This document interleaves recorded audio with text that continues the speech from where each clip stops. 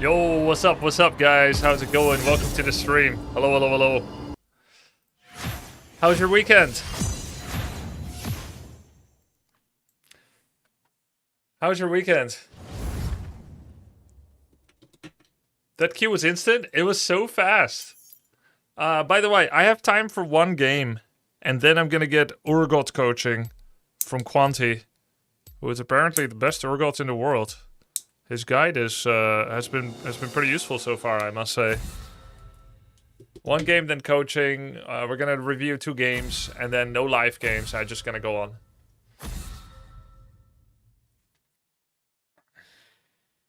Apart from me, what? Band of Ponies. Holy shit, is that Grubby the Pentakiller Orkson? What's up, man? It is I, the Pentakiller. Hey. Thanks for the long stream yesterday. Yo, it was fun.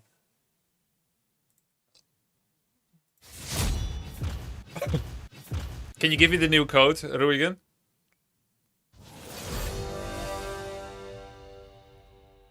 You didn't DM me.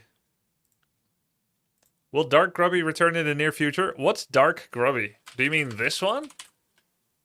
The World of Warcraft Grubby? Or do you mean mustachioed?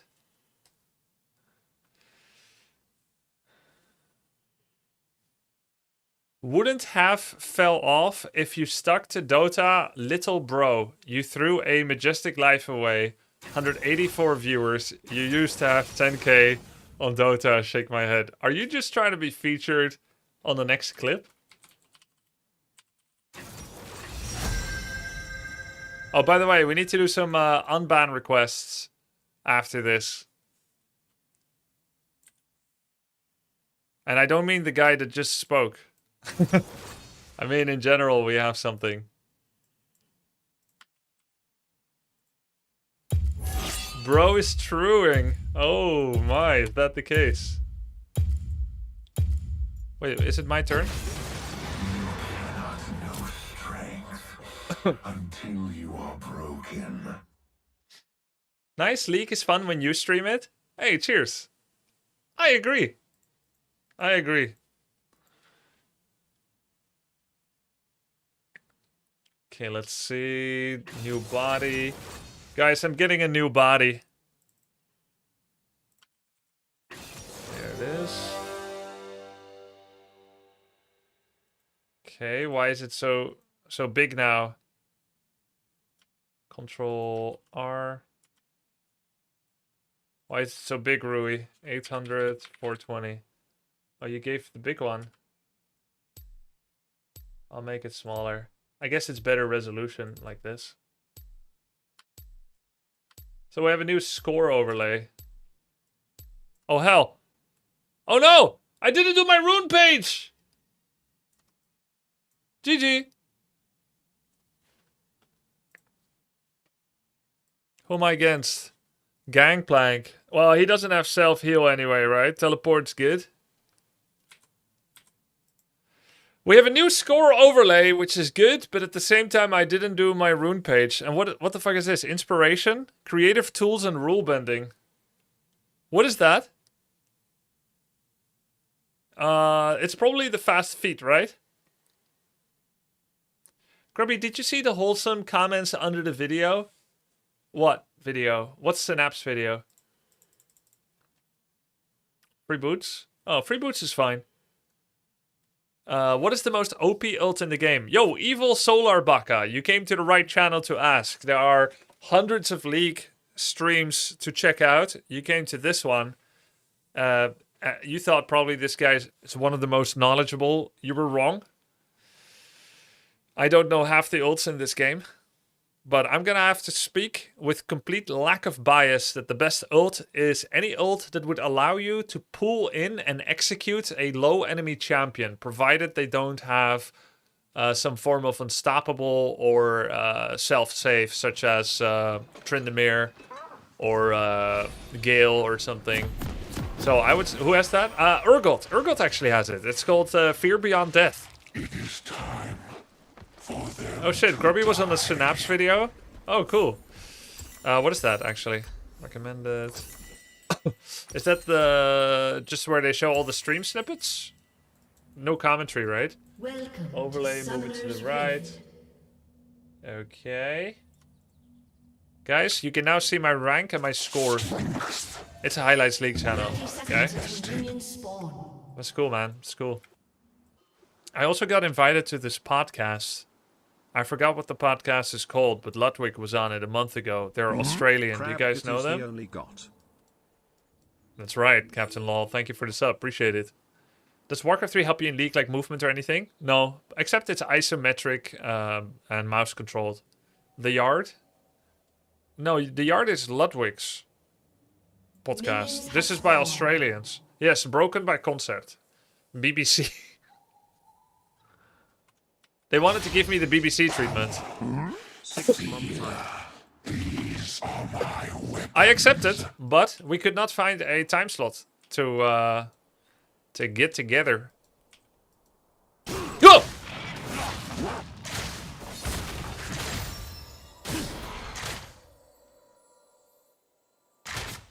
Jesus. I'll do it again, Gangplank. This is the only truth that matters. A weapon aimed at your head.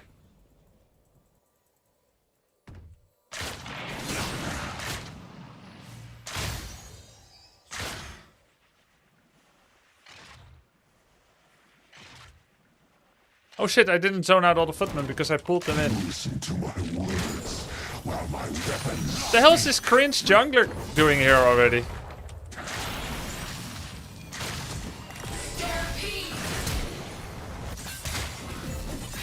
Are you fucking serious? But she ruins her own game for it, right? More powder. Luckily I have teleport.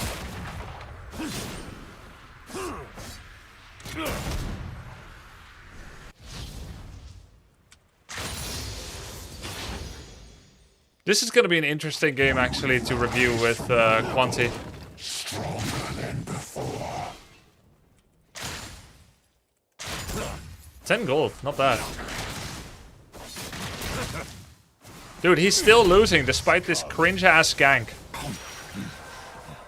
That's better. Like, yes, I'm half a level behind, but Sejuani, she should have dropped XP as well, right? Will they run when the whole city burns?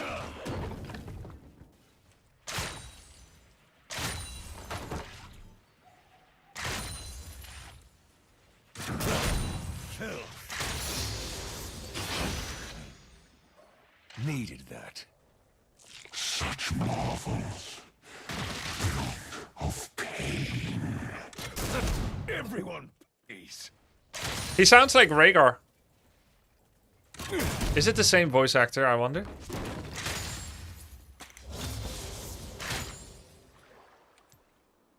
Oh, maybe I asked before. And it is Matt Mercer.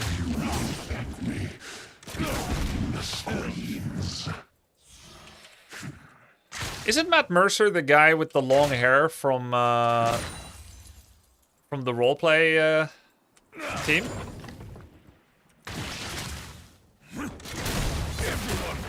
This voice from Rhaegar and from Gangplank, it doesn't sound like it comes from that guy. That guy, like from Critical Role, how he looks like and how he speaks normally does not sound like this, which is actually a good job by him then, right?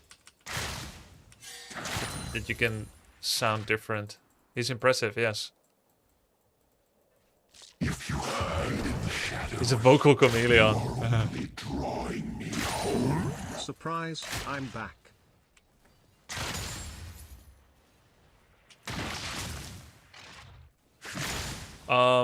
Hey Blade, what's up? Is that surprising?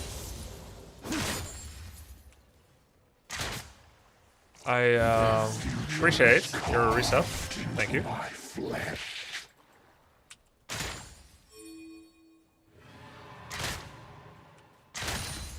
He's not CSing a lot.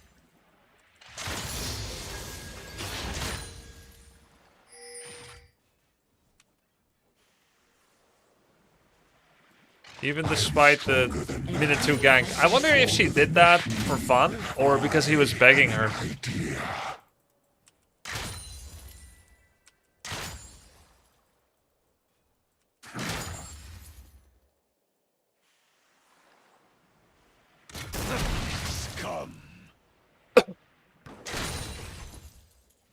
There is no coming back. Everyone pays.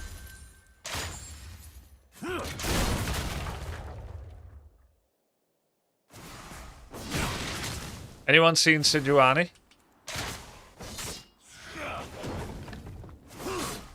Endless misery.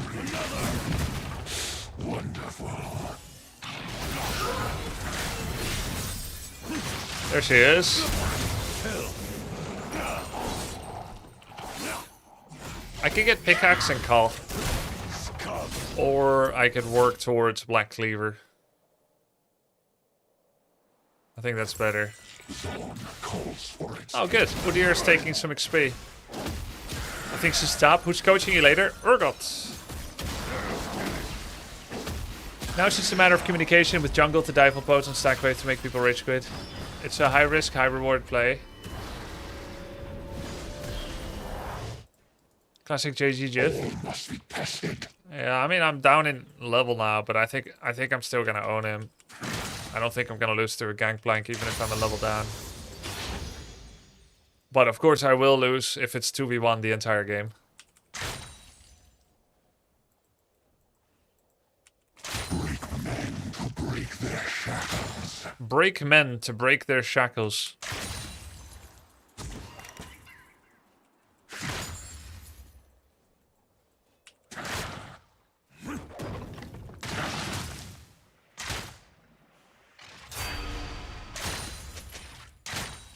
I offer redemption.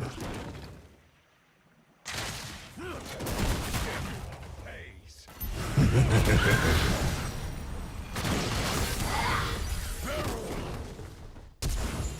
An enemy She's so cringe.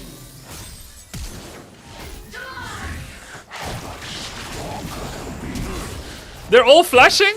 Are you serious?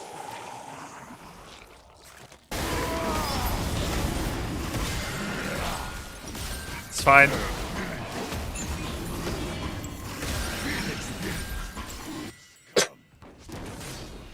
Echoing from the depths. Free dragon. It's not free, but yes, we have a dragon. It's fine. It's fine. That's not really much of a mistake. Like, yes, I guess the lane stage was kind of... still have way more CS than him, by the way.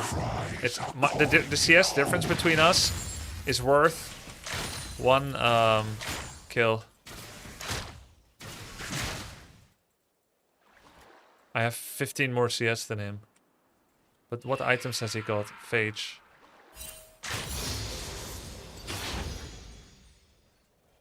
Tear their weakness away, and nothing is left. Did we get the Void Grubs or not? enemy killing spree. Yeah, we got 2 objectives so far. Oh yeah.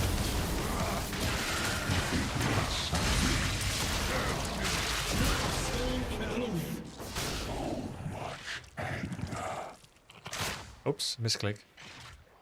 It's a bit of a yoink, but at the same time I deserve it. Everyone pays.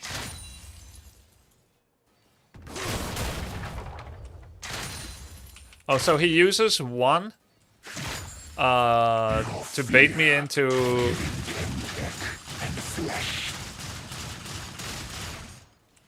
walking up, and then he tries to blow another one up on me.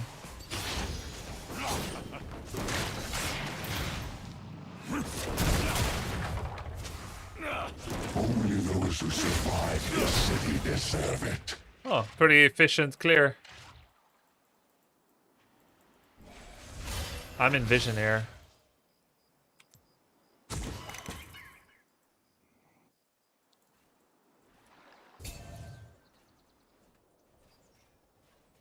He's playing very scared because he knows I'm the pentakiller. To no one. What's Gangplank's ult again? Only they beg.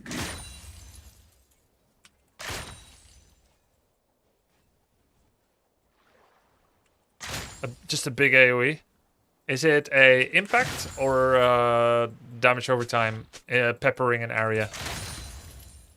Yeah, for a couple of seconds. Okay, I remember that. Will be redeemed in the flames.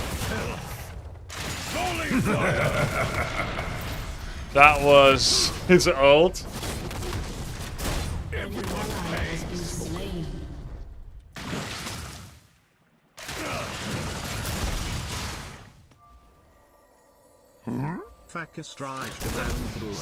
Carnage, as intoxicating as Chemtech. Filth.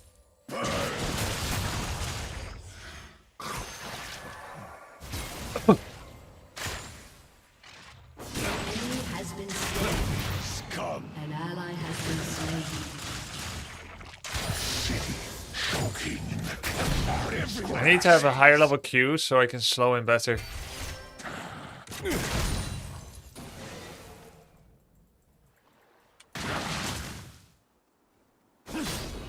He's playing like he can win against me. He can't. He will die. He has no ult even. Is stronger.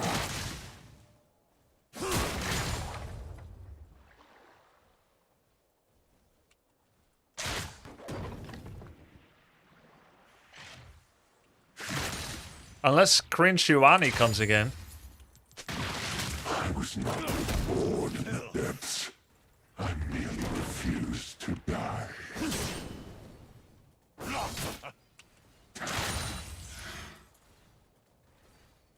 Enemy killing spree. Scum. I love how Grubby thinks ganking is cringe. It is if it's the opponent. It's not if it's my ally, obviously.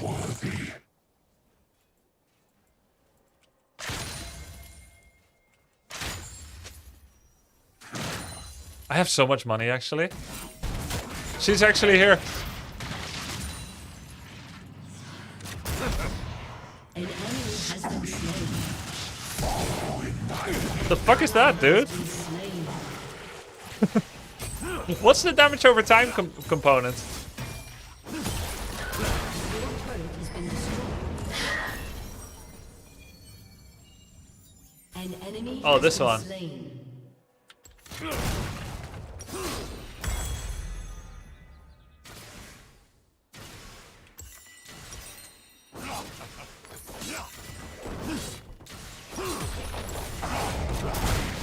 His sword is set aflame. Its next basic attack will burn you. Okay. Turret plating will fall soon. He's a level up. 2 kills up, but it's all because of jungle diff. I will guide you to a new age. Your team has destroyed a turret. Destruction.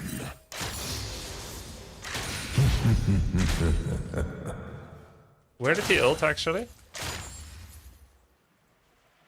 If he explodes a barrel of passive resets, you mean he gets another flame?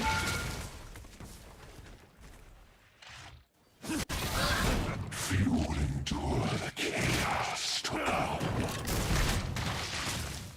An ally has been slain.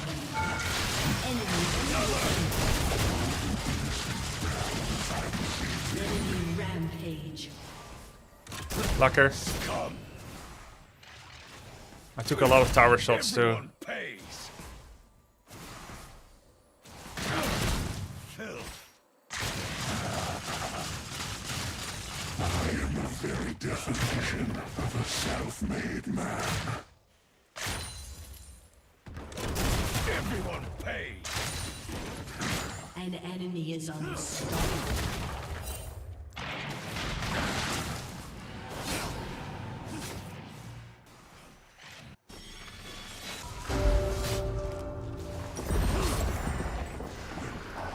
Surrender? Come on. I should be surrendering with how I've been camped. My team should be happy how much attention came top. Wait, where's my mid? Oh, she's dead. I'm gonna... No, but I'm not gonna ruin my lane, actually. Cannot rule what I have turned to ash. Dude, I was watching Dendy's stream and see some of the chat that I'm missing. Has been destroyed. Oh shit, I fucked up everything. To see their faces when I tear their hope away.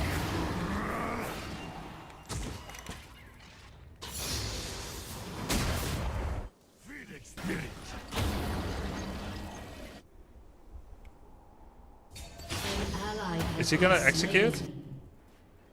Cast into a pit of despair. Executed. Okay, he executed. On the corpses. I didn't used to know what execute was. Killing spree.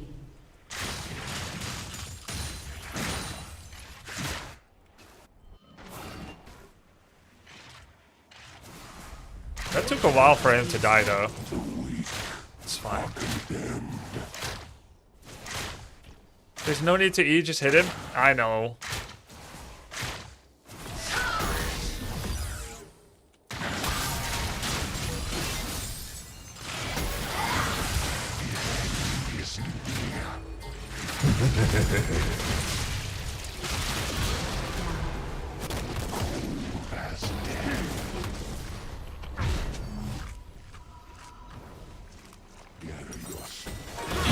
We can win this if team doesn't grief. Shut down. Nice. I'm not a fan of LoL, but love to see you play anyway. GLHF Grubby. Hey, thanks, Cosmic Satan. Your team has destroyed. I am a fan of League now. I never thought it would happen. At first, I just tried it out to scout, but now I'm actually motivated and I'm really enjoying it. An ally has been slain. Enemy killing spree.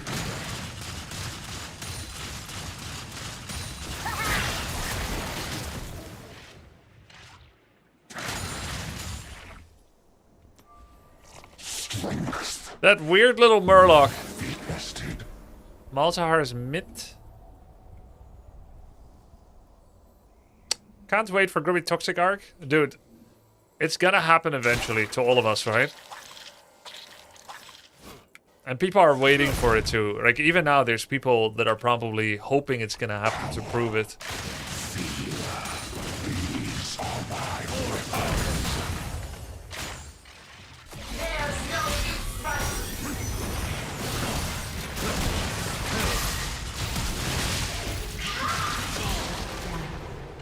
You think a nation of pirates would never Bitch ass.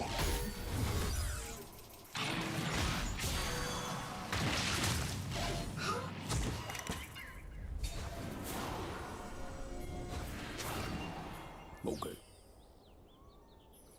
An enemy has been slain. This is the only truth that matters. A weapon. This is because I followed Tyler's build of maxing Q. If I had maxed E, I don't think we survived there. This is still chasing me. You see that? He's wasting his time. Luckily I ran far enough. We will rise from the rubble. That's right, Brides and Chips. Before Hey, can we use this emote more, Grub Ha? Or why are you not using it? It's so appropriate. Maybe it's too dark? Maybe it's too dark. Maybe the contrast isn't good. I am not your enemy. It's very small? Yeah, it is. It was cold that day. I could go and have fun down there. But I'm getting the tower here. If we could just escape. An ally has been slain. I think I'm getting more of an objective than they are. Like, they're just getting kills. An enemy has been slain.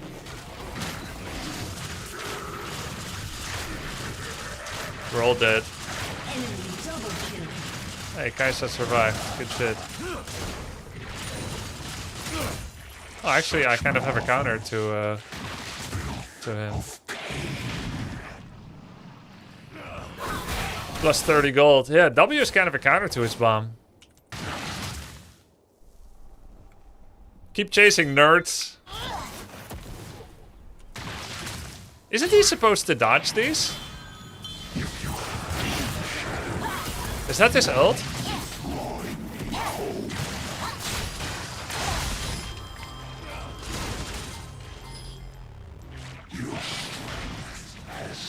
This is like...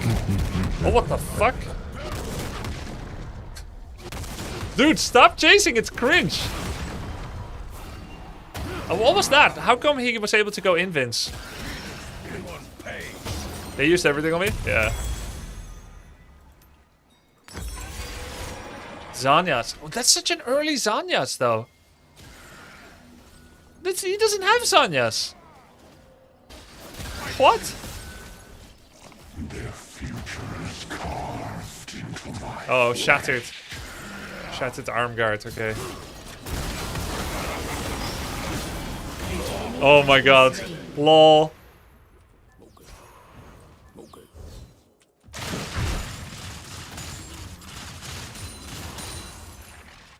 I am stronger than man, stronger than machine. I am... They might come for me now, but who is there left to come for me?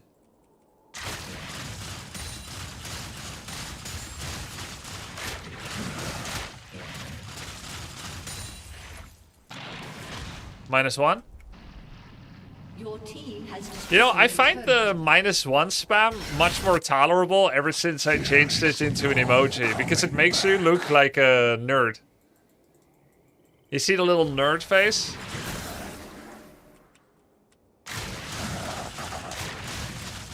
That's you.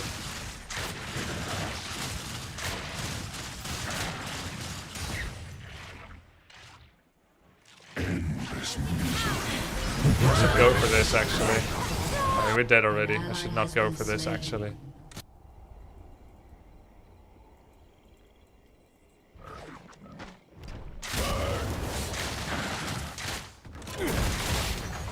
An ally has been slain. Enemy rampage. much stronger An they'll enemy be. has been slain. We're all dead, by the way. More powder. Scum. Your turret has been destroyed. Dude, my team is useless. Their cries are calling me home.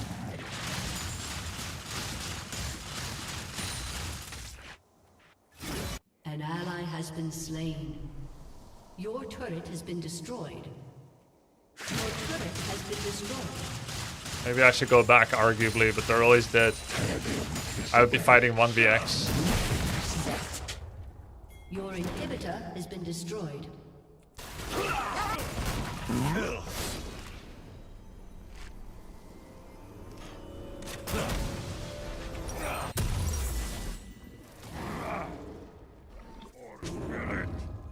If they do not stop me, they will die.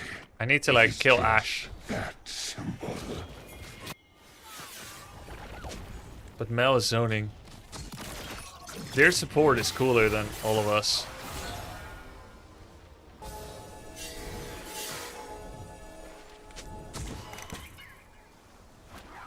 Your fear, giving Chemtech and flesh. Udyr's gonna int. He's not gonna be 1v1 for long.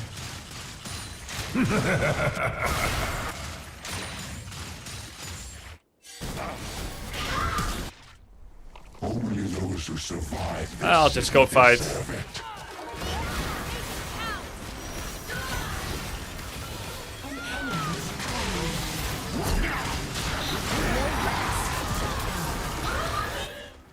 An enemy has been slain. That's a big kill. I didn't even pull him in. They're all so weak, actually. All 9 players in this game that aren't me are so weak.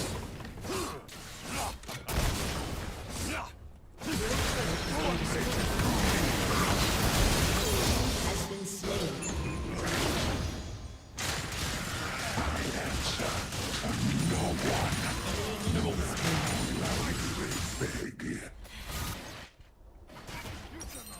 Dead man's blade. Double kill.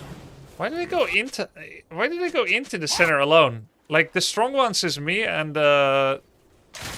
What do you do to survive? Tell me.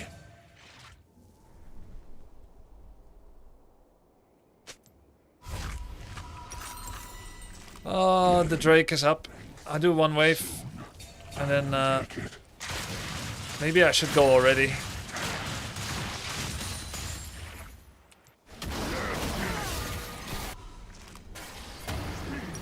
Maybe I should have gone back already. The sun will be redeemed. Take inhibitor instead. I'm not going to be able to win this 1v9 actually. Like, I need some kind of cooperation from team.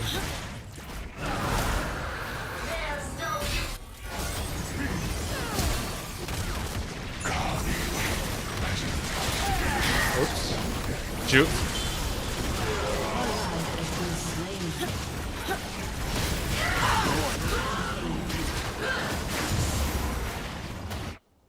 They got the Drake. 3 out of 4. Feel this. The pain will prove useful later.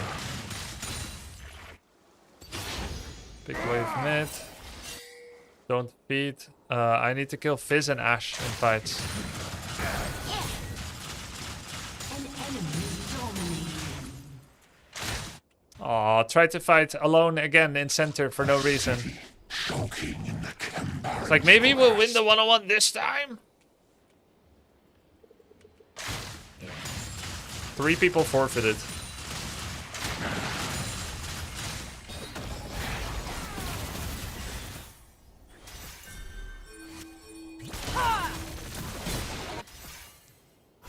An enemy is godlike.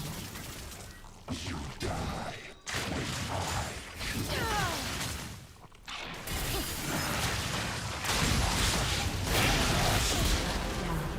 Holy shit, they're all so bad.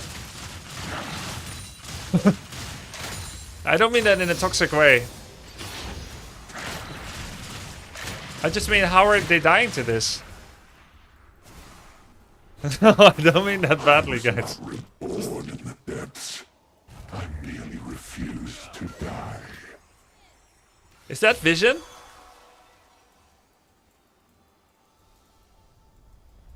Okay.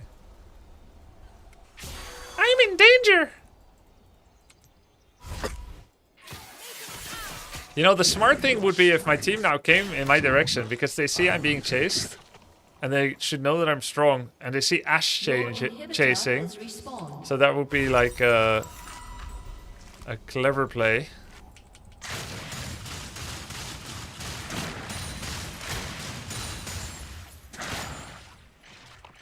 If I sell Dorans, I have my item, and then I can play for Nashor.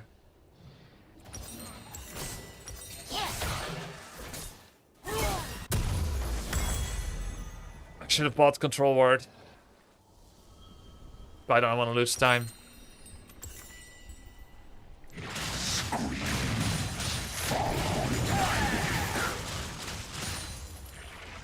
Bottom wave is pretty pushed in. An ally has been slain. Okay.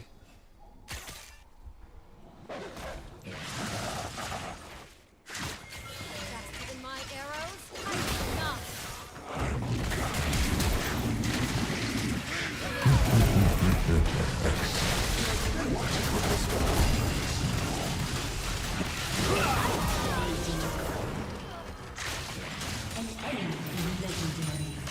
I can't stop the feeding of the team. Always when something good happens, something bad happens.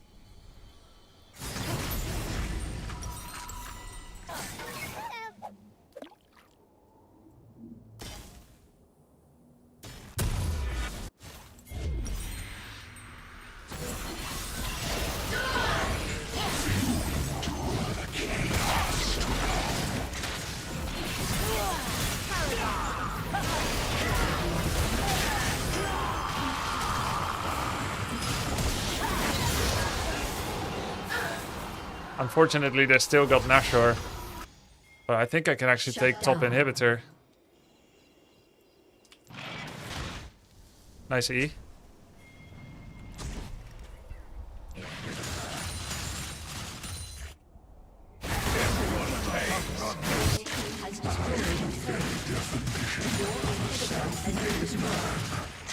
Kill jungler first. Makes sense.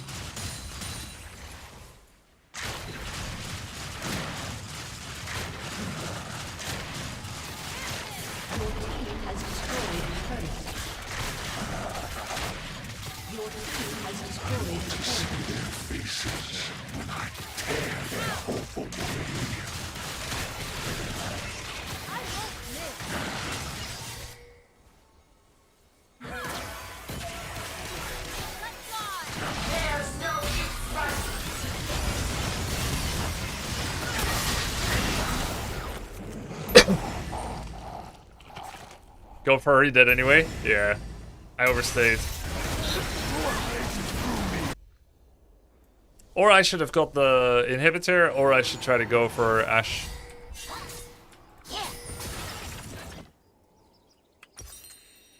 There are better deaths, but it is what it is.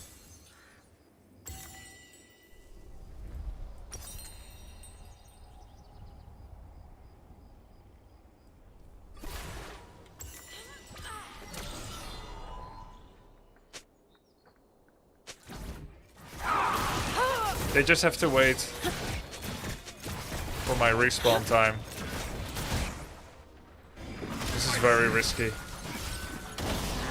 Does he need items even? Yeah, he does. He's 4 items, right? 3 items. Dawn calls for its headsman. Get the elixir. I am not complete, buddy.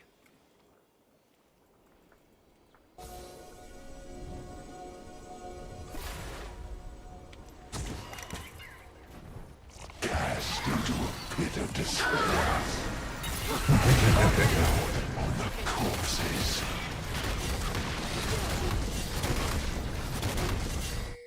Nami nearly dies to Gangplank ult.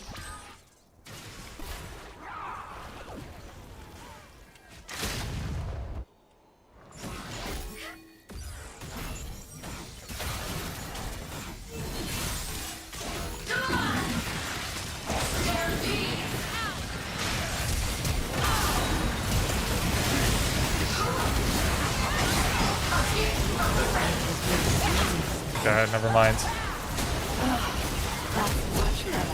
GG. GG. Bad team. Why? Team was not there? Yeah. And Sejuani's tanky, right?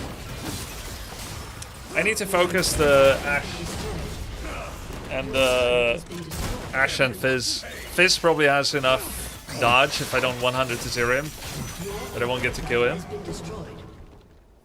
She's not 0-17. It's not so much they have terrible score lines. I've had score lines like this. It's more like how they die. It was always for nothing. It's like, we just killed someone really important, and then one guy just starts walking up mid lane. All good. GG. I think this is a loss, so this might be something we wanna VOD review. But at the same time, well, actually, I think it's interesting. This is possible for VOD review. Because you're gonna have more games like this.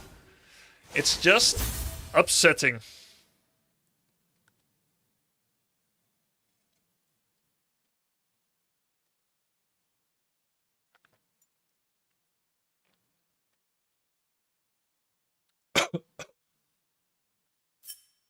I took notes on that game. All right. Well, I'm ready. We could go. Actually, I'm not ready. I need a few minutes to emotionally decompress from that. I'm not in a learning state yet.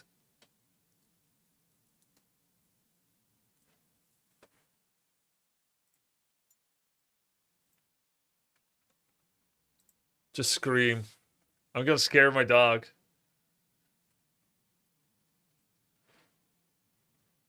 You are a dog. You're a good dog. He knows he's dog. You get rewards for honoring people. You should always use one. All honors available. If you don't like your team, then honor the enemy. What if the enemy was flaming me and I didn't know they were flaming me because I have them on mute and I just honored someone that used a slur against me, such as you dumb dumb. If you had backed at 5 minutes instead of died to Seju, you would have won if you get better at it. If you backed at 5 minutes instead of died. Is that the dichotomy? If you back, you never die, it's true. But you don't know if Sejuani's gonna come. Dichotomy. Let's check the VOD.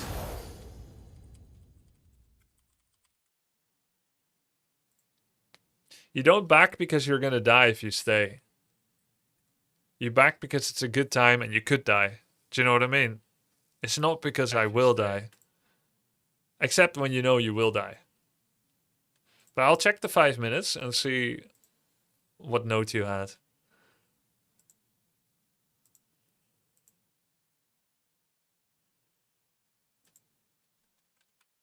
You said at 5 minutes. So I think the best is if you have the exact timestamp, because I'm at 5 minutes now. And there's no reason to back here.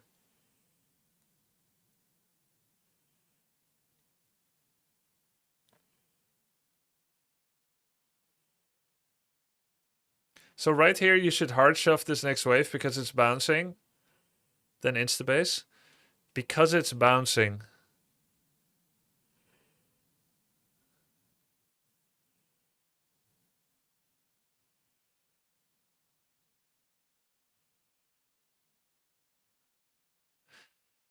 My minions are gonna push. Let's see. So our waves are meeting, but it's on my side. I have 5 minions and he has 4 left. So 5 beats 4 and it's in proximity to mine. So if nobody touched anything, then my minions would soon push his with like 4 or 5 minion advantage probably. Your lane is pushing, yes. This is slow push into Gangplank, yes. So I can make it faster, but I don't know whether Sejuani is going to come for me. So even if I do it fast... Oh, but it's in a good spot now, right? It's in a good spot to push everything. But then I won't lose anything, but he will get everything too. Because he can hold it outside of tower or blow it up. That's okay, I guess. The reason you lost because you forced fight on red team, not really focused on tank. Well, there's many reasons why I lost. I don't like to think of it as like the reason you lost. I think that's very reductive. The reason the game ended, yes. The reason the game ended when it did is because I did a 2v5, which I thought was going to be a 2v1 or maybe 2v1 for a bit and then other people come.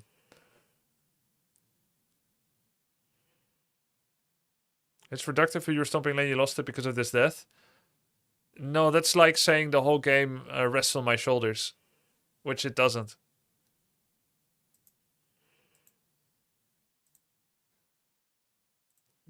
Yeah, but I think this is why I don't analyze with Twitch chat, because I don't like analyzing games like this, actually. Like, there can be good hints, but I almost always disagree with the general characterization of why games ended. Because there are a million things on both sides that lead to the result. There's always one reason that it ends the game, but I don't consider the reason the game ends as the primary reason why we lost. So you could make a case and said, the game lost when you made your play, Grubby, and that's true. I ended the game, true.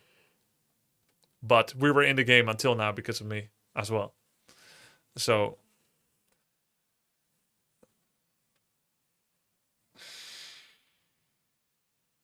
here at 5:45 you have to reset. Yeah. 100%. 100%. In fact, this was very bad.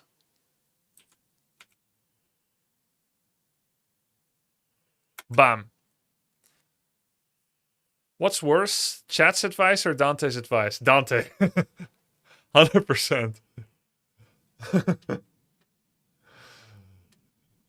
Most of you guys' advice isn't for content. I heard Dante's can't even get masters on ADC with his tank ADC build.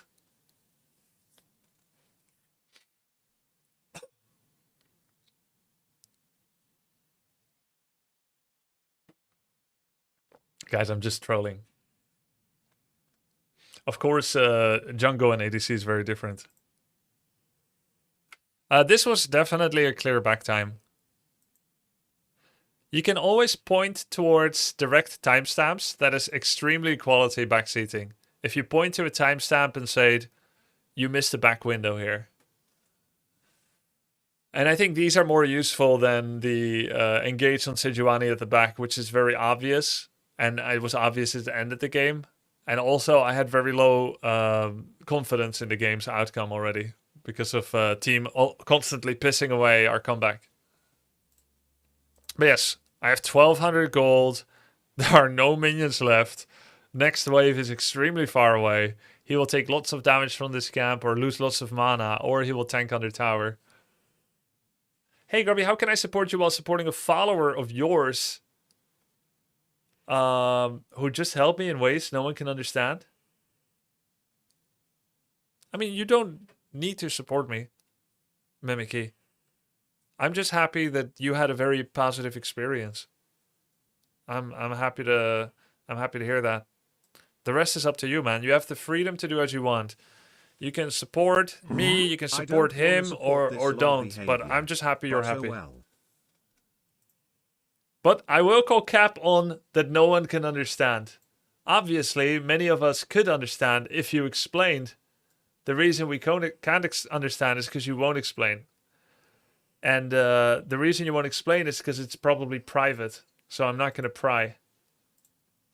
But I'm glad you had a positive experience. All right, I think it's time for coaching. I'm going to call Quanti. I don't want to understand. Oh, now the plot thickens.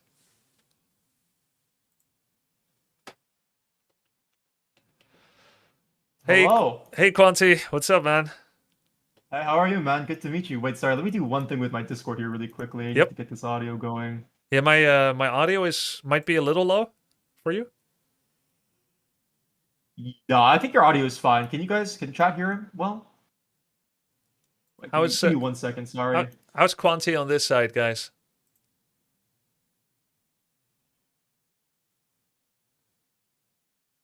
Did you realize you called Quanti URGOT earlier? Well, it's not far off, right?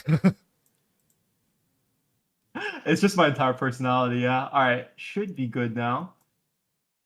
Can you say one more thing? Yeah, sure. I was All right, curious perfect, yeah. if your name is Quanta or Quanti.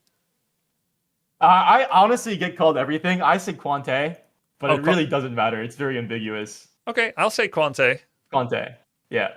And Grubby is pretty easy to pronounce. Yeah, it's pronounced throat wobbler mangrove actually, but Grubby's fine. Oh, okay. That was my second guess, but that was okay, not too far off. Cool.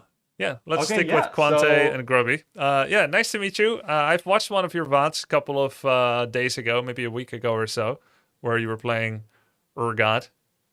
People say you're the best URGOT. Your guide has been very helpful. So appreciate it. Yeah, I don't know if you took a look, but yeah, Yeah, I guess for sure. to give your viewers some introduction, I'm Quante. I've been playing URGOT for like way too long.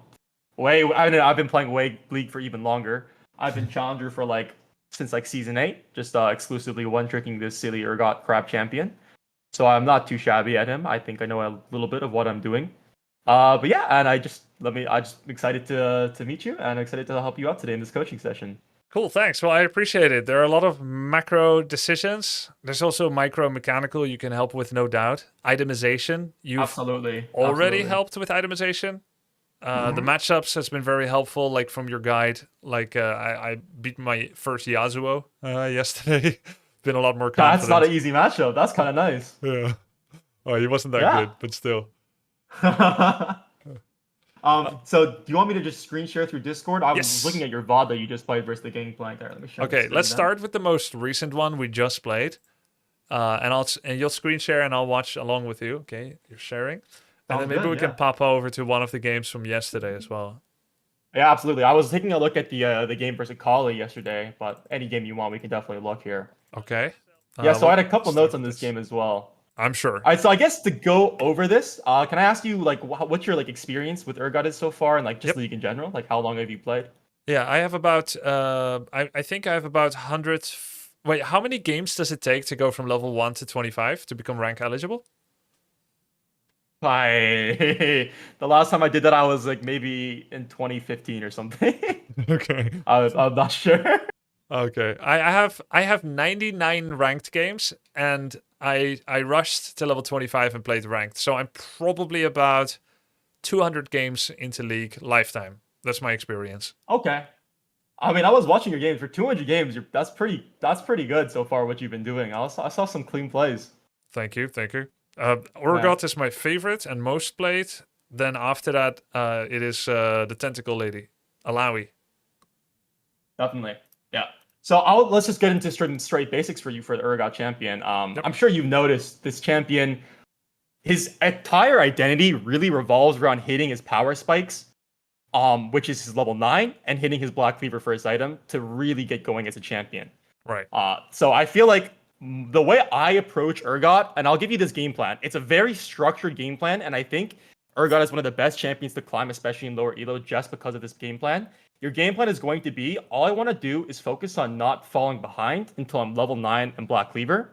And if Okay. you can do that consistently, you have a really solid chance of carrying, like, I'd say, like 70% of your games. But if you fall behind before then, as I'm sure you've noticed as well, it's kind of hard to stop bleeding as URGOT. Like, if you fall behind, the nature of his kit, he's slow, he always pushes, he's very, like, stat checky, he'll fall even farther behind here.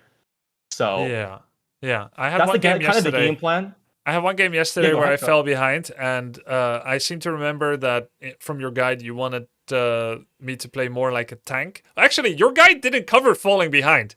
Your guide was like, if you're snowballing against ADC, if you're snowballing against... Yo, what if I'm getting snowballed? What am I going to do? Just roll down the hill? So, unfortunately, and I say this a lot, I feel like it's really hard to recover from URGOT from behind.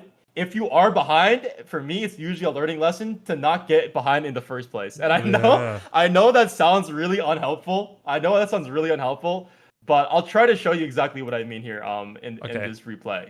Okay. So if we go back a little bit, this was pretty unlucky. I mean, I saw this early game you played out. This was a really nice early game. You're abusing the level 1 really strong here, which is good. Of course, you get level 2 gank by Sejuani, which you can't really predict. It's not really your fault. And you do blew your TP here, but I was watching this early game. I saw you played a really solid early game. The one thing, I think it's around a couple of minutes after this play is when I first started to notice some of your mistakes here. Okay. So, is there any specific point, by the way, that you wanted to like recover for this game, or just like? If I can interrupt for questions, like for of course, this one, yes, please feel free. Would I buy a heal potion here? I've never bought a second red healing potion so far, but it felt right here because I have nothing else. Yes, you should. Just because you have nothing else to do. Yes. Should I buy 2? Yes, I would buy 2 here, just because you have laning pressure. The thing is, you just use your flash and your teleport here, so now you're very vulnerable for a long time.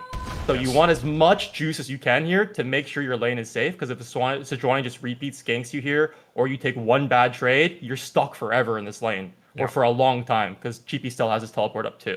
Yeah. So yeah, two health pots here is good, and then we just continue to play the lane. Okay. This is solid.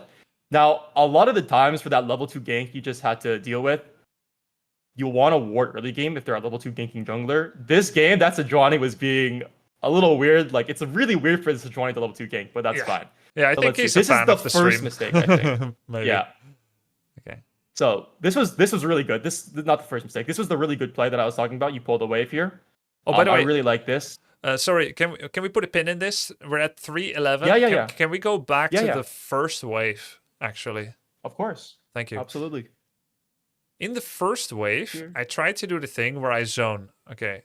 All right. So we had the little trade. I tried to set up, and I'm trying to zone him from XP from the first 3 melee creeps. The melee minions. But then Correct. something Yep, weird very good. happens. Because I issue an attack on him. Okay, first... okay, he's out of range of XP. Now they're getting closer. Oh, Yeah, this! so I can tell you exact. Yeah. I issued an attack on Yes. him, so the range creeps got mad, and they aggroed on me, which pulled the 2 footmen closer, the 2 melee creeps, which actually allowed him to be in XP range. Yeah. This was sad. So this mistake comes down to this click back here. So if you go to display, this is really good. Yeah. We're in the sequence. You need to be standing a little closer to him. Like you need to be standing here. Okay. That way you're out of the minion range here. If you hit him here, he walks up. Can you see my arrows by the way? Yeah, my yeah, I drawing? see it. It works well. Nice. Okay, cool. And you need to tell me, if he walks up here. You need to tell me, please, how to get this this drawing later on Discord, if you don't mind. Oh, this is it's called Epic Pen. Yeah, I'm just using Okay. a tool. Right. Okay. It's not on Discord, but basically what it is that you're just too close to these minions, so that if you hit it, if he walks up here and you trade back, these minions see it and they aggro you. Yeah. What you need to do is you need to be like here. This Okay. way you're not in tower range and you're too far from the minions. So if he walks up, you can trade. Another thing about this play that you need to be careful of. Go ahead. Yeah, if you had a question, please go ahead. Will I still get XP from those melee creeps from him? Yes, you will. Yes, you will. Can you just draw gotta the make sure that XP you're like, range? Can you draw the edge yeah, of yeah. XP So range in the your XP estimation? range, it's going to be like right here, exactly. Like if Really? you're standing here, you'll get XP, but he won't. Okay, Like but I would say like right here. Okay, but then I will draw range creep aggro. You won't, because if you're like you actually walk to the spot correctly. Like let me see how you play this out. When you first auto attack him here, if you're standing like here, you won't get creep aggro, and it's just like a very unfortunate because you're barely in the range of these creeps, but Yes. you're still in the range, and this is kind of like a small knowledge thing. If you were standing like here, you would have Okay. been fine. Okay. And Actually, another thing you can do is if you're Will the range creeps turn around now, actually? Because I just autoed him. It looks like they're not turning around. Yeah, so I was they're actually not turning, Oh, but wait. now they see it. Yeah. Wait, why are they initially not proccing on the auto attack? And then when I flip him and hit him again, then they do. Look, don't turn. I'm actually E. I think it's because this auto here. Like Yeah, now he's in the range too. This auto here. I'm further, but 'Cause I he's think- closer. Yeah. So they listen So either what- to victims or perpetrators. Like if I'm the perpetrator and I'm near, then they listen. But if he's the victim and he's near them, then they listen to that too. So what actually happens is that I think GP is too far away here for them to get aggro, right? Like the minions, they see you, but GP is too far. He's not in their range, so he's not actually considered aggro. This is some same logic you can use when you're using on towers. Like the towers won't hit you if you hit them from like they're too far away from the tower, but you're in tower range. So what's gonna actually happen here is you don't get aggro on this auto because the GP's out of range, but then you flip him. Now the minions see you guys, right? Why? I'm And now in his when you hit place. him, well, you're just in range of the minions here. That's just how the minions range works. But I just eat him. Am I not standing where he was?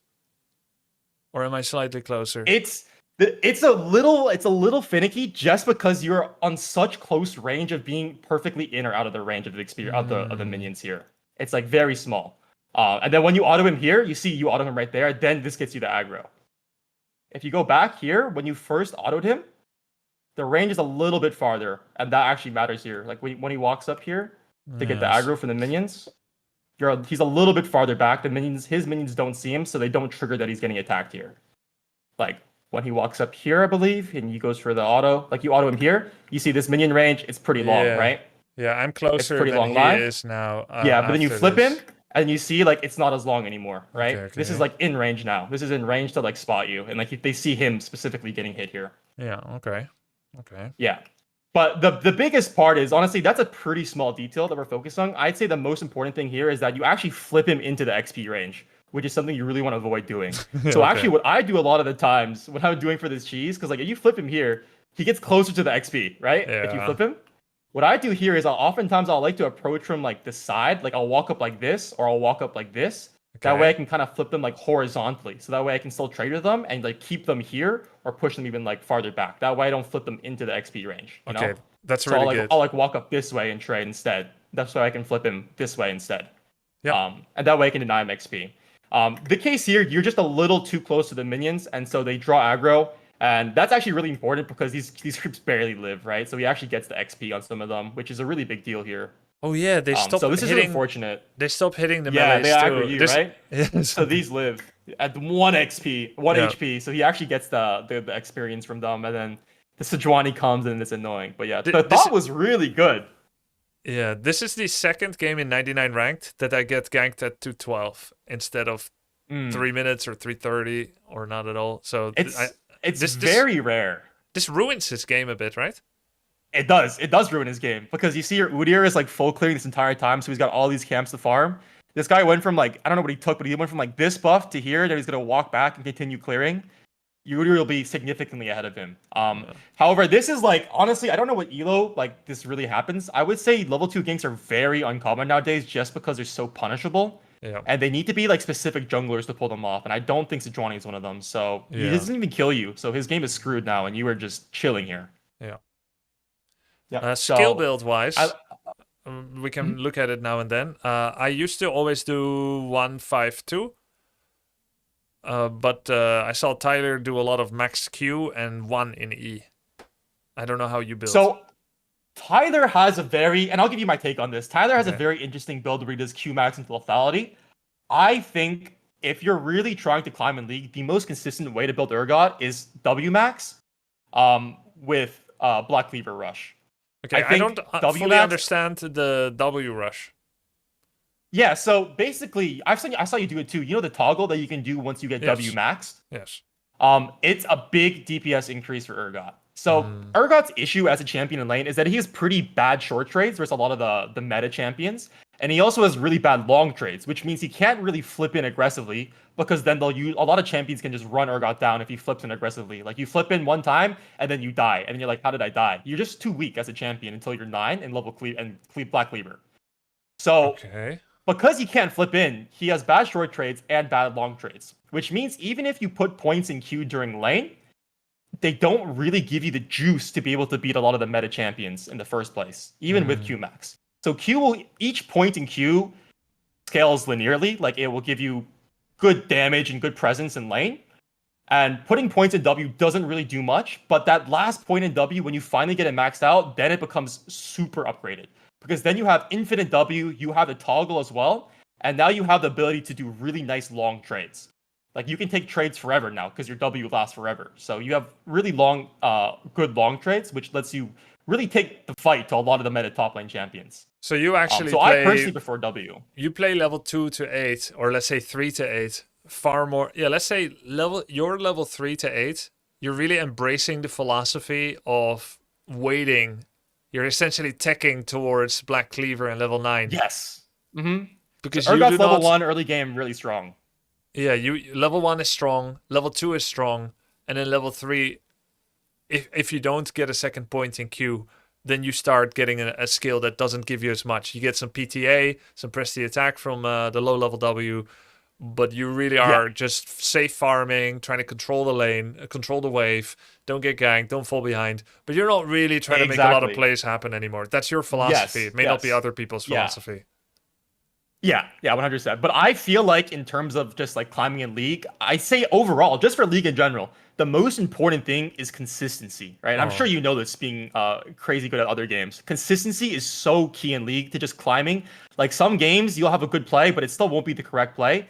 And this is why I think URGOT is perfect for climbing, especially if you're in like lower elos. Yes. His game plan can just be so easily consistent. Strong early game. Get behind them, fight just like you did this game. Try to get out as much advantage as you can from that early game.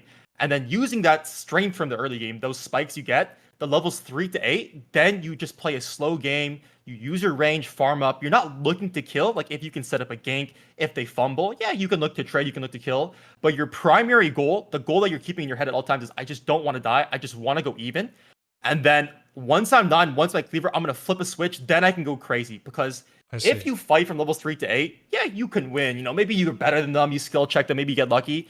But it's not consistent, right? It's just not a consistent plan to think you can, or a realistic plan to think you can just beat people at those timers because you're just not a strong champion compared to them. So my game plan, I just take it easy. You know, I chill, I farm up. It's consistent. It's easy to do. It's replicatable. And then once I'm 9, then I turn on the heat. Then I fight. And I find that majority of the games, if I can get to my 9, if I can get to my Black Cleaver without falling behind, I don't need to be ahead, but just not behind. I have a very high chance of carrying those games because now when I fight them, I'm just so much stronger. It's more realistic. It's more favorable to me if I take these fights. So I like the risk versus reward of these plays. I like the consistency of taking the fights after I'm strong. Okay. And that's what I mean because URGOT just has very clear power spikes. Like a lot of champions, their power spikes kind of come interchangeable with like just playing well, like outplaying, just Sure. like having good movement, dodging abilities. But URGOT's a very simple champion. You hit E, you win. You miss E, you usually lose. Oh. So at 9, you just play for that. Like you have a clear power spike. Level 9, Black Cleaver, clear power spike. Level 13, clear power spike. Your legs go to 2.5 seconds, so you have a lot of legs up. Just stuff like that. Just clear power spikes that URGOT can play to, and that's what I really like.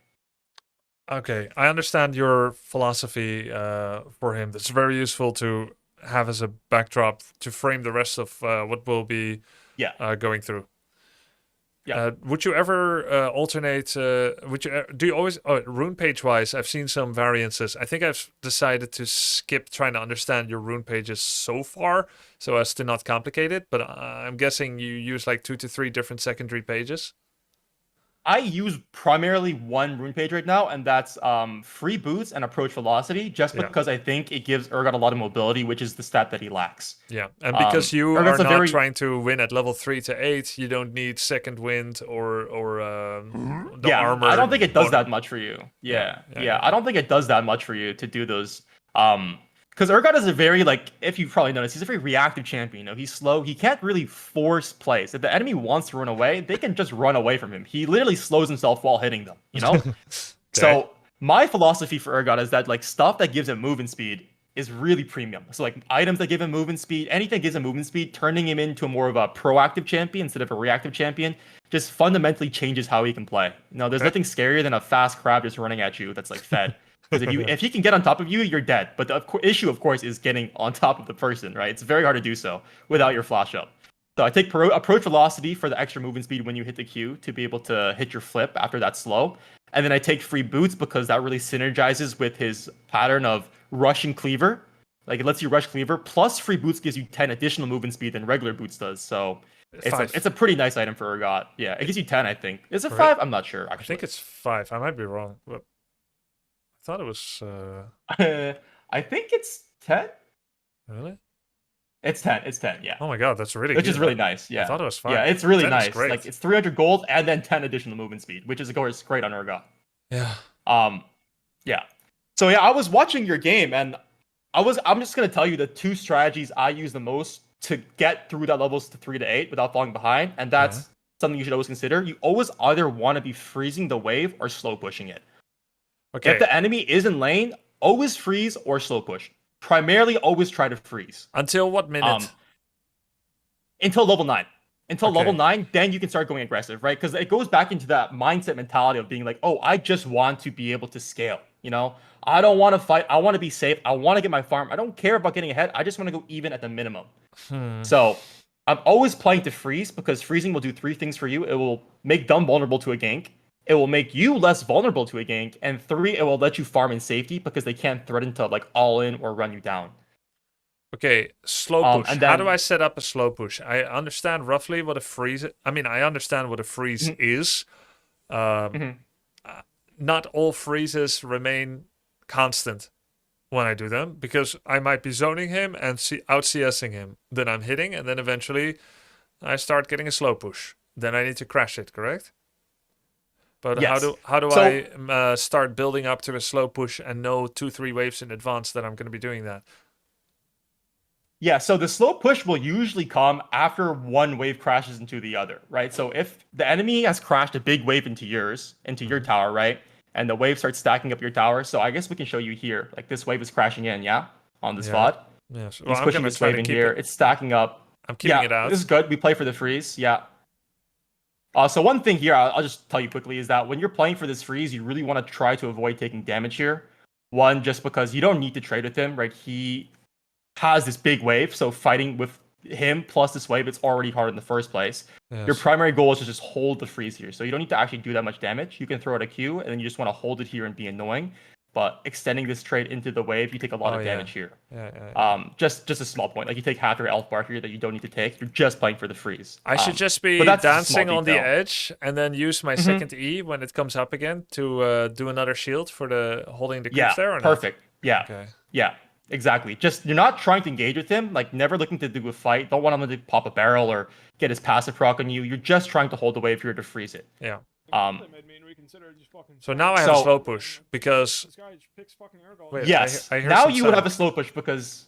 Sorry, that was my sub sound. I apologize for that. Sorry.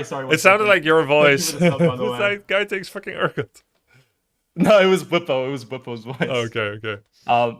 So yeah, you do have a slow push now, right? And so in an ideal world, if you don't take that trade and you're full HP again, this wave, it's pretty equal, right? Equal minions, 5 to 5 minions, right? Yeah. So pretty much even wave here. And it's on your side, right? So if it's on your side, this next wave comes faster, arrives than his Yes. wave. So this wave will stack up and it will slowly push into him. That Yes. makes sense, yeah. Yeah. So if you were full HP here and you had the ability to play the slow push, all you gotta do is you just sit here and you put your body on the wave. And because usually by the time this wave plays out, you'll have a bigger minion wave. You just sit there and you just last hit. That's all you do. Don't hit the wave. Make sure he can't hit the wave back to make it smaller. And you just sit there and thin the wave and you just last hit the wave. And eventually, because you're only last hitting, it stacks up bigger and bigger. This wave arrives. And then if you're just only last hitting, taking a long time, maybe the next wave arrives too. And then suddenly you have a big wave, right? Okay. And then using that big wave, this is what will allow you to be able to successfully crash waves without dying against hard matchups. I don't know if you've experienced this, but like when you are trying to like crash the wave or they're like freezing it around you, like over here maybe, it's really hard to do so as URGOT because they can just trade with you and they're stronger than you usually. Yeah. So I you have really want had to that. get a slow push. Yeah, you want to get a slow push, stack a big of wave as possible, and then you can use that big minion wave to kind of deter him from fighting you because it's too big of a wave to fight in. But if you kind of like, regardless of you're healthy, or like say you were healthy, if you don't have a big wave, it's hard to crash the wave, you know? Yeah. And like, so now this should be a slow push, right? Like it's slowly pushing back to him. You got 2 creeps here. Your wave arrives first. You see how it's like stacking up now? Now you have a Yes. bigger wave than he does. So if Yeah. we ignoring the fact, like pretending that you're higher HP here, Sure. because you have this big wave, he can't fight you. So what you could do is like you could like stand in the bush here, and you could just use your body and like threaten him. You know, like don't let him walk up. You have a big wave, you have the bush, you can kind of just like push him off, force him to respect you because of these win cons that you have: the wave, the bush, and pretending that you're high health, right? Sure. The And bush then here. using that, The bush here is better because number one, it occludes vision. Number two, it's relatively near the Yep. wave, and number three, it's further Yes. from ganking angle. yes. So here, if you take the bush, like what will allow you to do is, for one, GP can't just Q you to the head and poke you down infinitely. And two is, if you take the bush kind of like here, you can kind of push him back this way. You see how he's like walking this way because you're here? You know, he's respecting your line. There's always this distance between you guys that he's kind of respecting. Yeah. And so because you're all the way back here, he can kind of walk up here. And what this lets him do is he can thin the wave now, right? Like, I mean, he can do the same thing to you here because you're higher HP. So this is kind of like the best example. But if you're high HP here, then he can look to thin out the wave if you're respecting him. And he can make this slow push turn it just back into a neutral wave. So your goal right now is using your big wave. You really want to stop him from hitting the wave. So let's go back a little bit. Okay. First of You all, want I to stop him I- from hitting this wave. I don't think he's thinking about that at all. By the way, I don't think people at this level are, but I do want to think about it. That's true. Yeah. But, That's true. So And what you're saying is that people, of course, at higher level, they anticipate the slow push into a gigantic crash. So their goal is to thin out oppressive waves. yeah. League and top lane in general is all about the waves, right? It's about the wave and getting to crash your wave. That's what sets up ganks. That's what sets up freezes. That's what sets up all-in timers. You know, if you have a frozen wave, if you have a bad wave state, you're vulnerable to a gank. You're vulnerable to an all-in, all that kind of stuff. So the main goal as a top laner, and especially as URGOT, especially before you're level 9 and you have your W maxed out with my playstyle, you just want to make sure your wave crashes. Because if your wave crashes, you're safe. You know, you can let the next wave bounce back to you and it will push into you no matter what because Yes. you crashed the wave. You can just stand back. You don't have to fight. You don't have to overextend for jungle ganks. You can just stand back, let it crash, and then let the next wave bounce back into you. That's why it's called a bounce back. Yeah. However, here, like because we just took too much damage on that trade earlier, freezing the wave, our game plan is the same, right? We want to slow push this big wave. We want to crash this wave, and then we want to let the next wave bounce back into us so that we can eat for free, stand back, do all sorts of stuff. But because we took too much damage, we are in this position where we can't crash the wave, right? And like this is like the entire point of top lane. You need to crash the waves to be able to pilot your champions. So if you're too low, we can't crash this wave. And now, because of what happens, this is a freeze for Gangplank. So now you're going to be bleeding XP this entire time. So this is bad for you now. Yeah.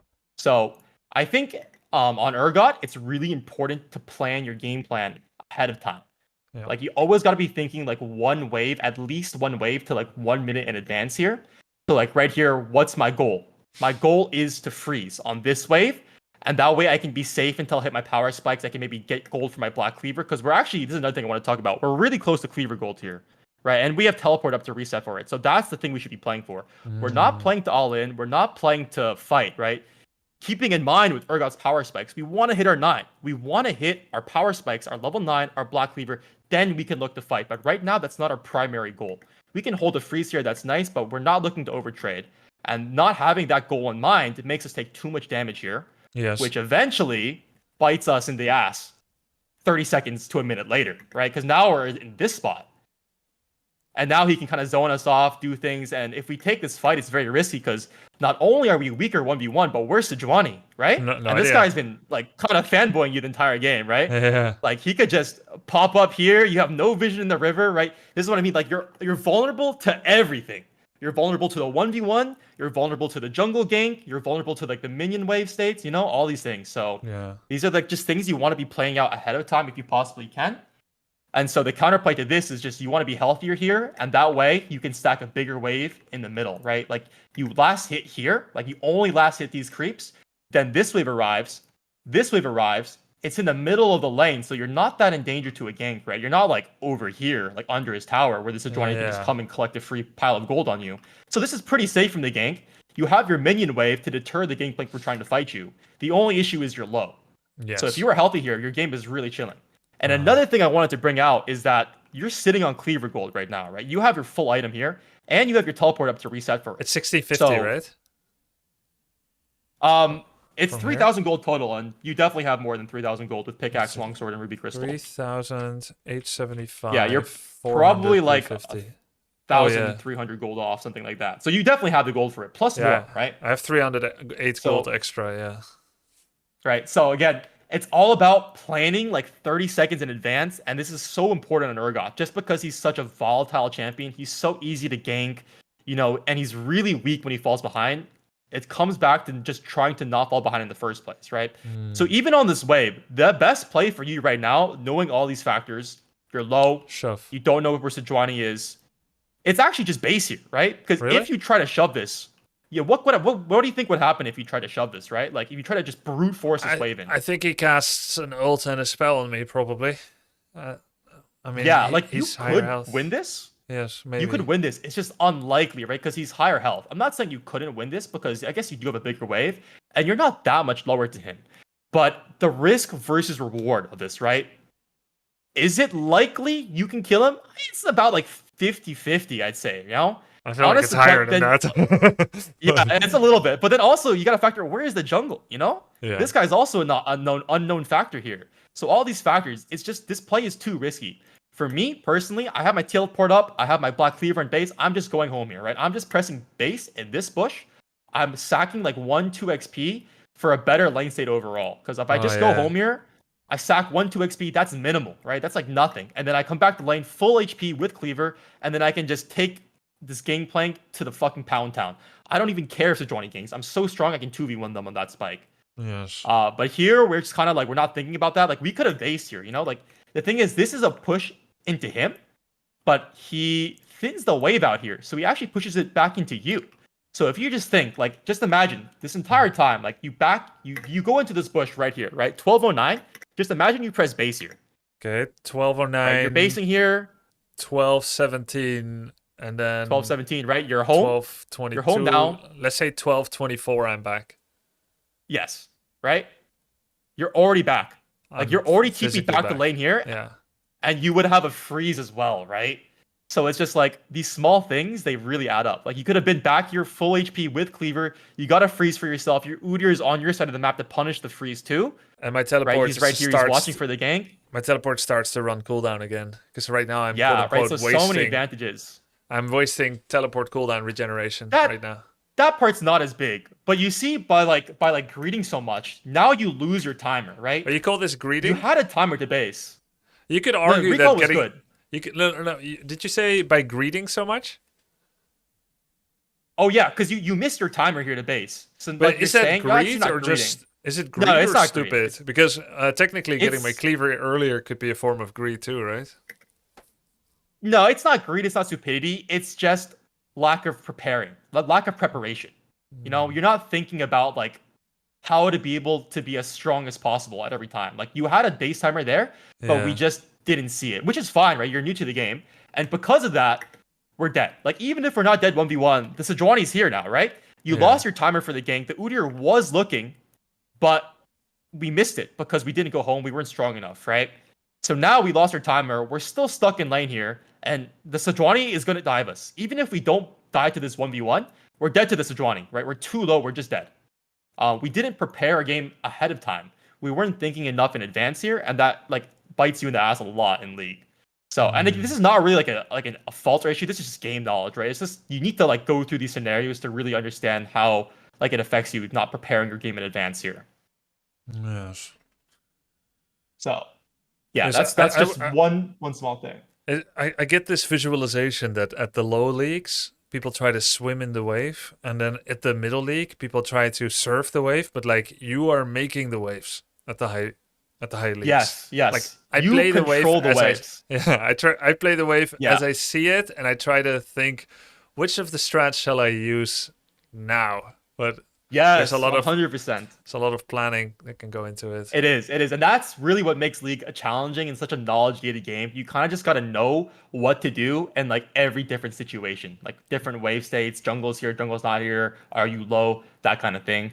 But yeah, you're completely right. A lot of lower elo players will just autopilot the wave. They'll just like auto hit it. They're not thinking about what they do. They just see the wave they hit. They see the enemy they trade. But a big tip I can give you, and especially for URGOT, just because he's so weak in lane, don't play the 1v1, don't play the trades, play the waves for a win con. You know, playing the 1v1, it's not impossible, and if you're better than your opponent, you can of course win if you're just better and you skill check them. Like dodge their abilities, etc. You know, play better than them, of course you can win. But if you're versed like people of like your equal skill, like you're not smurfing or anything, you'd say you're like just newer to the game or the champion, it's much more consistent to not like try to brute force the 1v1 and play your waves, play for the freeze, you know, play to set up a jungle gank. There's a lot of different win cons in League that aren't the 1v1, and I feel like a lot of people don't realize this. So many ways, especially in top lane, that are not only more consistent to win the 1v1, to win top lane, but way easier to do so. You know, it's way easier to just hold the freeze and play the waves than it is to like try to outstat check an opponent, you know, dodge abilities, outplay them, that kind of thing. And especially on URGOT, who's just weak as a champion, it doesn't have crazy outplay potential in lane. That's generally the strategy I'm playing for to scale to my power spikes, to hit my spikes, Grub off to this. go through lane, not behind or even ahead. I think it's good for me to start practicing this this wave win condition.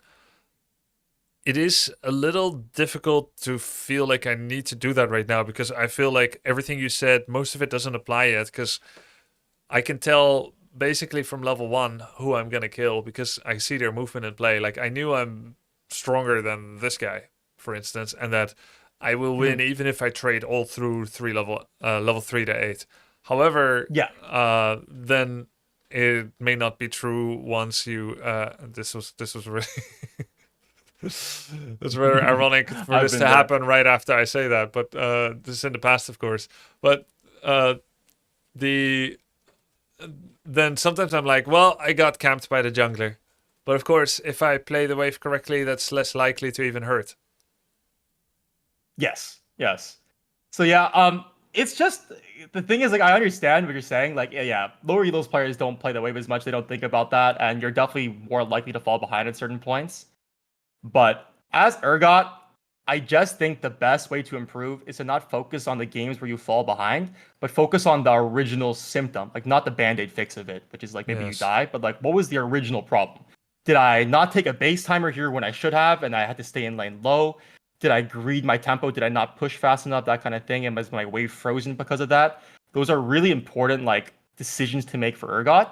And I just like URGOT because he's a champion that will really teach you the fundamentals of top lane. You Yes. really will have to know waves. You'll have to understand wave management. Just because he's so vulnerable, you know, if you auto push the lane, you're very easy to gank. It's hard to live ganks, that kind of thing. Yes. So yeah, I guess now we can go into kind of like telling you how to snowball through the game. I think Okay. you had questions on this, like how do you play the mid game here, right? Yeah. Like, what is the macro to win games, right? Yes. So also, my strategy. Okay. Yeah. Go Yeah. ahead. Go. Please go ahead. I don't play with my team for objectives until like minute 20. Unless by so- some coincidence I manage to be allowed to come help for the Void Grubs, which is less than 1 in 20 games, I would say. Maybe less than 1 in... I mean, I've only had 42 games apparently on URGOT. But I will say probably I helped with the Void Grubs 3 times in that time. And then when it comes to the Rift Herald, again, completely by coincidence, now I'm allowed to. But I don't prepare and plan for it yet. When would I need to start setting up the wave in a different way than what is strictly speaking the optimal location? So the first thing before I answer those questions that you have to consider is what is your role as URGOT in the mid game? You are a side laner. He's a good champion because he's one of the few champions that is a really good side laner and also a really good team fighter. He can do both. Really? But URGOT's main priority, he can do both very well. URGOT's main priority is he wants to play team fights. I was watching this game and I feel like you played side a lot. And I actually think there was many points where if you just grouped, you could have been the deciding factor in these fights. But yes, URGOT's main strength actually is his team fight. I thought it was bad to team fight. No. URGOT wants a team fight. The thing is, you're thinking of it in a different way. It's a situational thing. I noticed you said I only want to start grouping after 20 minutes, right? No. That's not I the didn't way say you that- should be thinking of it. I didn't say I want to. I said this is something I've noticed. Oh, okay. Well, the way you should be thinking of it is I want to fight when I'm strong. And how do you define strong as URGOT? For team fighting, you want to have one, your flash up, and you two want to usually have Sterix up. If you have both of those conditions, like you have your Sterix and you have your flash up, then you really want a team fight because you are so strong in the mid game, especially if you haven't fallen behind. On your Black Cleaver, on your Sterix, and with your Flash, URGOT is probably the best team fighting champion in the game. Because he's too tanky to one-shot, he provides insane utility in CC with his fear, much less the ability to flash fear the enemy team. And the E flip as well is just a really strong win con. So the way I approach the mid game as URGOT is I will put myself in the side lane and I will just continue to farm, right? He needs his levels and he needs his item spikes, like I said earlier. So you just want to farm for them. You put yourself in the side lane, and usually by now you're stronger than the enemy top laner, so you can always eat the wave first before they can. You eat the wave, and then you look to hover team fights, or you look to eat jungle camps. That's how I always approach it. So you see here how you're splitting, right? Like you get the wave in. And then you should be looking to team fight here. So like I think this fight was winnable, by the way. I mean, maybe it's not won, and you kind of have to make a judgment call. So this is a little bit hard to decide. I think we win this for sure. Taking this tower is fine. Yeah. I think the tower is fine, though. This is a fine trade because you get the tier 2 tower here. But after this tower, I think you can TP here, but you don't. Now? If you look at them, I think you look at them in a second here. The thing is, you need to be looking, right? Like, you need to make a decision. Like, I think if you teleported here, this could have been a winning team fight. Even though like the Malzahar is Fizz dead? right here, I think so. Because just because you're strong, you're not like super strong. You don't have Flash and Sterix, but they're pretty low. And you took the tower. But again, it could be the right play to TP here. I need to see more of the fight, but it could also be the right play to push. I think here Now it's you too could late. TP in. Yeah. No, I think you could TP in here. What the fuck? Why? Because Malzahar's dead. Whoever the guy on the left is dead. It looks like So Kai'Sa's gonna die. you don't know this, but GP is basing right now, right? So GP's in base here, but he's off the map. The Fizz also super low basing. I saw Your that. Malzahar, Udyr dead, right? You have your Kai'Sa's dead, only your Nami's up here. But these guys have probably, after this fight, right? Like, there's nothing for you to take. It's very unlikely you can take this whole tower. I right? don't think I'm So gonna take you gotta it. Make, Yeah, I'm right. here So to you gotta make weaken two it. decisions here. Yes. You either are backing off and taking all this guy's jungle camp's top lane here, Yes. Or you're 3 choices. Or you're basing, resetting, buying your Sterix, then playing drag immediately. Or Yes. 3, you're teleporting behind them here. So the actual decision isn't the point of what I'm trying to make here. It's just the knowledge of your choices here. So you need to be Wait, looking, right? I have at 4 least you can, decisions. I can take jungle, I can recall, I can teleport into the fight at any point in the last 30 seconds Mm-hmm. or now, or I can stay here, do chip damage that does not yeah, true. yeah, but it does not Yeah, advance it is my 4 current decisions. it doesn't advance my current Yes. gold count because I know Fizz is teleporting, so I know I'm not going to get it. Yes. You're not taking this tower in time. Gangplank is basing. Fizz is also basing, and I think Gangplank comes out here shortly. So at the very least, you need to be like looking bot lane, seeing if you teleport or not. Regardless if you teleport, that's up to you. That's your decision. I Sure. personally think you can here, just because I But- think it's playable. I think it's too But late. if you don't want to, I that's just, fine. I feel like I'm Yeah. going to get CC'd, and then I'll be on Yes. the same side of the map as my allies. And that's totally fine. And you don't have to teleport. That's a totally fine decision. I agree with that decision as well. Like you could have maybe earlier, but now I think it's too late.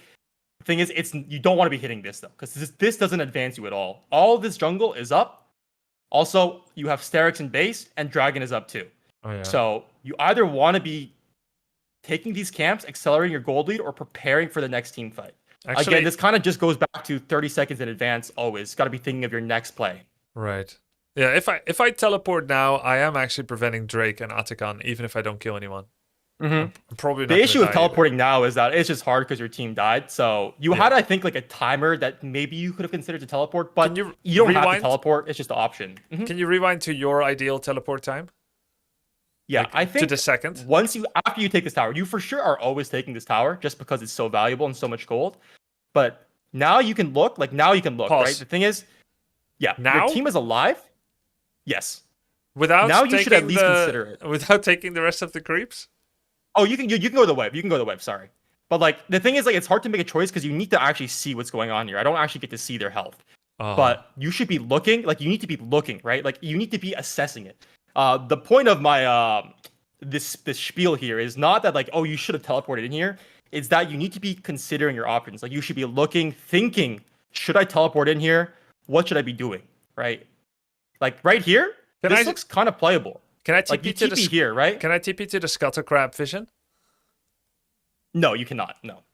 But I has have to be to a vision ward. next to Fizz, and I have vision next to the level 12 rooted champ. Yep. Yep. There's a ward here. There's a ward here. You don't see GP. You can assume he's probably basing for you. You see the Fizz basing here low. You see the Mel low here. Even Yeah. if you can't like win this fight, you can maybe save these guys, and then maybe because you save them, you get Dragon as well. But it's just like the principle of just looking at these fights, thinking, do I teleport in here? Do I push? Do I eat camps? That kind of thing. And so in this scenario, right, you have many plays just because you have so much gold, you have teleport up, and no one's here to fuck with you right now. So your play, like I said, is either eat jungle camps or reset, buy Sterix, move onto the map again, or even just go home, buy Sterix, teleport here. If we're really playing in advance, right? If we're really, really thinking about it in advance, Yeah. as soon as you take this tower, channel base, go home, buy your Sterix, and then maybe the play is still TPable after that 8 seconds or whatever, how much time you take. Yeah? Yeah. Like just to like cover the options. It's about like risk versus reward at the end of the day. What's the reward of you pushing this wave and hitting this tower for like a fifth of its HP? Personal Basically satisfaction. nothing. That doesn't do anything. Yeah, it doesn't do anything for you. It doesn't do anything for the game. Makes you feel a little bit better, but not really anything crazy, you know? But then maybe you take a base here, you are 5 seconds ahead of tempo, you're already home here, you have your Sterix, you're looking at this fight, you're preparing yourself 30 seconds in advance to be at this fight as strong as possible. So, and you did this earlier with Cleaver, you just sit on too much gold for too long. Whenever you have gold for your items, you never want to be on the map because you're just not strong without them. Like if you have gold for Sterix, but you're not actually buying it and you're just sitting on the map like fighting, now you're in this position where like, okay, perhaps your team was in a better spot and this play was more fightable. Like it ends up pretty badly, right? Like your team loses it because you're not Yes. there as well. But perhaps they're a little bit stronger. Perhaps it's a little bit more even. Perhaps it's more likely you can win it. You're here at this fight with Sterix up because you plan ahead of time. And then you just ace them maybe in another Yes. game and you win the game off that, right? So maybe this game, no. But in another game, if you're thinking about this kind of angle, thinking about the possibility of this kind of play, you can solo win the game right here and like right here and there. Like you can just win the game right here for your team. You can ace them, and then you ace them, you can get Dragon, you can get Otacon, and then boom, you're snowballing hard, right? But instead, we hit this tower. We do take damage off of it, but we don't get to kill it. GP's back for us like we thought. And now, because we had a timer potentially to affect our team here with a teleport, or just by going home, buying Sterix and affecting the fight, we've lost this timer again. Just like that Cleaver timer that I talked about earlier when you died up here. We lost our timer. And now they take the objectives, they get the rewards of the fight, and it's just really hard to play. Because even though you're not doing anything wrong, right? You're not inting, you're playing the game well to like a certain standard. Like, you're not playing badly. There's just always more you can do to league to reduces the chances or increase the chances of you winning these games, you know? And nothing ever is for certain, right? Like, sometimes your team's just going to sprint it down. You can't control that. But these small things you can do, these small things you can just be aware of, they just increase the odds of you winning. And over the course of many games, that is what helps you climb consistently. Yes. Yeah. I understand. So, and especially as URGOT, like, you want to be participating in these fights. Like, now, this is when you're super strong. Like I said, you're 13, right? Level 13, your shotgun legs go to 2.5 second cooldown from 5 seconds. So you have insane DPS. You have your Sterix now in base, so you're tanky as well. And you have your flash up here. So you can make an E-flash play, you can flash fear somebody that engages, you can do a lot of good stuff in these fights. You have a lot of control over the game now. And that's basically the goal, is you always want to have some form of control, some form of say in the game. When it ever gets to those scenarios where like your team's so far behind and you just have to flip a 5v5 with just like behind, then there's not much control you have, you know? You're just kind of like saying, okay, fuck it, you know? If I win, I win. If I lose, I lose. But everything before that, you want to make sure everything is maximized to have as much odds in your favor as possible. Every small thing you can do has an impact on the game. Whether that's like TPing to a fight or just being 3 seconds faster and clearing a wave so you arrive to a fight faster. Every small thing matters here. So one thing I want to talk about here, in mid-game macro, I noticed this a lot you were doing. One thing you should start doing more is if the side waves are pushed in, like they're over here and they're here, right? Yeah, I have no idea And they're what not to like do now. at your tower. Yeah, you usually want to run through mid, right? For options. Your goal is, yeah, for options. You always want to be able to respond to a play. Doesn't mean a Okay. play is going to break out. Doesn't mean you can, but you want to have the possibility to. If you run straight top lane, a play breaks out mid or bot lane, it's hard to affect it without using your teleport. But Yes. you have this timer now where Udyr's top lane, this guy's bot lane, this guy's mid lane. All your waves are fine. You don't really need to catch a wave anything or like anything super urgent. So what you want to do here is you just walk mid, you know? You That don't makes really sense. know where they all are on the map. Yeah. You just help your team. Again, it goes back into that thing about odds, you know? Like, maybe they die here, like 50 games out of 100. Maybe they're pushing this tier 2. You know, they don't really have vision on anybody except Chouani. They get flanked here, they die, right? But if you're there, maybe in like 50 of those games, half of them you can save them because you are there and you don't lose anything for it. So all about those odds, those small things, even when it's like stuff like not about your game, like helping your teammates' game, you hover them for a wave, they crash the wave, then they can back off. They don't die. Maybe because they don't die, you don't lose the dragon or something or a shutdown. And then your odds just keep increasing for winning the game here. Like, you run top here, right? And like, it's just like, you don't need to do anything here. This guy's killed the GP. Like, maybe you're like, oh, maybe I don't know if he's going to kill the GP or not. But like, you don't really need to go here. Udyr was top. You can push Plus, it. I You're didn't now know here. that. You don't do anything. I didn't know this is gonna happen. I'm not here to help Udyr Yeah, against exactly. Gangplank. I was here Not to, consistent of a play. yeah, Mhm. yeah. I was here just And you to see- do the same push to the top Right. tower. You're but- just going, you're clicking to top lane and pushing in over and over again while your team plays the rest of the game here. And Yeah. you're in a spot where you can help them easily, right? Like, look at the mid right now. Exactly like I said. They're looking to engage in them here. Like, this Fizz Well, is going aggressive. This like, is how I play when I maybe they have send teleport. engage. When I have teleport, I'm always like, I should be at the furthest place away from the action so that I could teleport. That And then is true when there's an objective up. When there's an objective up, then you want to be on the opposite side so you can teleport, right? But if you Right. look at this scenario here, if we go back again, let me go back all I the like way. that. Then go mid for options. Right, if we go back here, we don't have any objective up that we really need to play for, right? Nothing is up. No dragon, no Otacon, no bear, no nothing. Okay. And the second objective is there's no waves, right? There's no waves to be eaten like immediately. Like, Yeah. nothing that you need to immediately just go to the side and eat. So we can move mid here, defend them, not lose any creeps, and also save our teleport at the same time. You know, will now we 100 still have our teleport. I'll 100% adopt this because I had a blank slot here in my decision making. And I was not sure. I'm glad you brought it up. I was not sure what to do in these moments because Yeah. I've had to unlearn certain creative freedom from Dota 2 and Warcraft 3 because we have such bespoke lanes. So I was trying to be a good boy.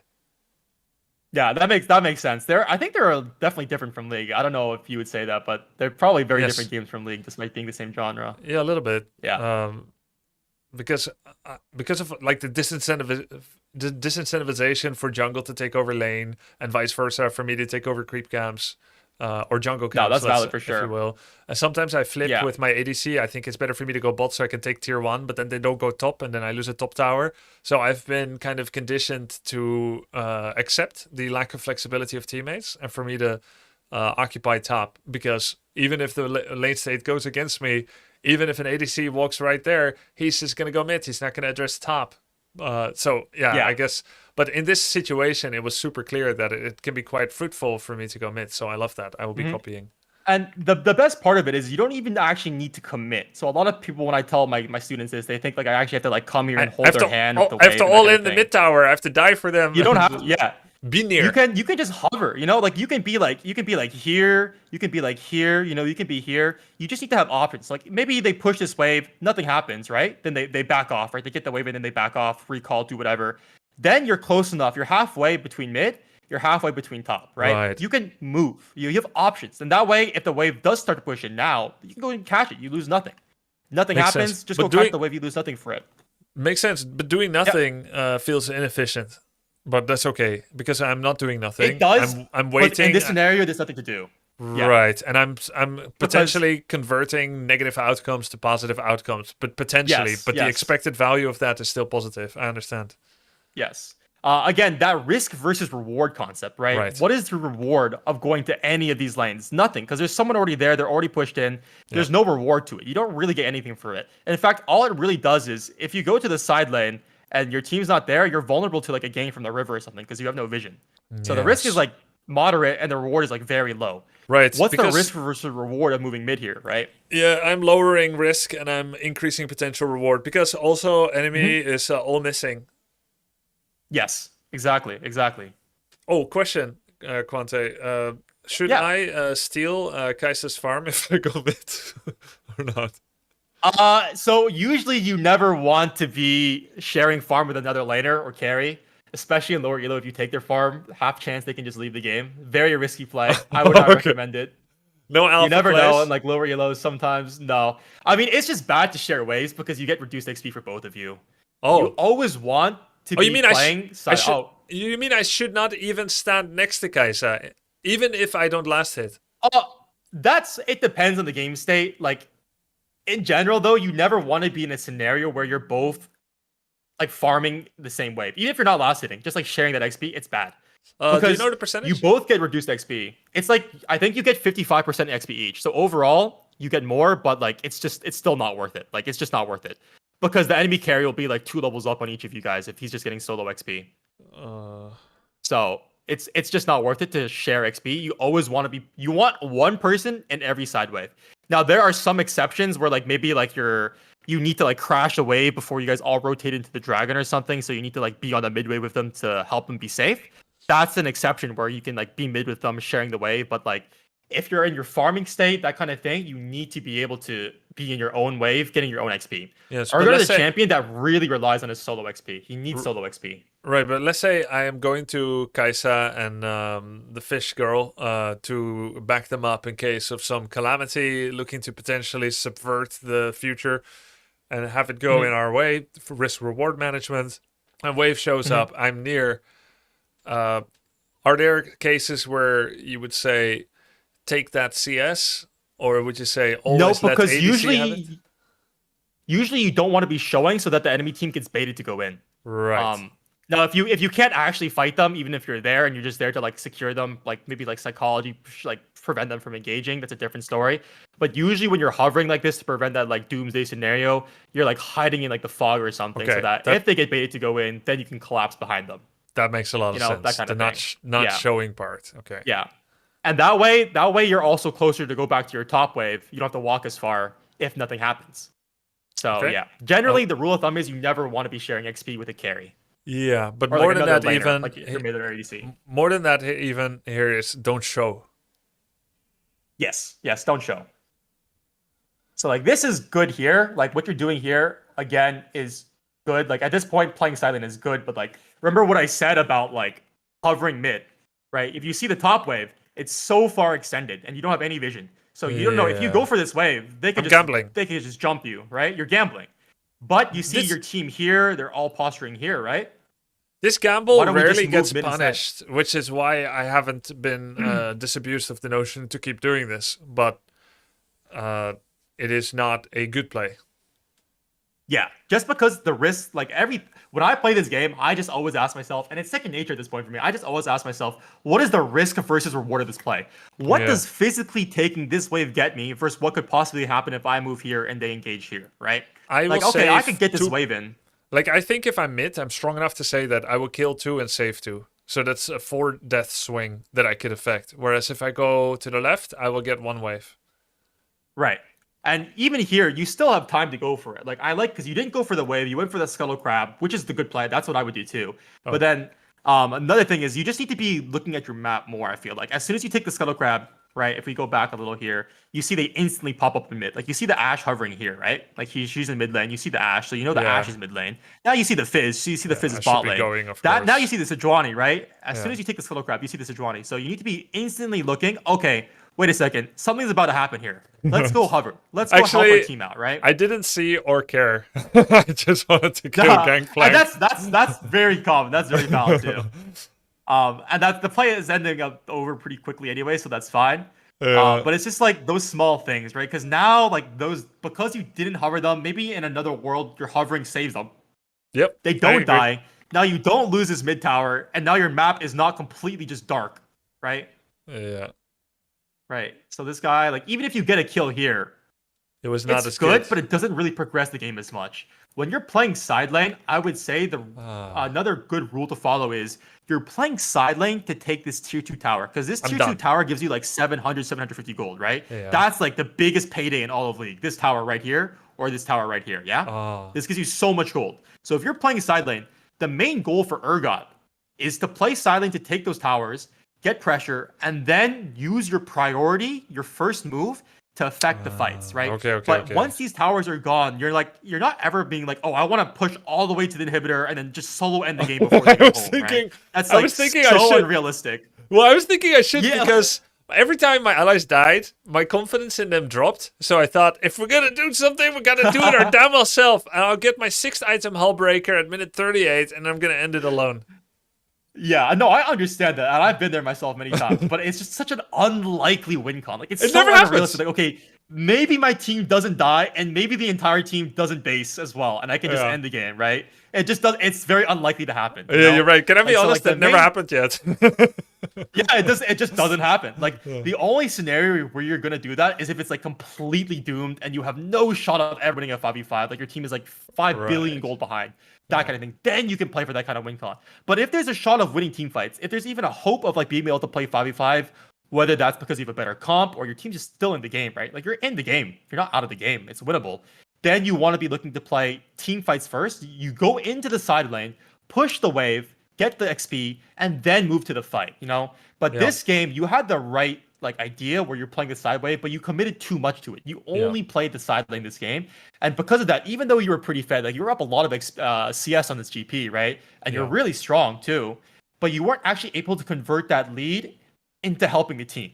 Yeah. URGOT is a champion that it's really hard to solo carry games with. You kind of need someone else to help you, whether that's like a support to engage or that kind of thing, because he does not do good job of engaging by himself. Like Yeah, he and needs to be counter engaged, and or needs he some needs CC. fellow ally CC to play off of, right? Yeah, Yeah, like I'm yeah. sure you've like noticed, like it's hard to hit the R and the E without like help from Makes your sense. team. Would you also Or say them that engaging onto you. if I was going to be some crazy megalomaniac that just wants a side lane, top is not my lane anymore? It's bot now?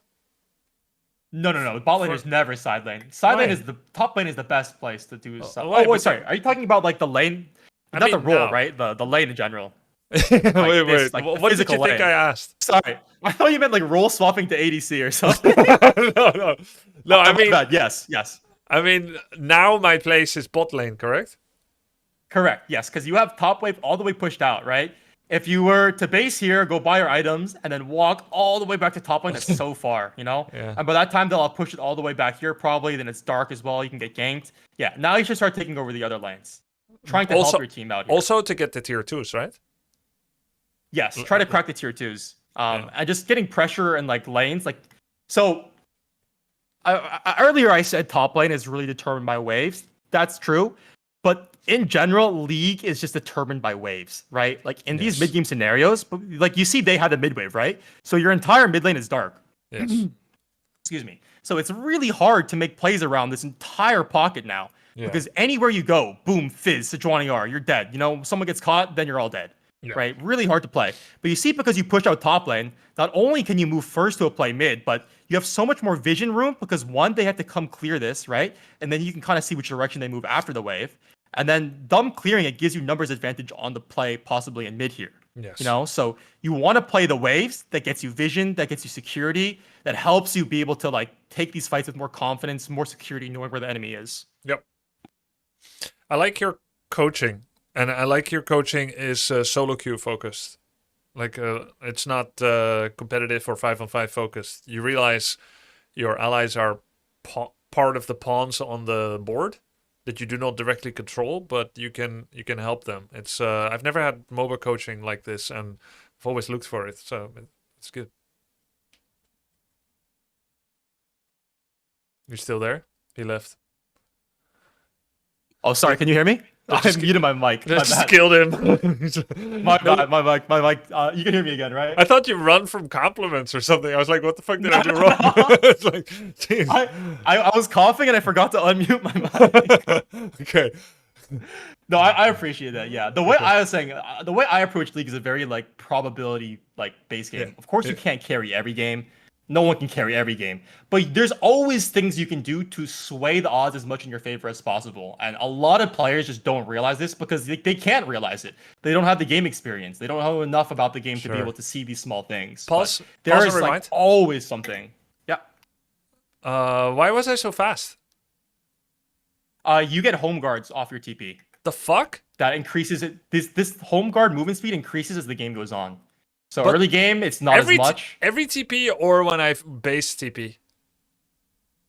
Every TP. So I think in lane, What? I think it's before 14 minutes you don't get it, but I think after 14 minutes you get movement speed. Oh, maybe it says so. It's also because of home guards too. I think. I'm Really? not sure actually. I think it's because of the home guards.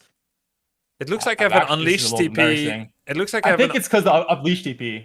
Yeah, maybe it even says so in the tooltip. I might did not see know that this. in my buff bar. One of the 5 in the buff bar.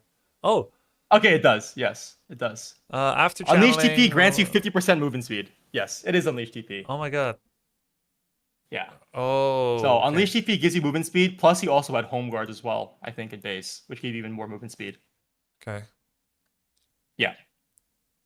So this is good. We had a good TP. See, like we're finally like we played a side wave, right? This is what we should have been doing the entire game here. Like, Well, this we go is to my the side wave, This is my power spike. push out the side Minute wave. 24:45 is the first time I'll join team fight, and if you ask me to Yeah. help before that, you're reported. Okay, my But that's bad. what I mean. Like you should, you shouldn't be approaching these fights based on like the actual number of the time. It's based around your spikes, like Yeah. flash up, like your items. You know, are you in a good spot to fight compared to them? Don't look at like the time because the time is different for every game. You know, depending Sure. on like how far you ahead or behind you are. It's like what's your items versus theirs? What's your summoners levels, your health, right? But you see, we push the side wave. Now we get first move to the fight. We get a nice flank here. Like we could have also just walked up if we didn't teleport as well, right? So like just pushing the side wave gives us these options that we should have been looking for the entire game. Yeah. And now we finally get to play our first team fight, right? We cleaned them up. Now we can threaten Baron. We can threaten Drag. Okay, we can't threaten Baron because it's a little hard. But like we could threaten Baron here. So Sejuani and Ash are dead. Like we could kill top lane. Like so many things happen, right? Your first team fight, and look, the map looks so much more playable. You got bot lane pushed in, mid's pushed in. You're gonna go kill top lane. Top lane's gonna get pushed in too. Then you have a lot of pressure on the map to play this, to play Dragon, and suddenly you have options again, right? Yeah, the but risk. my is a team is lot always lower. inting mid. Yeah, this part you can't control, of course. Yeah, Like this is yeah. just solo queue. This is the part you can't control. Like I said, You can only do so much. You're increasing the odds. Can your teammates still fucking ape out and die here? Of course they can. You know, can't do anything about that. I guess you could spam ping them, but that's not your fault, you know? But at least because you killed them, you know, maybe they can't do Baron now, you know? Imagine you don't kill them, then they die mid, and then they do Baron, right? So it's like, you know, small things, right? It's like the odds. Very good, you know? very good. Like at least they don't get Baron, right? Yeah. And in another game, maybe if they don't die there, you get Baron, and then you win the game. Over the course of many games, that's a game-winning play right there. Yeah. Right, and now you have gold for Deadmans. So again, here, this goes into the gold thing and the tempo thing. You have gold for your item, right? You have 2,000 gold, and you're sitting on like 1,600 gold here, so you have more than enough gold for your item. What objective is up? You got Baron up, you got Dragon up. You got to consider, like, I want to be as strong as possible here on the map. I don't like backing off. No, that's valid. In this scenario, it's fine to push just because you know you can't contest the dragon because these two are dead, right? So you know they're going to get dragon. So in this case, it's fine to push this, right? But there's always like a risk to reward. Like the risk is low to push this because you know they're on dragon here, right? Yeah. And you don't really have another play because your team is dead. Not like you can contest this. If you could contest this, then you probably want to base and try to play it with your team. Right. But this is fine just because your team is dead and you know they're at the dragon. So the risk versus reward, it's chilling. Or I could try the 3v4. That being said, at the 3v4 is fine too. You want to push this one wave at least just because they're on the dragon. And then you want to reset here, get your item, and then put presence on the objectives. So one big tip I'm going to give you right now, probably one of the biggest tips for URGOT, is a lot of the times for URGOT, teleporting in is fake. If you think about it, URGOT is a counter engage champion, right? He wants to counter the enemy engage, right? With his flip, they engage, Sejuani Q's in, flip the Sejuani, R her, fear everybody else, yeah? Oh. So oftentimes when you're teleporting in, you're too late. So a lot of the times what you'll want to do is, instead of just like playing side lane and then teleporting in after the fight has started, you want to be thinking, will I be more effective? Will it be more useful to my team if I just walk in first, 30 seconds, 40 seconds before the objective, help set up vision, help them walk in, get wards out without getting caught, and then I'm here. If the Sejuani sends engage, I'm already here to counter it with my E, you know? But then what does my teleport do? So that's the tricky part. Sometimes it's just good to have it. Like, you don't have to use your teleport. Just because you have teleport does not mean you always have to like be in the sideline like using it.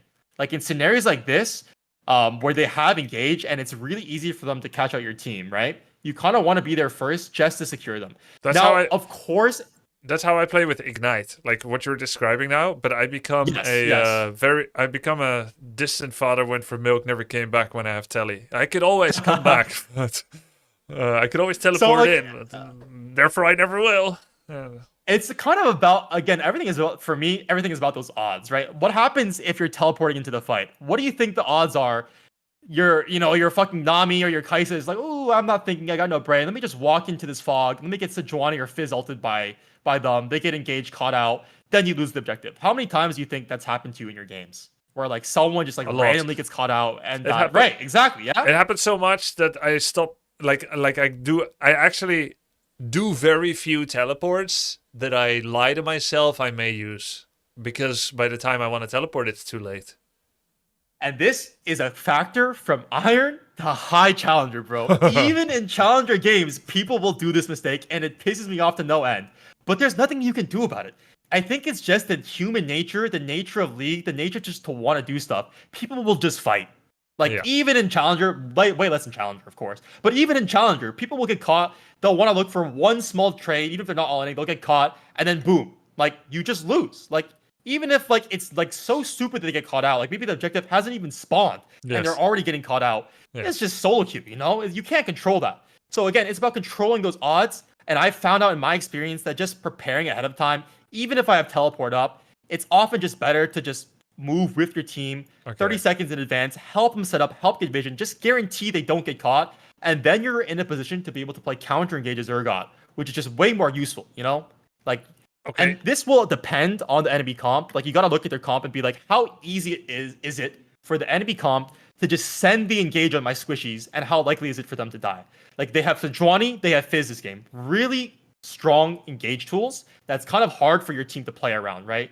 They just throw these long skill shots at your team. Fizz R, Sejuani R, boom, they're caught out, boom, they're dead, you know? Yeah. And if you're not here to like body block or counter engage those engage tools, your team's going to suffer and die. But for instance, if they had stuff like that doesn't... Yeah, go ahead. Should I counter E Sejuani or should I wait and when Sejuani stuns with her ult? I think it's a relatively long distance stun, right? Should I So hide in the bush and then E flash on Ash or something? you kind of want to be body blocking your carries if they're not good enough to dodge it already. You kind of just want to be the front line here. They're not gonna solo ult you because you're the tank, right? So like if you don't know where they are here, you kind of just want to be posturing in front of your carries, like helping them set up, helping them like get their poke damage, using their range without having to worry about getting engaged on themselves. That's your main job here. Ideally, if this is Sejuani you're here, right? And she tries to Q onto you, do you know about the URGOT E buffer? Yes, kind of. But I Okay. don't always get the right timing. Sometimes Yeah. I E and No, it for actually sure. gets interrupted by their thing. Yeah, it's tricky. But in cases like this, where Sejuani engages, like I'm not saying you have to E buffer her Q, but like if she ever wants to Q in here, right? If she tries to Q in on like anybody of your target, Yes. then she's used her dash. Then you're here next to your carry, flip her, you put your ult in her, your entire team's there DPSing, they're hitting the Sejuani, you know? And then boom, you get the pull on her, and then flash fear this guy, right? And that's URGOT's true strength in these fights. That's why it's really OP to be here at the start of the fight as URGOT, you know? Okay. It really deters their engage because you have such a potent counter engage threat with your flash up. You know, like if you get an R pull on somebody and they're all like funneling after the dude trying to follow up on that dude's engage, then they're all like running into you. You pull the dude, boom, fear everybody, and then So you insta win the game. You know, go You don't Baron, want me whatever. to one-on-one someone in the back line. You want me to No, yeah. play front to back. Front to Your back main goal in counterattack. these fights, Yeah. yes, exactly. Your main goal in these fights is I want to get my R off and I want to fear somebody at all costs. That is your primary focus, Zergot. It's not your damage. Your tanking is kind of ties into like getting the CC off in time, but it's not your damage. It's about getting your CC off in these fights. Because if you get your CC off, then you can pump them for infinite damage. They're just almost always guaranteed to die if you fear them all in these kind of fights. 5v5 at 25 minutes, right? All right. Then you do your damage. But your goal right now is you want to avoid taking too much poke so that way you're not low enough that you can't execute someone in time. Because if you're too low here, you get poked too much, you can't kill them in time. They'll kill you. Now, how do I'm I sure prevent- you've died like trying to reel on someone. Yes, exactly. But Yeah. I have. Yeah. It's very sad. But also, sometimes when I'm like quote unquote frontlining for my team, I end up getting poked by 5 Syndras, and my team is not poking back. Now I'm 20%. We're all running, right? That probably will just come down to you not respecting your range versus their range. And that just comes with knowledge of the enemy champions versus your champions, like who has more range. That's why I think League is just such a hard game. It's so knowledge-based and so knowledge-gated. Like you just need to know the job of your comp versus their comp. Like if they have higher range than you, even if you're frontlining, your team still can't hit back because they're higher Right. range. So your goal needs to be, okay, I don't want to be so far up that they can hit me without my team hitting them back, you know? You gotta measure your teammates' power and their power at the same time here to determine where you want to be in fights. you Right. know? So in that But yeah, you case, always want to avoid free poke. against like 5 artillery mates type of champs, we would need to play from the dark or from behind. Yeah, like you want to look in those scenarios where it's like really hard to just walk up straight and approach them. Then what do you think would be your options if you're versus like 5 Flank. artillery mages? Like you say flank, right? Or side lane, right? Side lane force them to respond to you Divide and instead of conquer, having to yeah. walk at them. Yeah, Yeah. yeah. So like that's why URGOT is just versatile. Like he always really has tools to play the game. Just because like URGOT struggles when he has to run at champions, you know? Like if he has to Yes. run at them, it's bad. If they run at him, good. Okay. Right? So in scenarios where you're verse comp stat, it's hard to run at them, right? It's just unlikely. Don't be like, okay, I gotta brute force this, you know, I gotta run at them and try to force a fight head on. That's very unlikely, very unrealistic, not favorable for you. Yes. If you're in those scenarios where it's like impossible, you think just to like start a fight and your team has like no engage to start off fights that you can follow up on, you play side lane. You know, play side lane, force them to come to you, right? You play side lane, then they have to match you. You don't have to play the 5v5. They match you. They're playing artillery mages. You can E-flash one-shot them. You have first move to move all the way up to these fights again. Like I said before, you have just many tools. Always trying to think of like small things, trying to get the edge for yourself, yeah? Like never trying to play into their win cons. What am I strong at? What does my champion do? What does my comp do? What does my team do? And what does the enemy team do? What do they want to do? Gotta ask yourself these questions and then try to slot in your win cons, try to slot in your game plan according to what you think they want to do. And this, of course, just comes with playing the game because you gotta know every champion. You gotta know how they play versus your comp. So yeah. But over time, those are definitely factors you're trying to consider here. Like See here, what I mean, like this is good, right? You force the Mel to match you. You're playing side lane. You force the Mel to match you. Suddenly, you're in a position where you can force her to walk up, force her to fight. And if you're playing this fight like near Baron, and she's got like backup, all these people defending her, you're never just walking up straight to this Mel, queuing her and flipping her ever, She'll never be in range for you to do this. But because we're playing the side lane here, this gives us options. Like now we can get the kill here. Now we have pressure in the side lane. We can crack this. We can maybe look to like rotate mid or something. All good stuff can happen here, right? Like this guy we just have plays, we have options, we have Grubby more loves to increased learn. odds of winning the game. Such a good coaching session. Smile. Yeah. Yeah. So this is one thing I also wanted to touch on. This game was your build.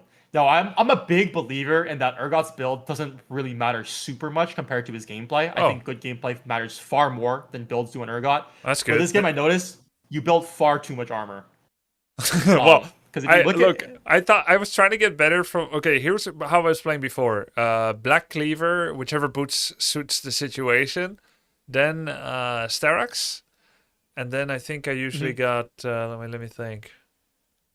What did I usually get? Third, I got over. Wait, let me check.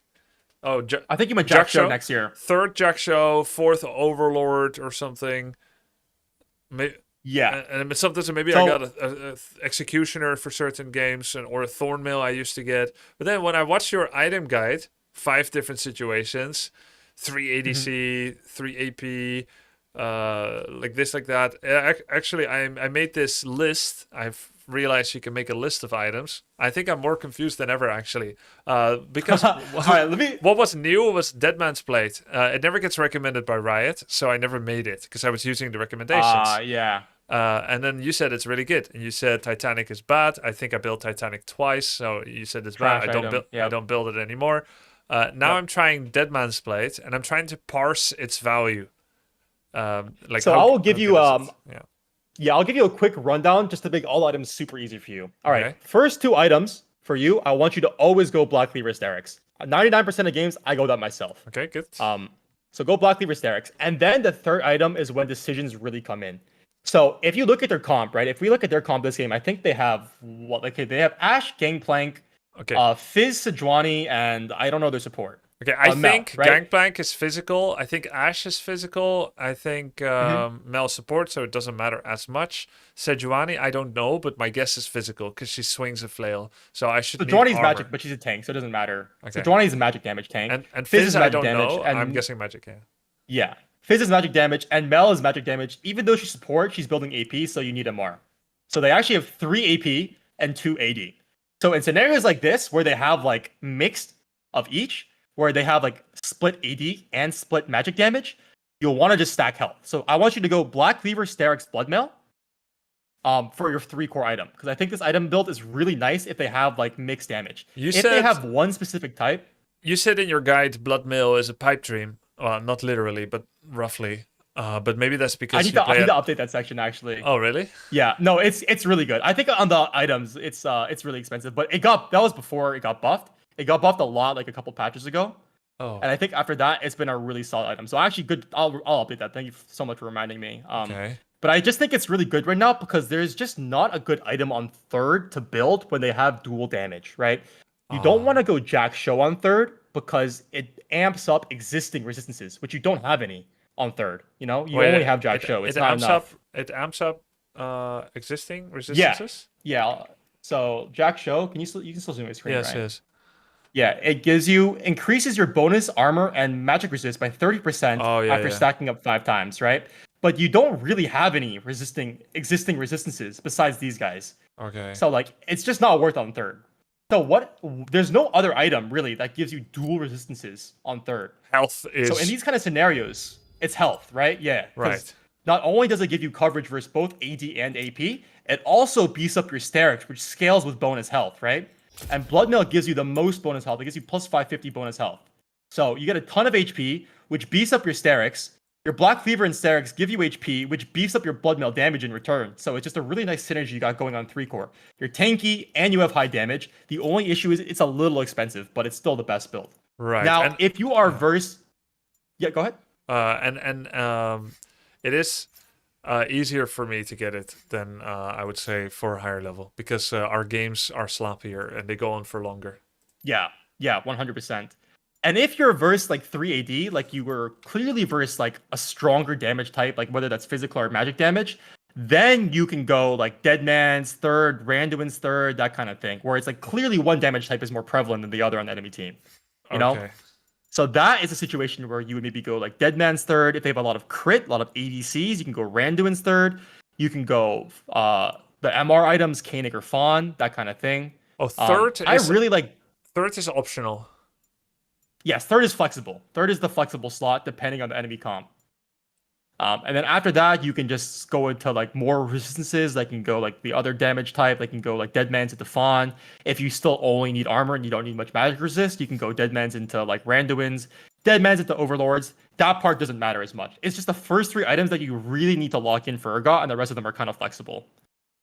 Wait, the first But 3? yeah, the reason is why Cleaver, yeah, the first Cleaver 3. and Starak, and the third is Cleaver, option. Starak's first 2, the third, yeah. Those 3 items are like the most important. Like Okay, but only everything 2. after that's kind of flexible. Only 2 are guaranteed, right?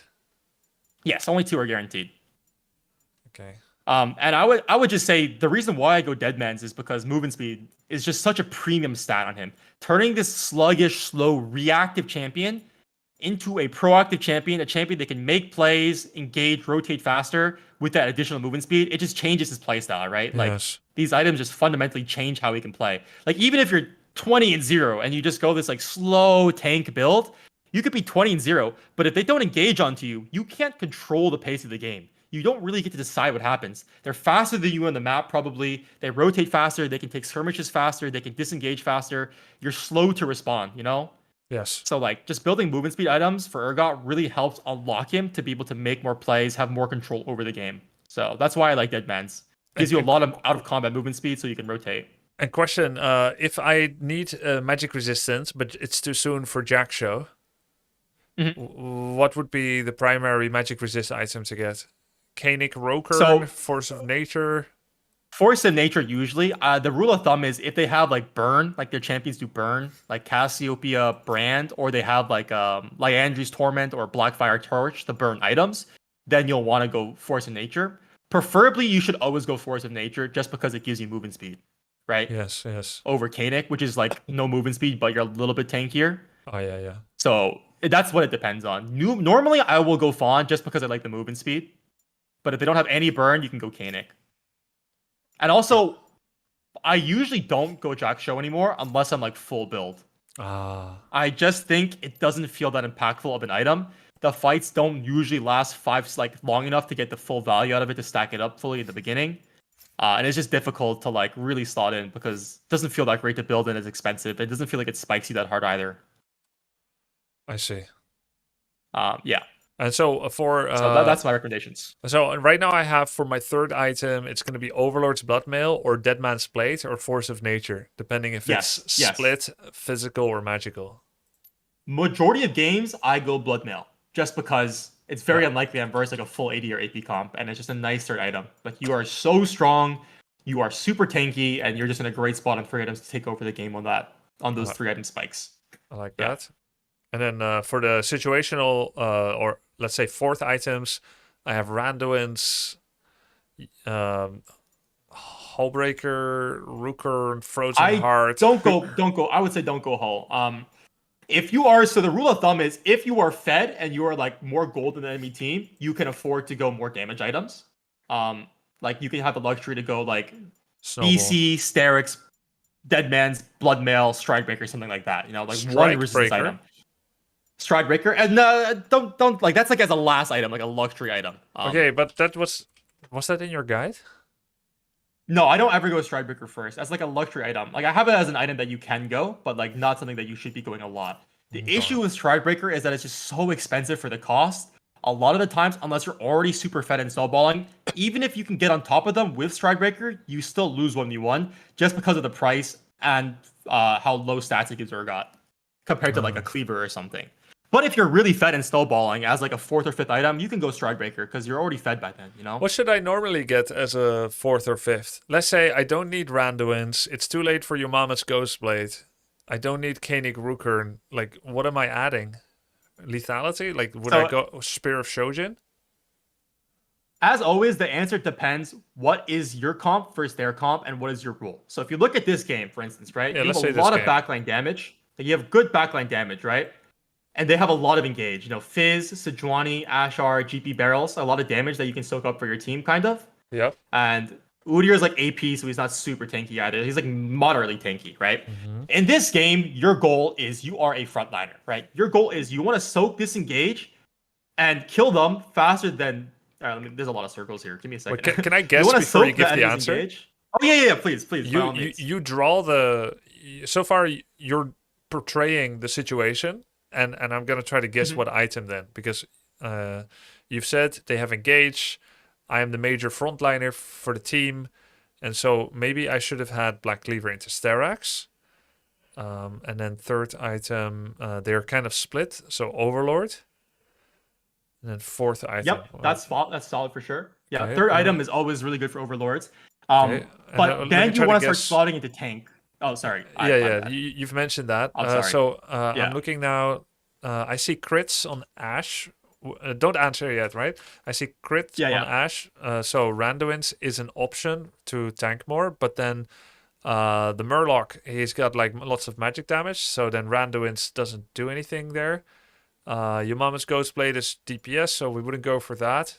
Renick, Rukern, Frozen Heart is a lot of armor, reduced attack speed. It kind of mostly against physical. Hubris is damage. Spear of Shojin is health. And I get ability haste and I get extra damage. It's mostly a damage item with some tankiness, I guess. Edge of Night, Stridebreaker. Yeah, actually, I don't know. Fourth item. Let's say I would maybe go for maybe I would just go for Spear of Shojin. No, but that's DPS. Maybe Frozen Heart. No, I wouldn't go that either. I don't know, actually. Yeah, so I actually really like you rationalizing this out because that was cool to see. The correct answer here is you look at their comp, right? I think you're overthinking it, is what I'm going to say. You look at their comp, right? And you just see their comp kind of wants to go in.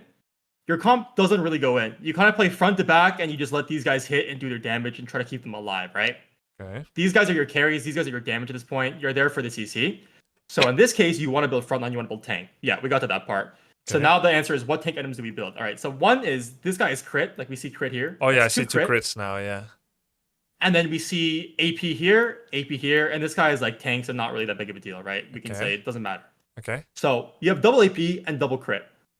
So after this game, I would go BC here. We go BC first, Sterix. Yeah. All right, let me just cycle this out. Yeah, we go BC first. That's correct. Then we go Sterix. And then I would probably go something like Blood Mill on third. Okay. And then You will go Three. Randuin's fourth. Blood. I would go probably, actually, yeah, Randuin's. I think I'd go Randuin's at fourth. And now this is going to depend because if you look at their comp, this is another thing. If you look at their comp, their main AP threat is Fizz, right? Like Right. it's Fizz and Mel. Yeah. Mel's support, she's fed, so she kind of hurts a little bit. It's not like she doesn't hurt at all. But the Fizz is like, what does Fizz do? He's single target damage, yeah? So it's kind of unlikely that he's going to be using his burst on you. Ooh. So you actually don't need magic resist as much because of that, Oh. right? He's a single target damage dealer. So Because if he's he has playing only with one target, cooldowns instead of auto attacks. And auto attackers Right, will so burn he's- tanks, but mages should save their Mhm. cooldowns for the real one they want to kill. depends on the mage, right? Like if you have like a Cassiopeia who's like a lot of like low cooldown spells, like a lot of AoE, a lot of sustained damage, it's different. But Fizz, like he's based on his ultimate. Whoever he ults, that's who he's going for. And then he's gonna flip on them, and then he's gonna back off an hourglass and disengage until his cooldowns come back up. So Okay. that usually means one target's gonna die, and if he's gonna choose, right, if you were the Fizz, you're probably not gonna try to ult the tanks, yeah? Like that doesn't make sense.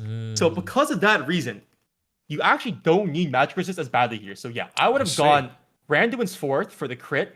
And then fifth item, you could have gone like a magic resist item here, like, or just like a Jack Show works too. Like your build wasn't that bad this game. Like I like a Jack Show here last just to get some magic resist and tank. Mainly because your goal this game, like I said, is to be a frontline, right? You're not playing for damage. You don't want damage items as much because you're really trying to play off your team's backline. Like if you build damage here, you're just gonna get one tapped, right? These guys are all pretty fed. They've got a lot of items. If you don't have resistances, you're going to die. So you want to build tank you here. And because of that Fizz being single target and it's support Mel, so it's not as scary as like a mid lane Mel, You really want to itemize the random wins for the anti-crit here, and then you can work a little bit of magic resist just for the residual poke damage that these 3 champions have. These guys. So my 4th is Randuin, Omen, and 5th could be more physical. It could be Frozen Heart or it could be magic resist. So I have So a bit of 5th could be magic resist or straight up AD item, depending on how confident you feel, right? Because I like the magic damage it's present this game, but it's not that scary. Like you don't really care that much about it. If you get a feel like your team lacks damage, like you can't finish out the Sejuani, or maybe they're not playing as good and you want to take matters into your own hand, you could go a 5th item here for AD. You know, maybe like Shojin or something if you already have Blood Mail. Right. That kind of thing. You But wouldn't go if your Frozen team's Heart? in the game, I don't like Frozen Heart because it just doesn't give you health. Frozen Heart is a good item to go when you are playing to like have a cheap spike as fast as possible. Like you need to have an item right now because Baron's up and they're gonna fight it. Then you could go it, and if it has value versus their comp. But if you look at their comp, doesn't auto attack really, doesn't really auto attack. This is the only person that auto attacks. None of these guys, none of these 4 auto attack. Only this guy does. Would you just say it's better for me to just remove it from my options? Because I saw it from your guide and I wanted to put it there. It was probably niche. You probably wrote that it was niche. And I was like, okay, I need to consider this. Just remove it for now. Yes. Because it's too advanced for me to hit that power spike of Frozen Heart where I just need that little discounted item.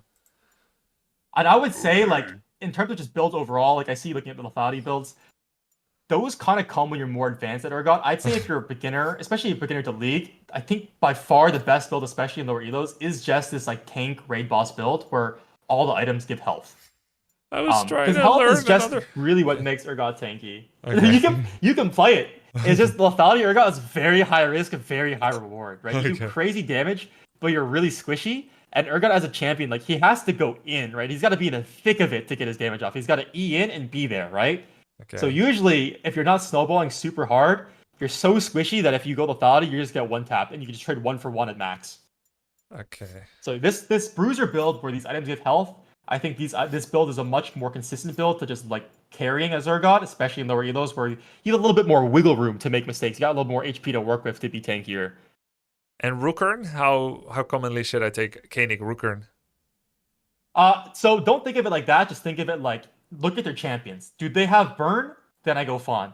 Do they have burst and not much burn? Like they have like a Luden's like Lux or something, or like I don't know, whatever, like some burst AP mage that doesn't really do a lot of sustained damage, not like a lot of damage over time than Rookern. Like Fizz, for example, is a really good champion. If you needed more magic resist this game, Fizz is a good champion as an example of when you should go Rookern, because he doesn't have a lot of burn. He has no burn actually. Well, he has very little burn, and he has very little like sustained damage to like stack up your Fawn. But he has a lot of upfront burst with his ultimate, so that's what Rookern is good for.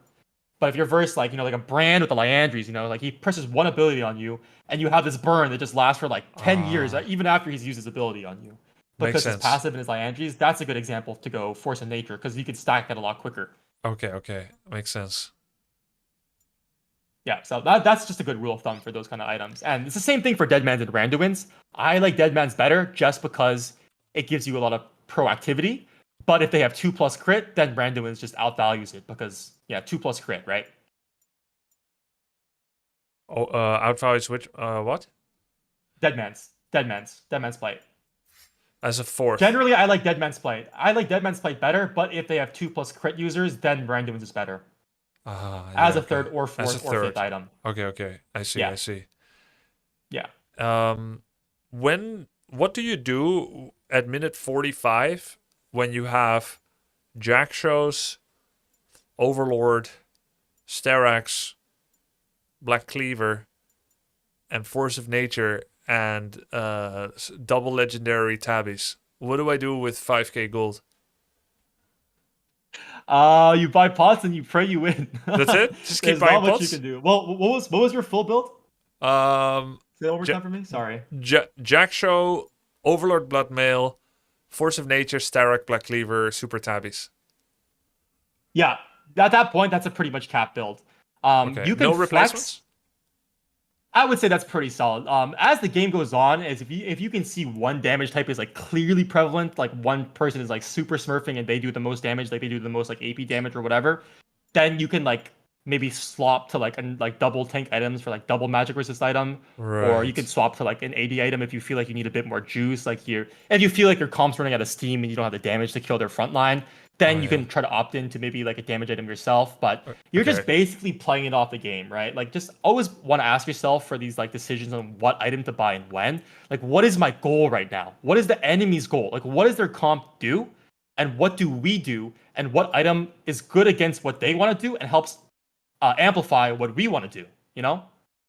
Yeah. And this is it's hard to do that. If Yeah, I you're have a into the game, knowledge don't get gap me there, wrong. but It's I very understand. hard. Yeah, I understand. there's a what lot you're of knowledge saying. gap, and you don't sell boots, by the way, because mobility is so valuable in Urgot.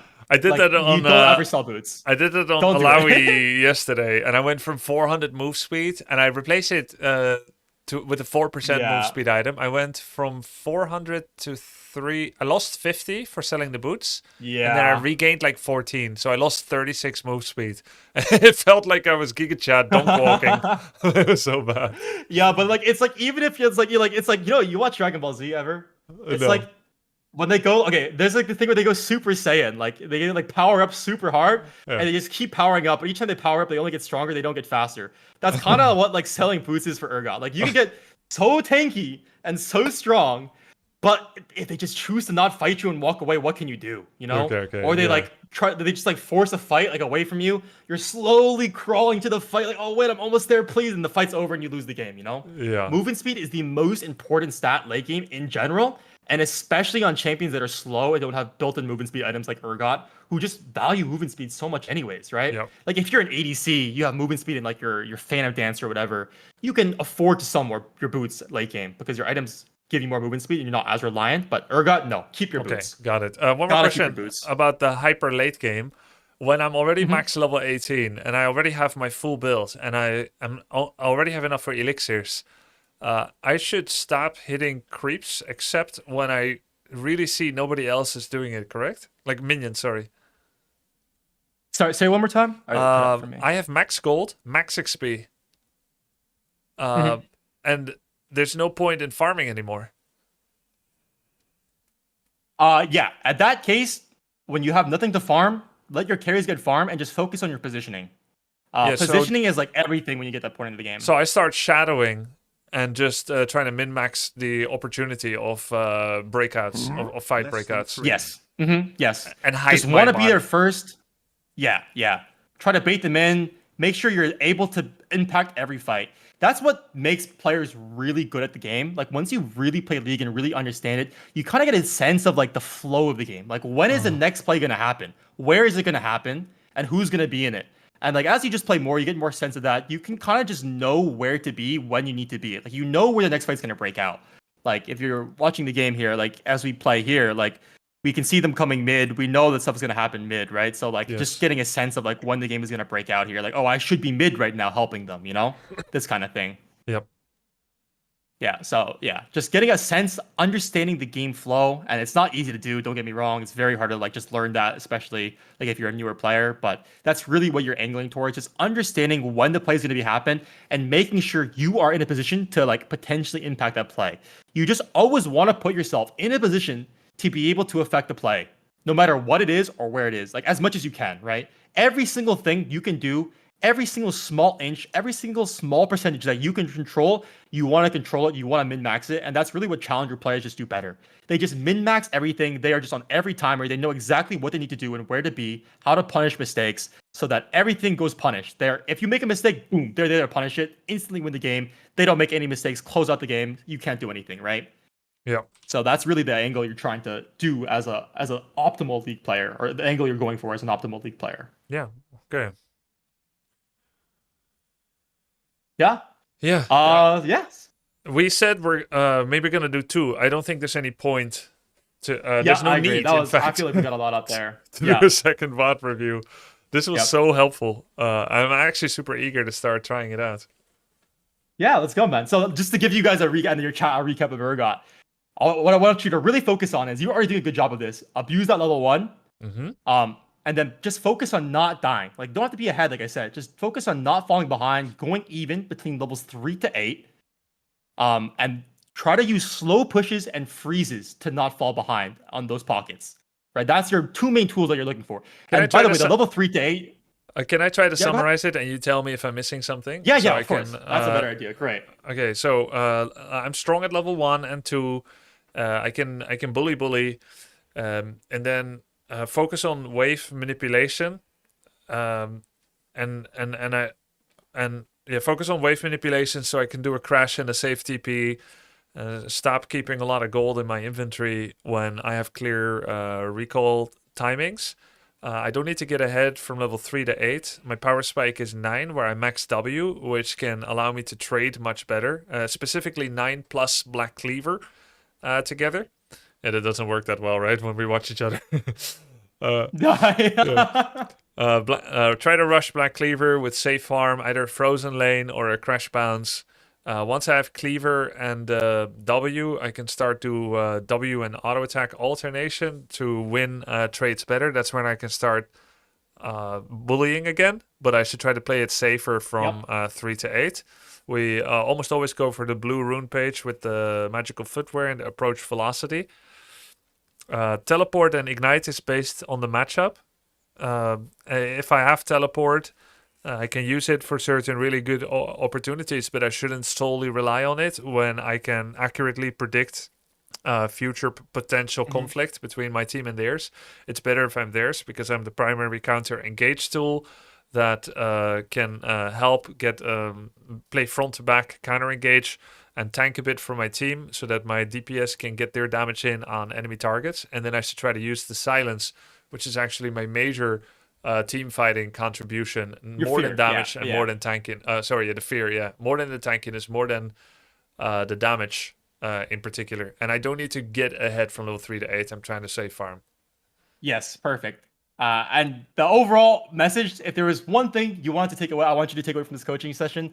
The overall thing that I tell everybody is that it's just all about consistency and risk versus reward. Those two concepts will take you so far in League.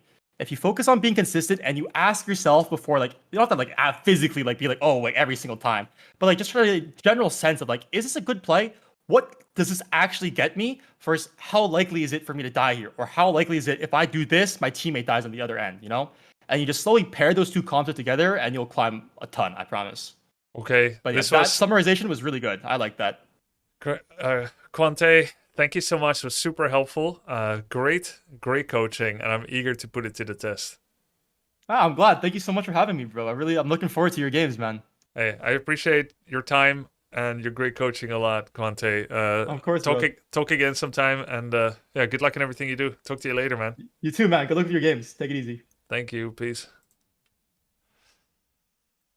Okay. Let's not join our team again. I'm gonna side push until the end. Save this item set.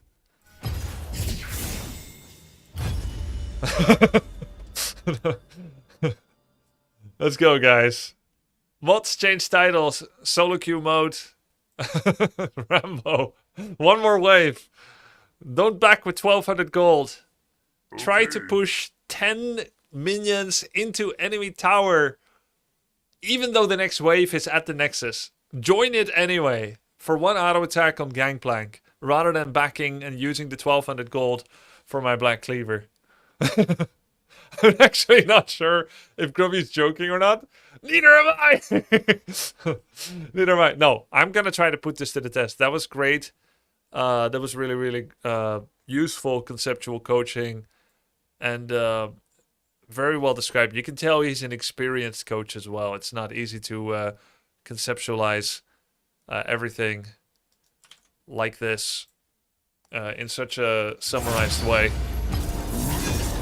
Always push the tier 3s while team dies like an idiot. 0-4. 4 people die on the team. We lose the dragon and the Thorn Atacon. But hey, I got 60% on their tier 3 tower. Why'd you lose, you noobs? You were 4-on-4. Okay.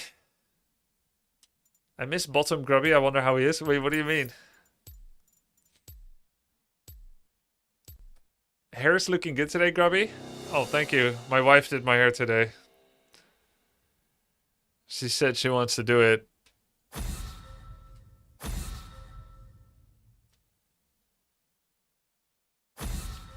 I said, it's not going to look good. I'll do it myself. I have to shower my hair, etc. She said, just let me try. If you don't like it, you can change it. But Hey, I had no time never to pick a change fight it you anyway. can't win. It does look good. Yeah, it looked better than the last 2 weeks, that's for sure. I also got a haircut yesterday, but it looked bad yesterday anyway, because I didn't style it well. Imagine having a wife to do your hair, or having hair. Yeah, or having a wife. Or having. Imagine having.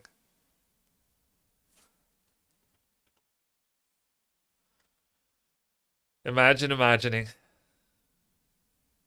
This economy. Imagine hair having a wife. That'd be weird. What would that look like?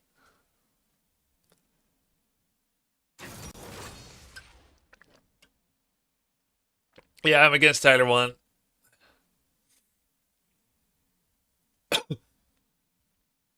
Imagine a wife having hair.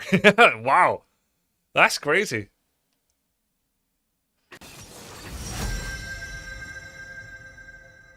Happy to see you enjoying top lane. Yeah, I'm loving it. Swift play is fail, right? No, Swift play is quite fun. It's different rules, though.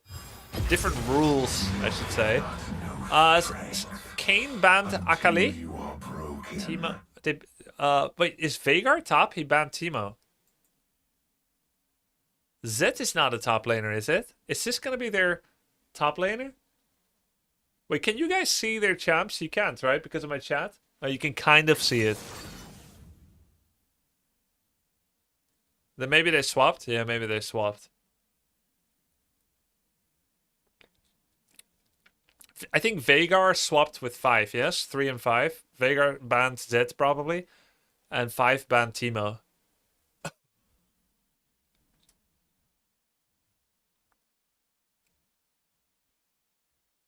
We could see it if we stop chatting. No, I don't have a cooldown timeout on my chat, so you may not be able to see it. Am I against Fiora? I think Fiora is top. Does she have self-heal?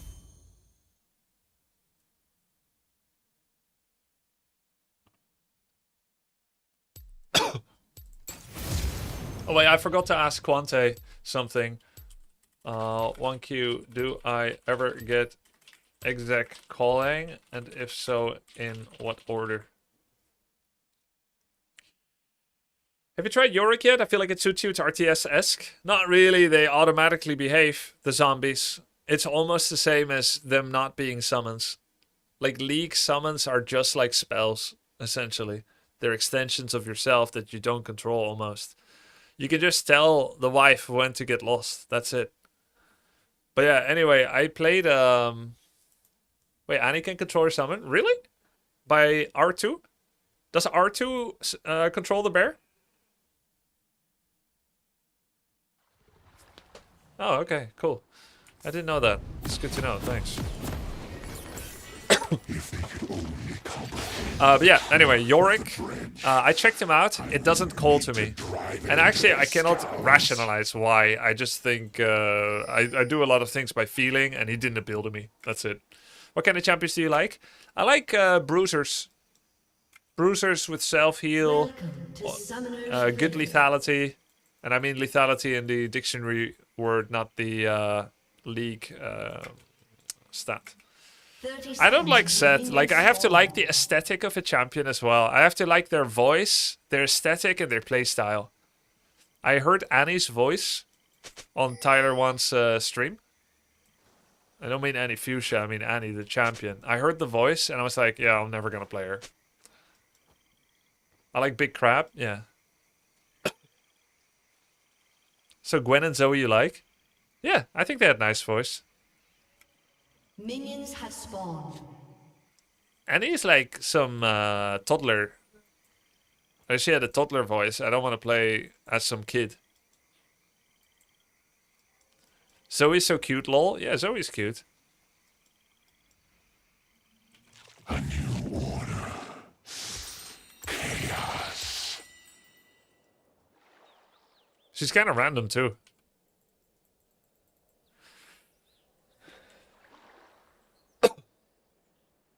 On God!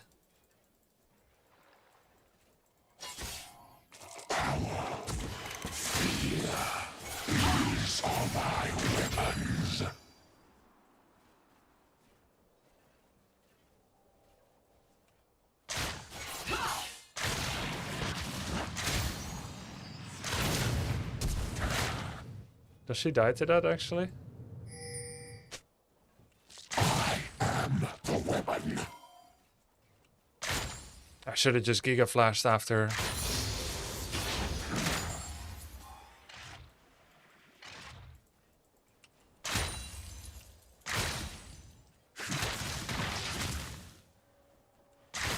Such marvels. Built of pain.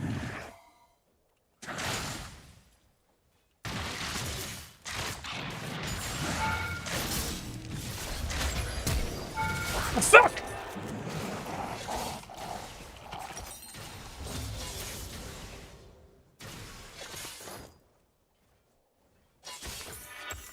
Cast into a pit of despair. I climbed out. What are these cringe jungle ganks? The ward. Hey, we're forcing ganks because we are a dangerous motherfucker. Though they did get paid off.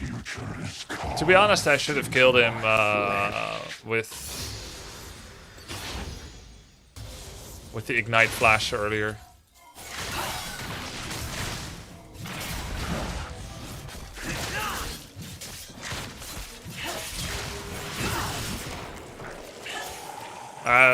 That's my bad.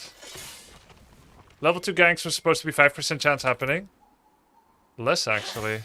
Wait, Windows key doesn't work. They disabled Windows key. Rise cannot be stopped. I should never buy glowing motes, actually. I have a sword now. Well, this lane is over for me. Man, I fucking love top lane. Yeah, me too. He's actually killing it fast, which is good for me. I'm only losing another 2 creeps. He could have made this a lot worse for me, I think. I might be wrong. Maybe he just wants to do it back.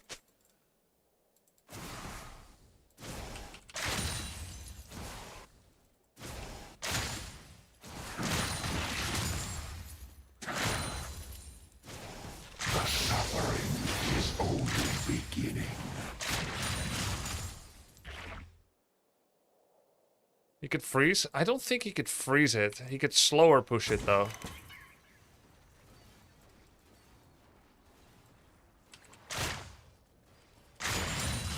Now we have a chance to try and actually stop trying to get the kill. This city deserve it. This is a slow push. I'm gonna have to crash this sometime soon.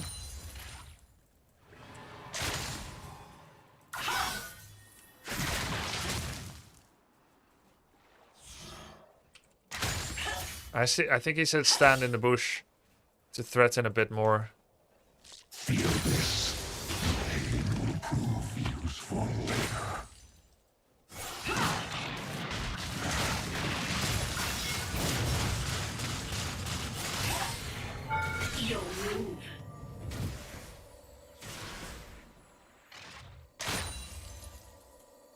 I am stronger than man, stronger than machine. I am an idea.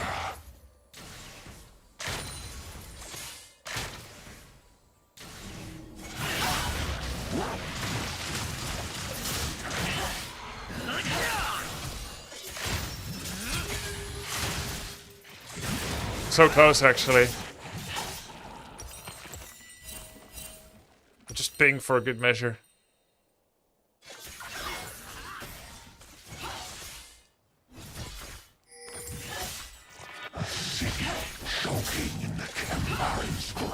Kane wants different. Kane wants different ward placement. Oh yeah, because he can fly through the fucking wall.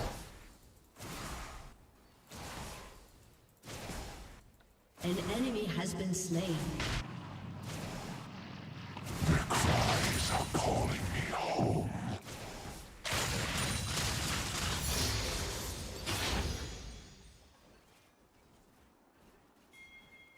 I don't think it's an overextend by me to try and get the kill there. Like, literally, if Kane didn't show up, I get the kill. Like, he has to be there at exactly the right time.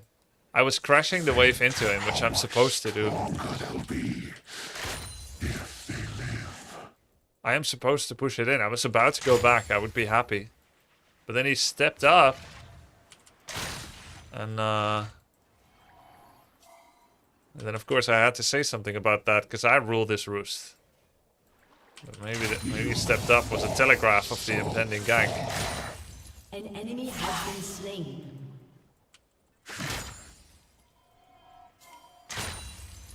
Double kill. Enemy Alright. rampage. An D-bag enemy comes has from been here. slain. Always comes from here. We will rise from the rubble, stronger than before. I have a big wave. Surely they can't kill me again.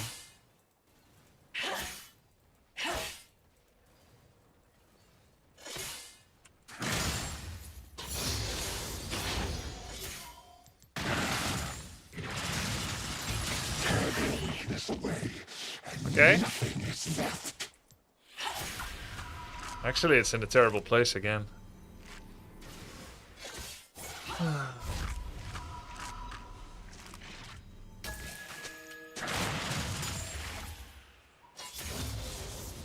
He's CSing now, so it's gonna come towards me, right? Follow in my wake.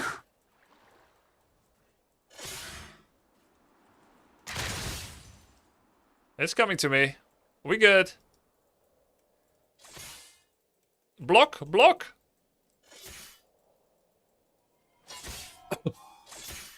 Kane gonna gank again? Kane can gank my nuts.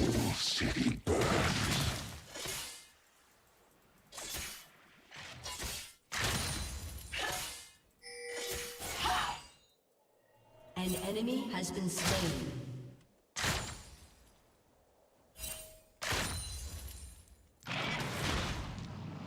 Your fear, giving them It's so weird how far they chase before they reallocate to my creeps. I pinged, right? That the top lane might rotate.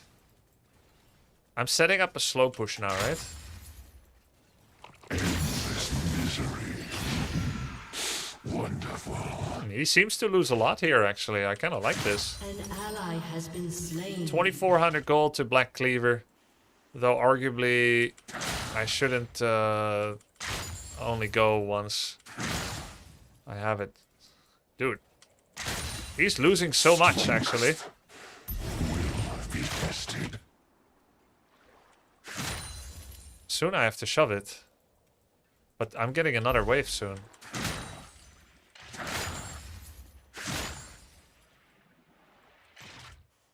An ally has Where the been fuck slain. is he actually even? I want to see their faces. This I have to shove.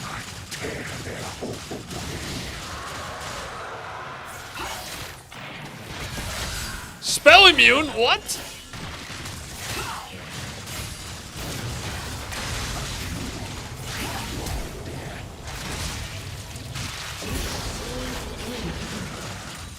Just forgot to use potion. Get. Gather your strength. This is fine. This is an even lane state, right?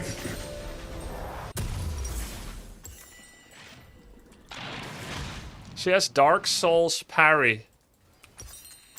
She has Dark Souls parry. What the fuck? What is that supposed to mean? Oh, okay. She has Dark Souls parry. Good. Well, I guess. Oh, you mean Dark Souls the game? Okay, I get it actually. I get staggered when she. But is that on auto attack? I actually thought that was a weird comment. Like he has an. I think I thought you were just quoting his ability. His ability name.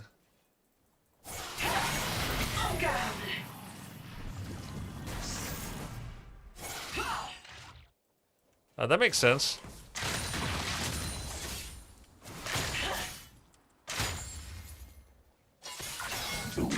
We're level 9 with no Black Cleaver. Dude, he's so gankable actually. An ally has been slain. An enemy has been slain. An ally has been slain. But he will never gank.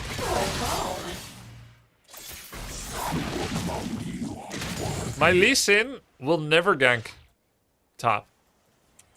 That's fine. I don't want him to anyway.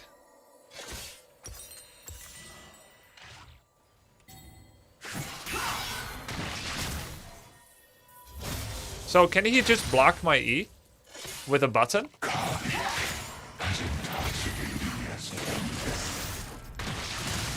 Yes? Okay. I'm low now. I have to back for Black Cleaver. Fuck. I have to back now, I think. Wait, I don't have it yet. I need to push one more.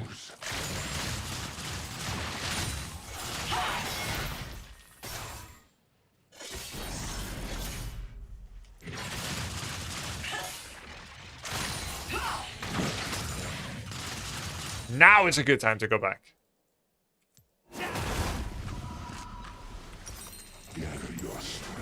You can block your ult too. Okay.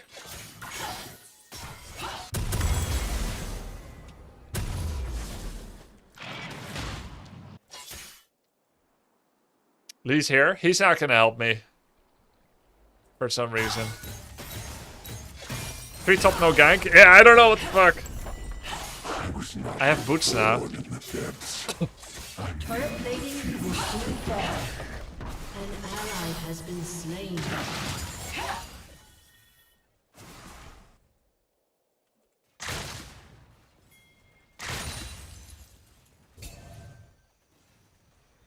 I'm strong now, though, right? Shut down. Hey, they got Veigar. Enemy killing spree.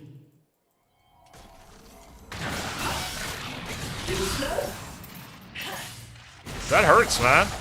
But I got Black Cleaver. I can dick on him hard. An ally has been slain. I don't know the cooldown for that, by the way. It's just that simple. Can I ever pretend to E and then not actually do it?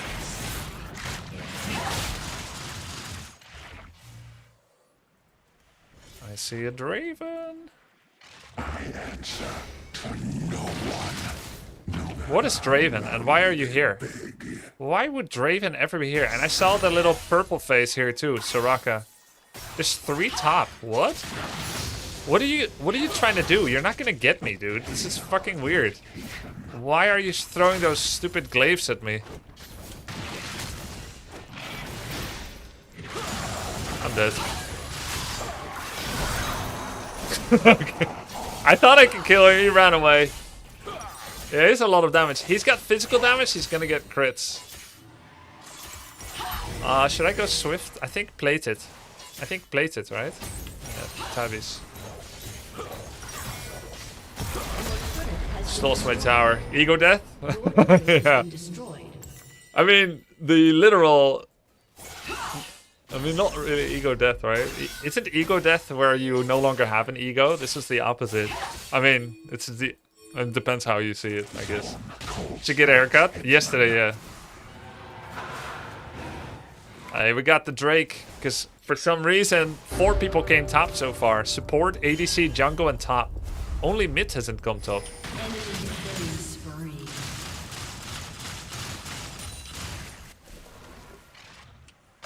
It's a party in the USA.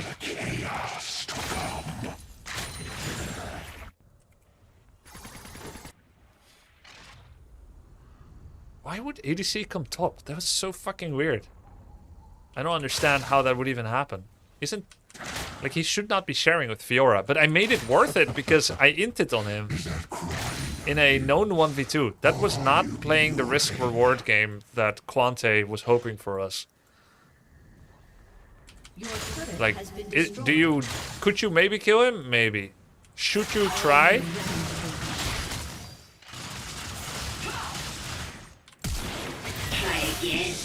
You bitch.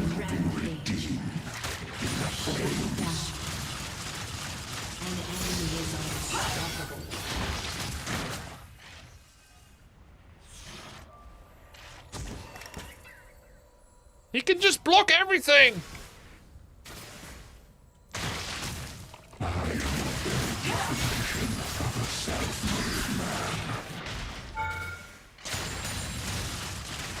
Oh, it's that channeling thing? Your turret has been destroyed.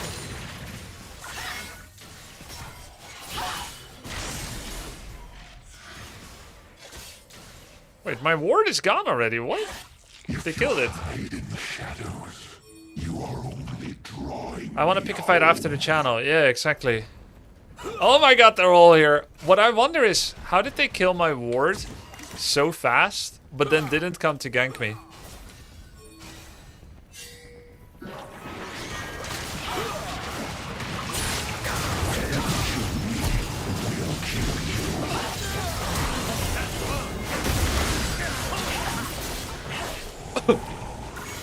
$462. What the fuck, Pike?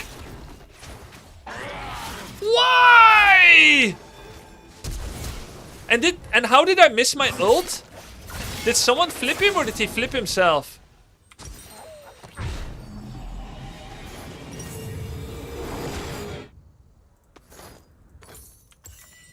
Pike flipped him.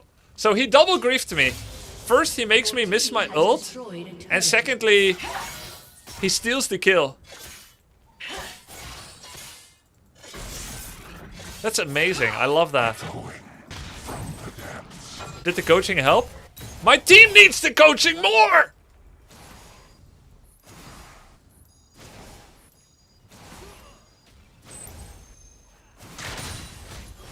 An ally has been slain. This pain is a gift. Pike flipped him out of here. 151 blaming team. There's become 4 people playing top! That's rage bait. That's a perm ban on a better day, but I feel great today, so... That's a massive rage bait. Enemy played 4 top. My team also played top, but when they are top, they won't do a gank. Feels good. Feels really good.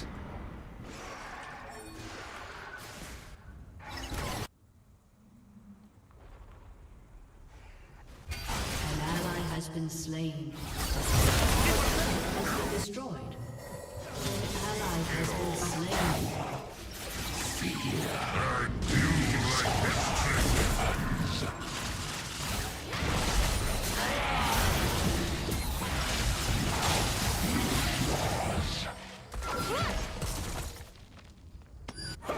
Meanwhile...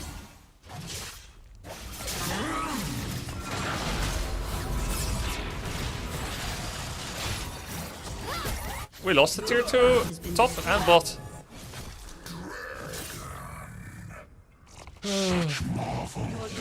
Don't you touch this.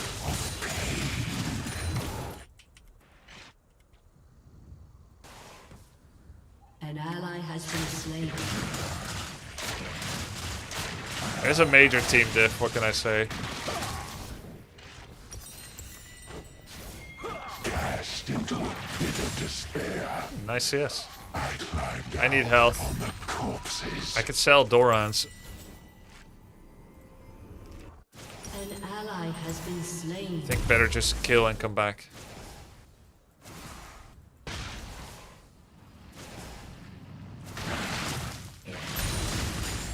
Their future is carved into my flesh. Is he like Asmodan? Only in looks. This is actually such a big team gap. My team is trying to take the Drake while all 3 lanes are at our tier 3. Has been slain.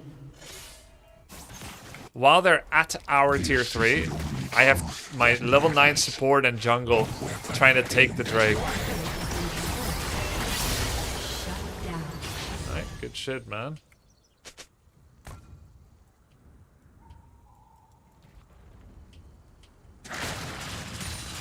Oh, this hero does not play like Asmodan at all. He's more like, let me think. Those who survive He's this more like city deserve it. if Garrosh and Sonya had a baby. Garrosh is counter engage, and Sonya has good single target damage.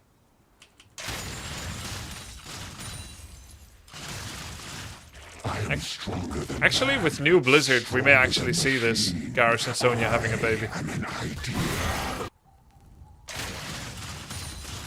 Enemy killing spree.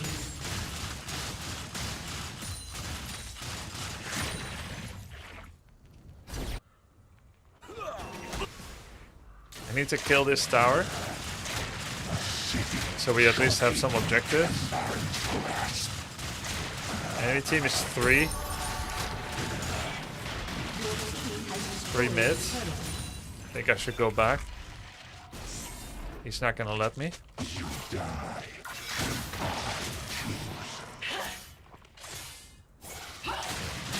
inhibitor has been destroyed.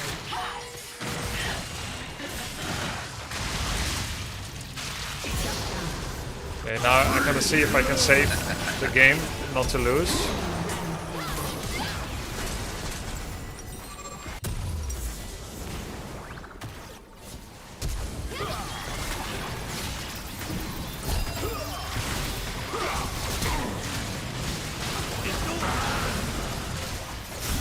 Shit, really?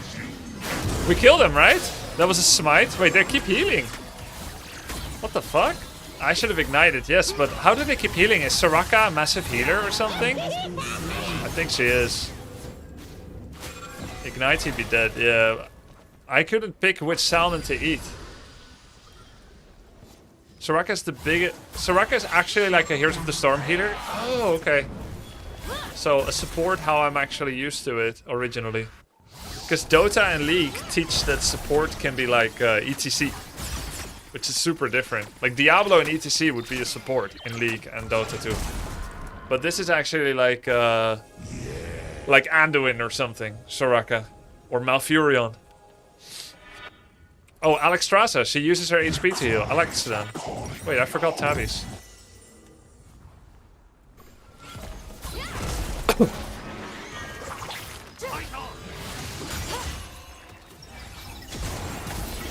Ouch.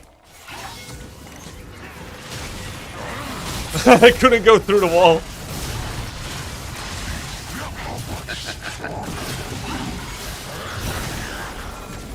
Well, my team is not shooting them. Even though I took 10 seconds to die. GG. Major team gap. It is what it is.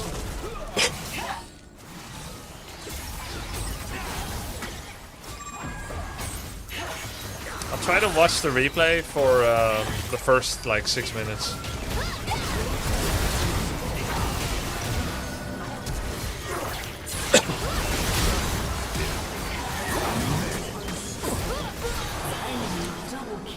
It was very useful to practice against Fiora's parry. Like realizing how I have to counterplay that. Wait, what is that wall? That's Vhagar, right? I think Vhagar makes that wall. An ally has been slain.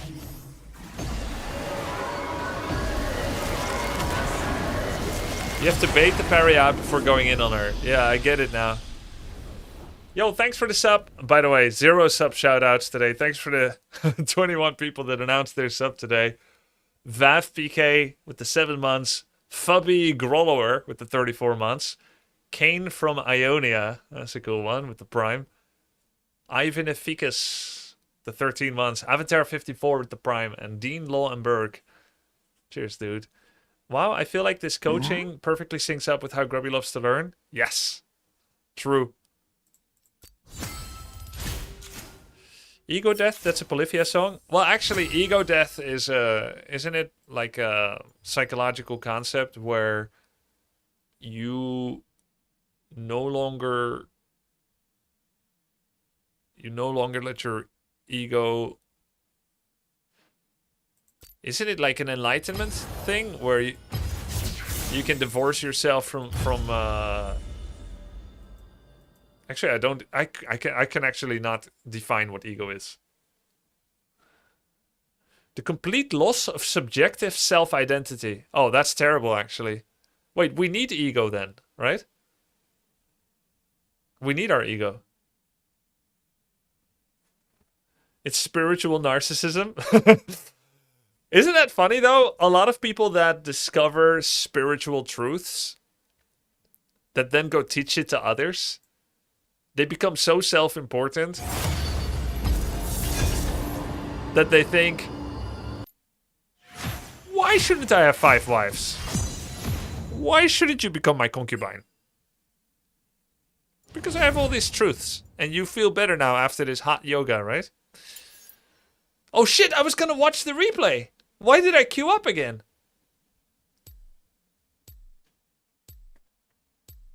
We can learn next game.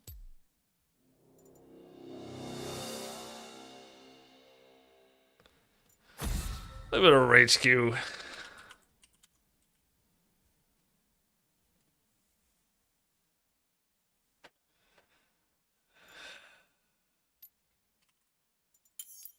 Hey, never pick a fight you can't win. Your team's banned. One of my allies banned Mordekaiser. They're trying to help me. You backed off of level 1 fight when you eat her. Just walk forward, right side of tower range. You know you'll win.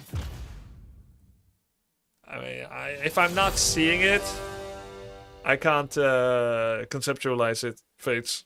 It sounds like a ghostly, disembodied truth that sounds right, but I have to see it so I remember what I thought and stuff. I appreciate it though, but at the end of the day, I queued up for next game, and now I can't analyze last game anymore.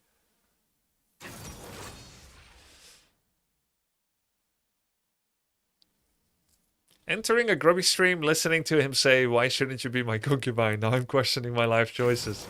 It's not too late.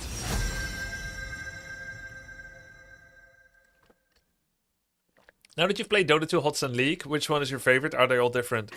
Look, favorite based on what? How much I played it? Then it's HOTS. Which one I prefer playing now? Then it's League. Alright? If you asked me 2 years ago, it's Dota. So I think it's difficult to really to say like this which one is the favorite. Is the offer still up? Ah, you're not a sub, Emo Hippie 420. I only take sub concubines. Unfortunate. Could have been nice. We could have had a nice life, but it's what it is. If you keep pushing their tower like you do, then I predict more level 2 ganks. Why am I pushing their tower, actually? Oh, I need Ignite. It's Dr. Mundo. More like Dr. Dumbo, am I right, chat? Why am I actually pushing their tower? I'm just CSing and zoning them. The push tower is automatic.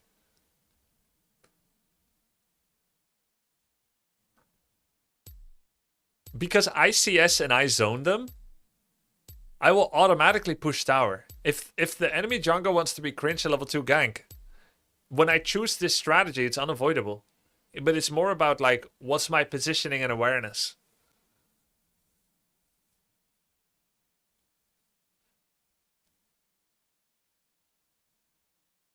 When you're crashing waves, you don't shove fast enough, by the way? Probably, yeah. Because sometimes I think I don't have enough auto attack speed to both CS and land extra stray shots on fat minions.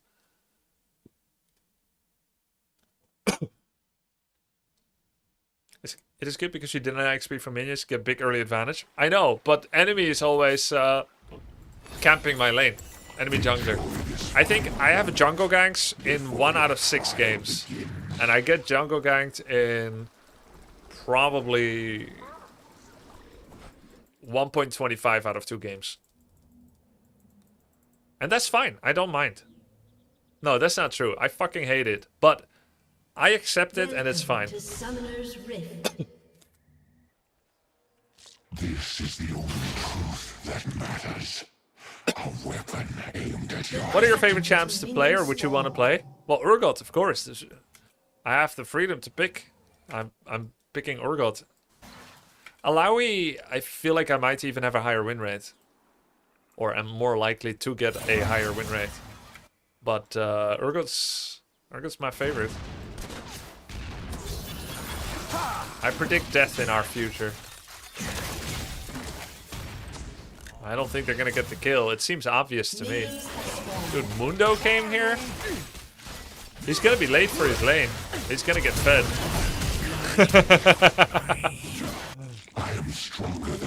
Don't tell... Yeah, he's... Okay. He's gonna be late for lane, so how do I play this? Shove wave?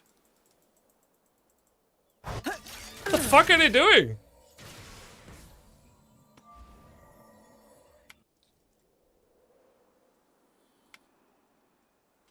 An enemy has been He will slain. TP? Yeah. Oh, he does have TP. You can't push it fast enough at level 1. Yeah.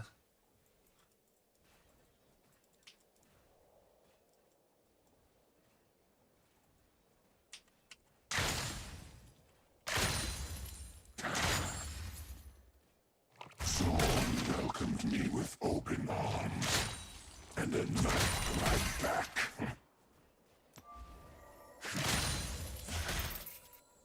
Mundo Cell!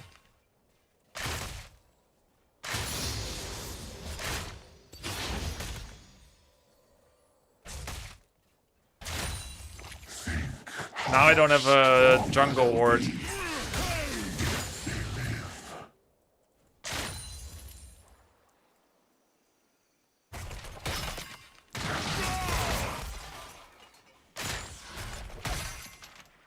Have to position a little bit more safely. The Zorn will be redeemed in the flames. Fuck.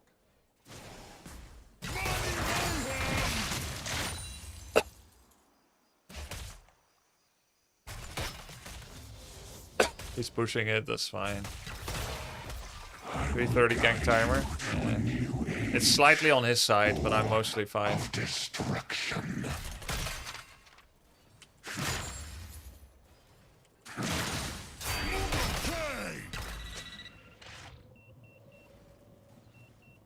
You can sometimes... You can sometimes aggro the melee so that you can hit it safer. It's kind of interesting.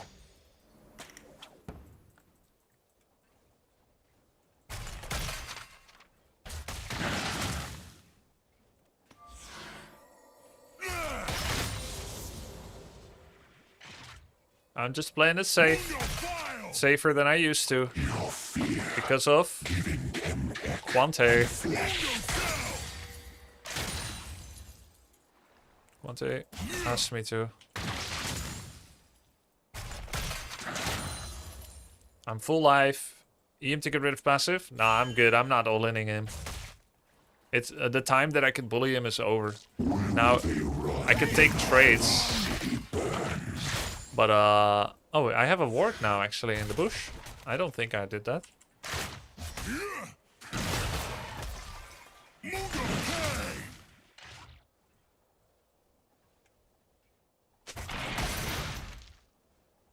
I was not reborn in the depths. I merely refused to die.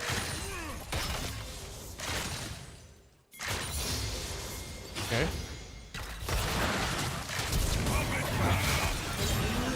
I didn't need to flash, it was a fucking misclick actually. I flashed and ignite him at the same time.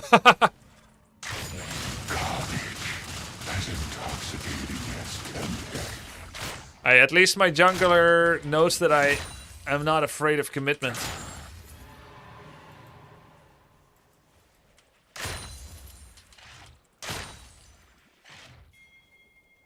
It's still frozen, I think that's fine. I can't push it fast anymore. He's back, he teleported. That's good to know. I want to set up a slow push and then a crash out. I want to have a generational crash out. So that I can go back eventually.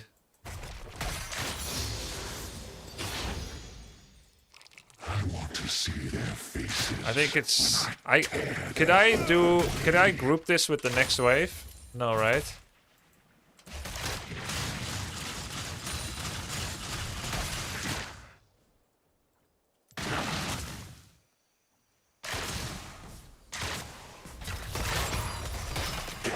Into a pit of despair. Okay, I was trying to... On the corpses. I was trying to shove it into the wave. And now it's in a bad spot. He could freeze it and give me all kinds of trouble. Overstayed? Yeah, but look. I am struggling with two different objectives. One is to actually make sure it goes into the tower. If I don't bully his life, then he can hold it here. And I will lose 2 full waves. Even now, it's quite bad. So I was competing with 2 different objectives, which is to do an actual crash. Like, now the wave is gonna come to me, but I lost quite a bit. No boots? I don't... Yeah, my boots are magical. Magical footwear. They will appear at minute 12. This is not too bad. Like, you could argue I overstayed by 10 seconds. For my ideal back timing, yes. But for the ideal lane manipulation, it's different.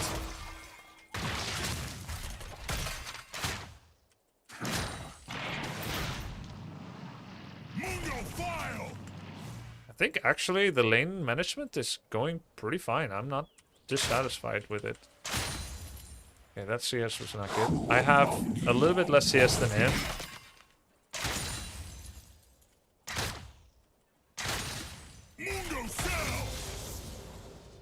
But I'm playing for Black Cleaver.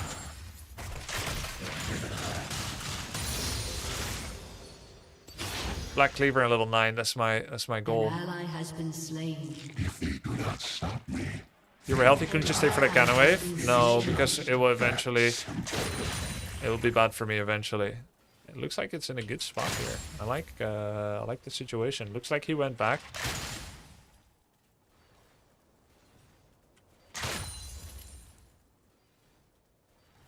Looks like I can't leave here.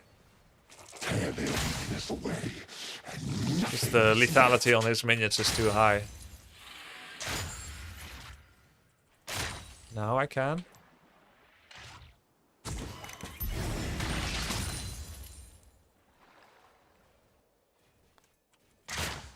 Oops.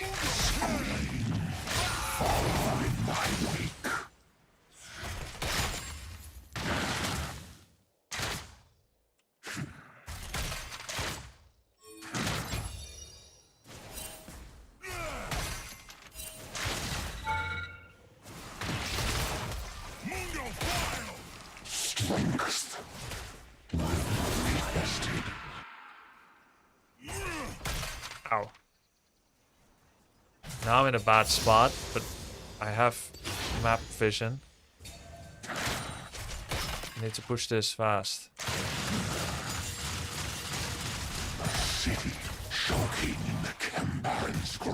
Okay, they warned me. I have Black Cleaver? No, but I'm close. This is an equal lane state. I can't stay because I'm low. And Yi was near.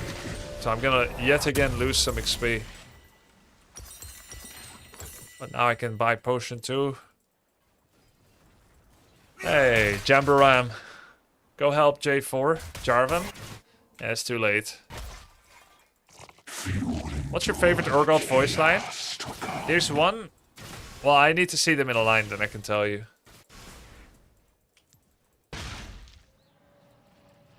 I like the one where he said he's gonna...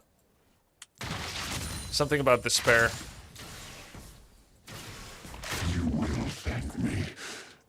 And something about eating ass, I think. Like, I'm gonna let them eat my ass, something like that. I don't know exactly. Oh, I'm an idea is pretty cool. I am more than a man or a monster. I am an idea. That was pretty cool. If you hide in the shadows, what did he get? He doesn't have his big item yet. How far am I to it? Close.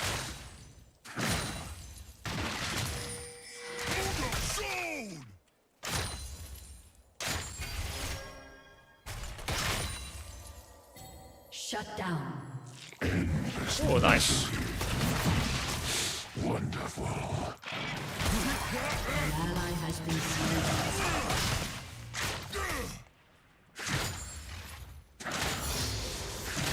Level 9.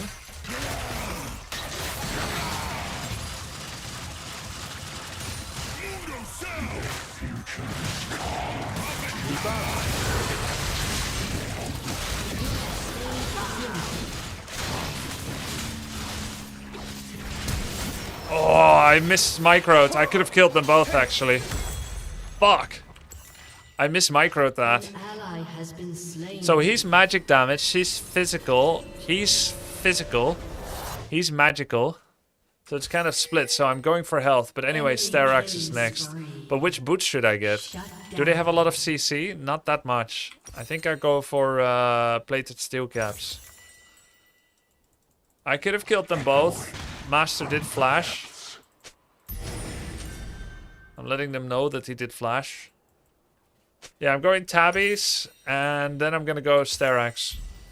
I could have killed them both. Did you stop playing Ilaoi? It's just that I had coaching with Quante today, so I focused completely on URGOT for a while. But I did not stop playing Ilaoi. In fact, she's what I would play every time I get banned out on URGOT.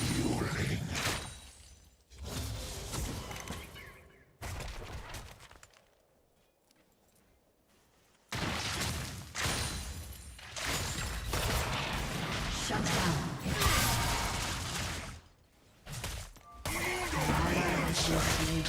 No one. An ally has been slain.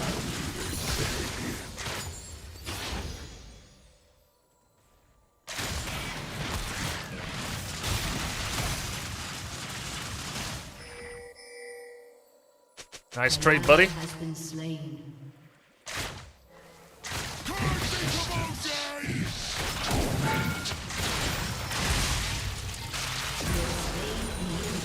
Little morale boost for the team.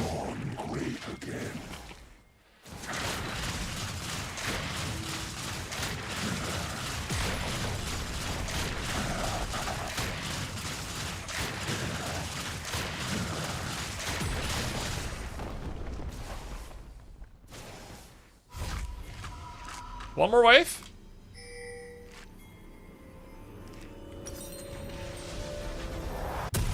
An ally has been slain.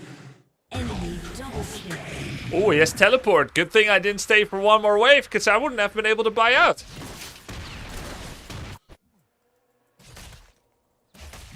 Really good back? Yeah. That's really good that I went back. Normally I would stay.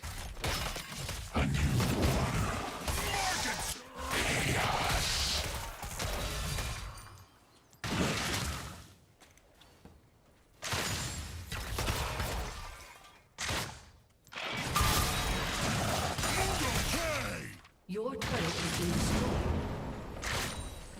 We will rise from the rubble, stronger Ally than has been before. slain.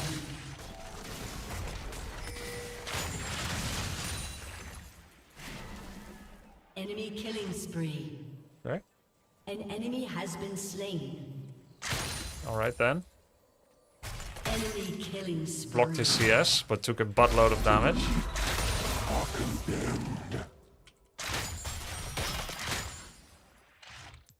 Your team is getting cooked? Yep. As usual. Turret has been destroyed.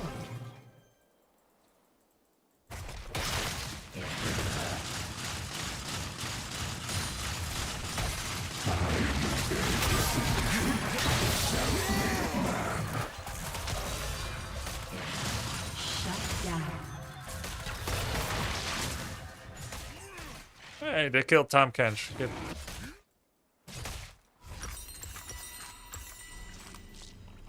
Next wave is pretty far, so I'm just gonna chance it back for my tabbies.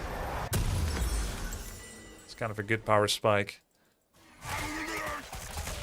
Stay can win. I can win, but I can also win better if I get my plated now, and it was a good time to go back. In fact, I may lose only 1 XP. This is the only truth that matters. A weapon aimed at your head.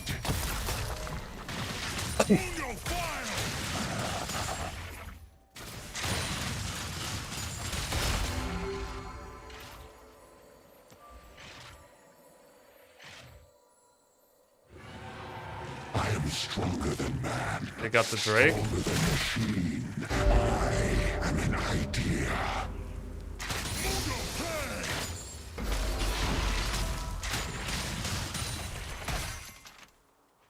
An enemy is unstoppable. Jeez. An ally has been slain. We're winning so hard top, but look. If my team is half decent, we win these games on average. It's just not this game.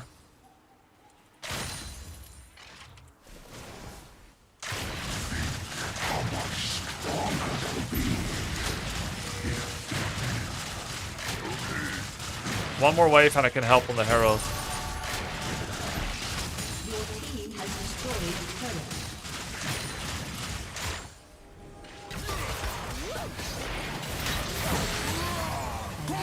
has been slain. An enemy has been slain.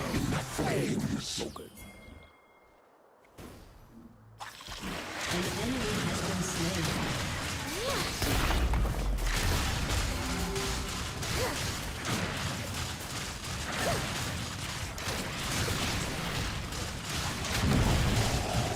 Is Timo my support or my jungle? Oh my god.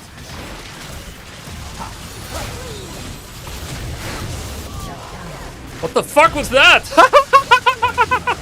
Dude! What was that even? That was so juicy. I have Sterax now.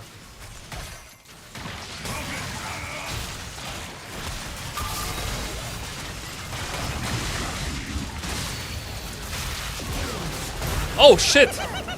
That's Veigar. I thought it was my Teemo. It still worked. That's fine. Teemo, help him, man!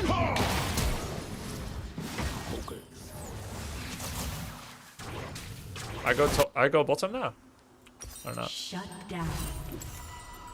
An Nice, they ally got has been Veigar. This is slain. big. We are affecting the game, actually. That's good. Does Veigar have Dark Seal? No. So he did not lose any stacks. I'm gonna go walk mid so that I have the option to help left or right. There are no objectives and the left lane is pushed in. Top lane, sorry. Dude, is their support soloing us? That's not unusual, by the way, for a Tahm Kench support. I've seen that before.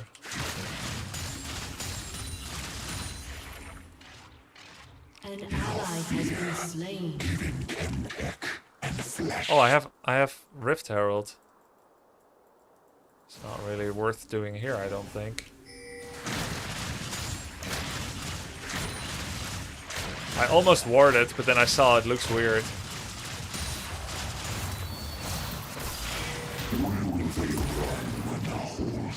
Wait, I better use it. Wait, you can't use it when you're in a fucking fight? Fuck! Do I give the hair? Oh no, I still have it, right? Well, that was kind of bad. This guy's strong because you have no MR? Yeah, I know. I wasn't building for him yet.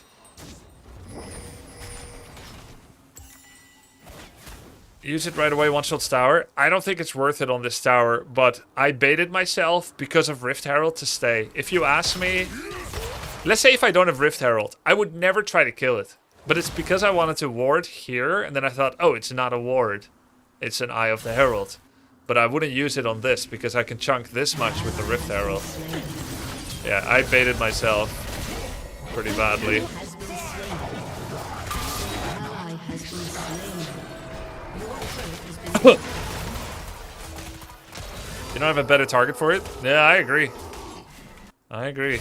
Your team has destroyed a turret. An ally has I should have been gone bot, slain. arguably. Ah, maybe not.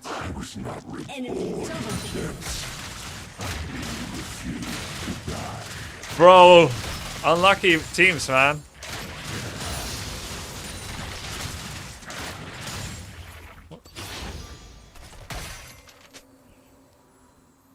Very unlucky with the teams.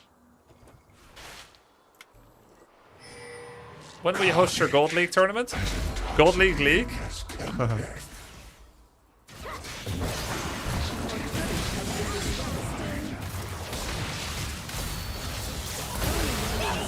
They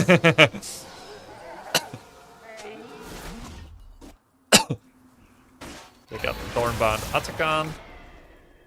Use Herald for what?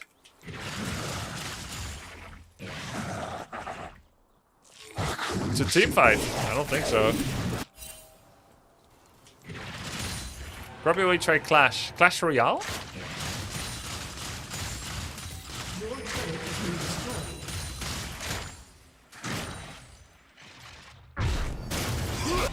Enemy killing spree. It disappears if you don't use. How long? An enemy has been slain. There should be a cooldown on it. You can take jungle camps with it? Okay, I'll fucking take jungle camp with it. What the hell? Is it gonna fight the jungle camp?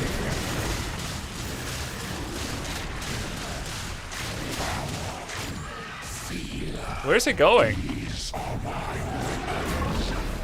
Did someone go in? Shit, okay. Damn.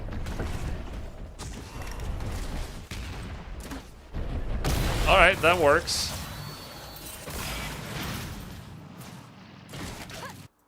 An enemy is I'll go bot. Someone else can carve it up. That's pretty good. Good job, Timo. Ninth death, but it meant something. It did not take the jungle camp, or maybe I misunderstood something about the backseat. You can take jungle with the Rift Herald. I guess the backseat was you can take jungle camp, not specifically with the Rift Herald.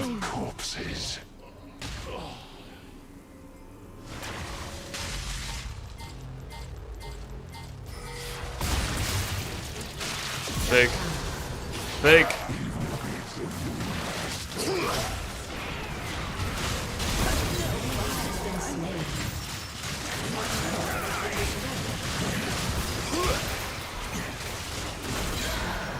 Okay. Good shit. Yo, we're helping the team. This is fantastic. We have blood mail now. Only those who survived this city deserve it. I feel like those kills all got stolen, but it's fine. Who took them actually? Did you guys see who took it?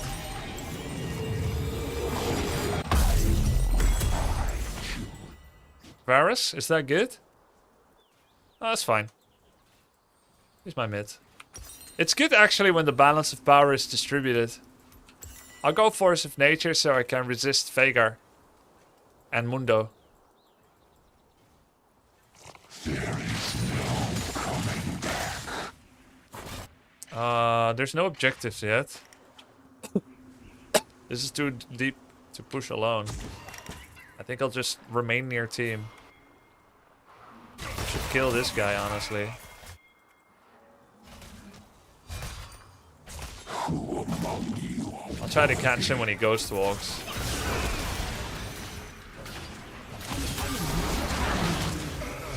killing spree.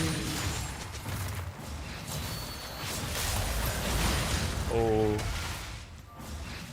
That's good. My Teemo died. Yeah, the lanes are pushed up, so we need to leave. If he's smart, he comes here and interrupts our backs. What the fuck?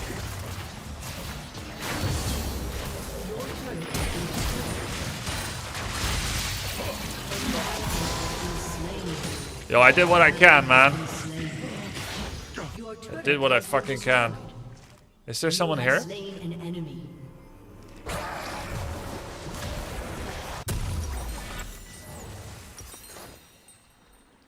Shut down. Okay. No inhibitors lost yet. How good is Teemo support, by the way? Is it good?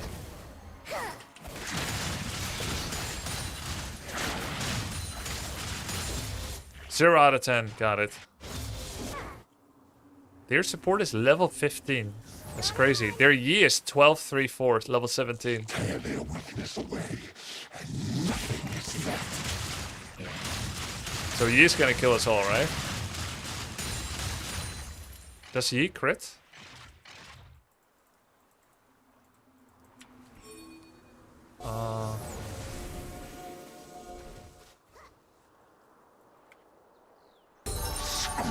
No crit? Has destroyed a turret.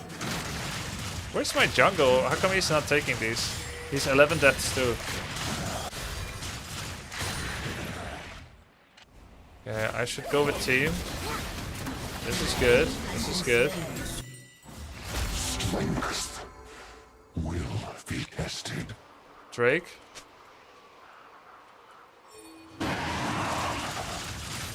An enemy has been slain. Nice, nice, nice, nice.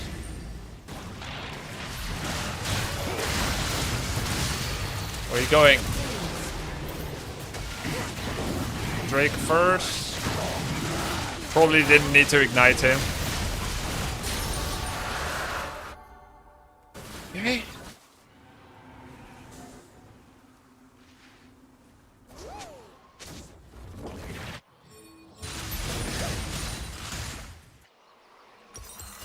City choking We are all coming together for this.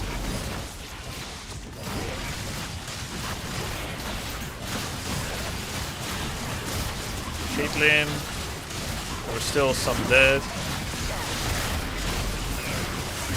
Okay. It's back, so I got this.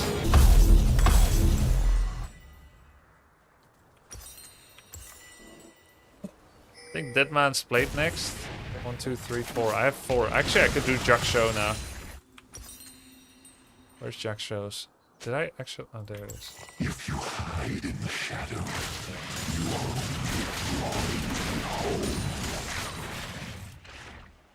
There's a wave top, but my wave is winning, I think. I have no flash yet. There's Yi, finally. We want to counter-engage, and Varus isn't here. We don't want to walk into mages, generally, if we can help it. Because we're going to get peppered by spells. He's peppering, alright. He's peppering a lot.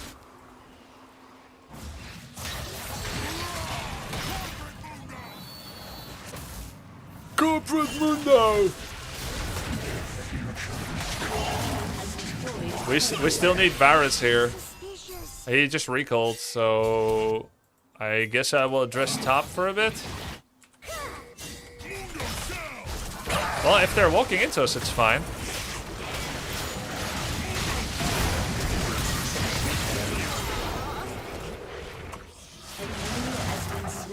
That's good.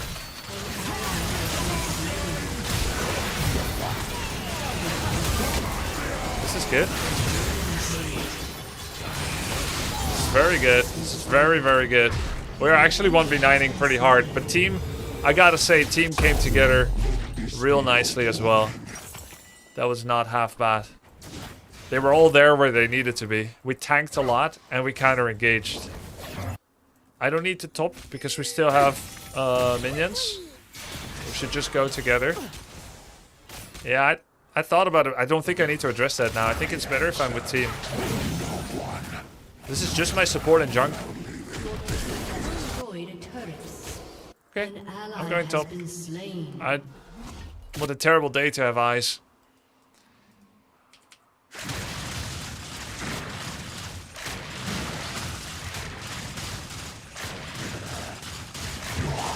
cries will give voice to chaos.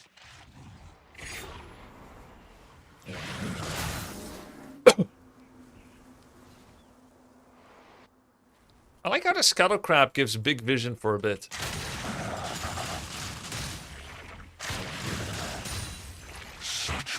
I see Mundo, I see Tom Kench was here recently. I need to push out one.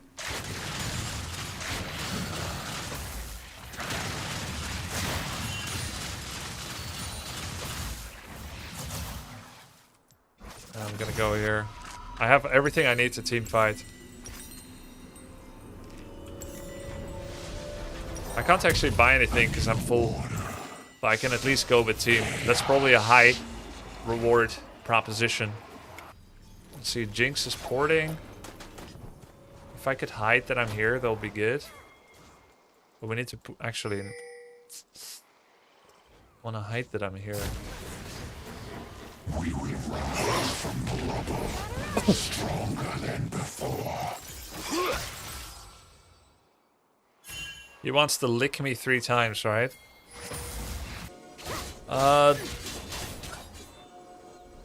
Those are traps. You have already lost.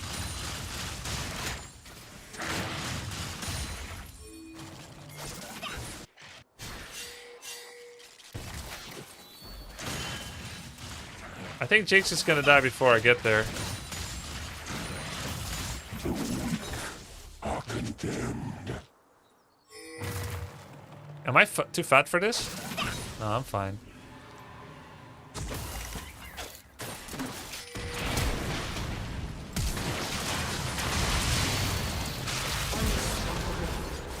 Get over here.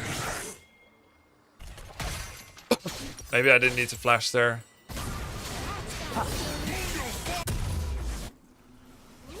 I used too much, yeah. Hey, I didn't use Ignite.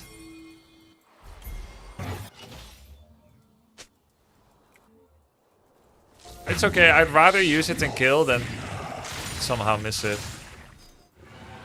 Oh wow, Yi got the Drake so fast. This looks bad by Jarvan. That was really bad. Can I turn this? I'm gonna try to peel for Jinx.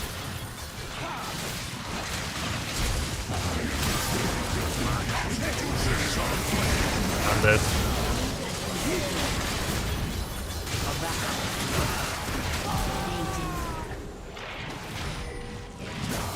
An ally has been slain. By the book. Yummy!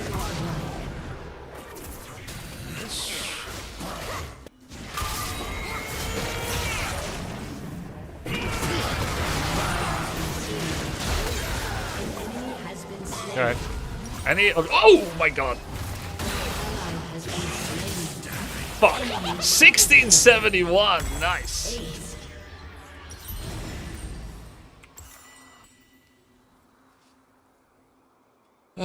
This Fiesta?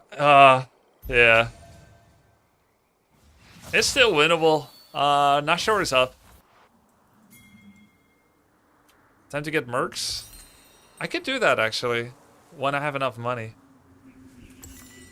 I mean, he's the most dangerous, right? Well, let's not do it yet. Maybe we don't do it at all, because they have Yi and Caitlyn. Oh, nice! Sick! Slain. Now we can definitely do this. The bottom lane is kind of fine. Oh, that's a problem. He's gonna take inhibitor, perhaps. Now I wish I had teleport. That could cost a bit. Maybe all I need to do is take one wave, and then... An ally has been slain. No way! Oh my god. Oh my god. Alright. Has been slain. Alright, man. It is what it is. GG.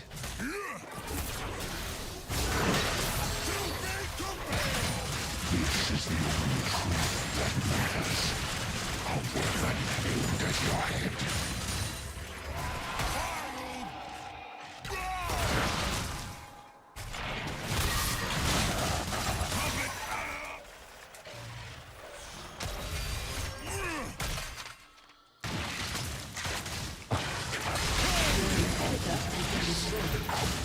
What do you mean? Assist? He's dead already. Yes, yes, I know, but like, we kill these. Oh, okay, cool.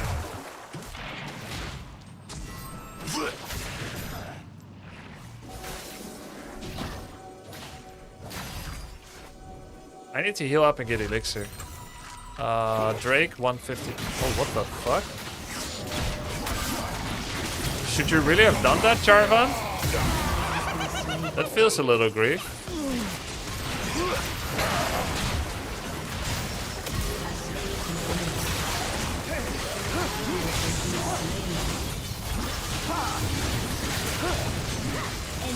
Oh my god.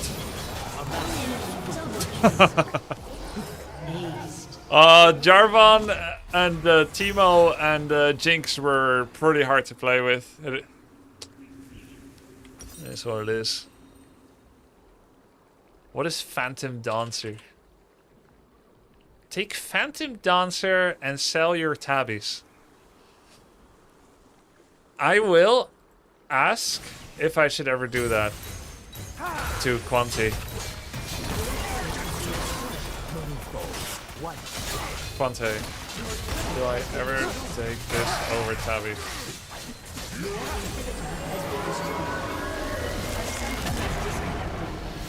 I did fine there. I could do better. I did fine. No, he went over that with coach. My chat said so. You said no.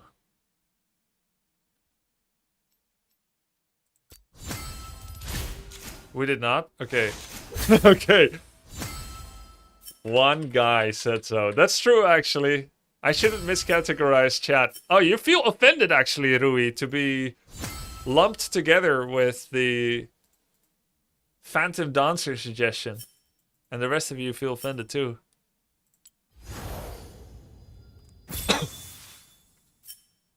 Guys, on average, at this elo, if I play like this, I think we win 70% of the You've games. successfully gotten me into SC2, WC3, Hardcore WoW and Dota 2 over the years, but I will do everything in my power to resist getting into League. Doug, you don't need to resist.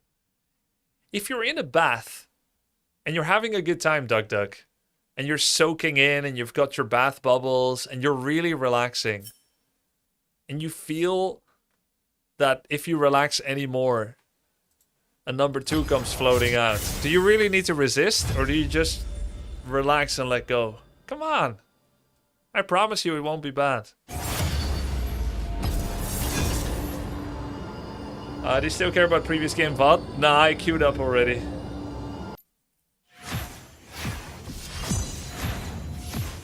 League is a great game, Doug. I just discovered Frankie it. said relax. Can you please take a look at the giant enemy crab god's old splash art? No.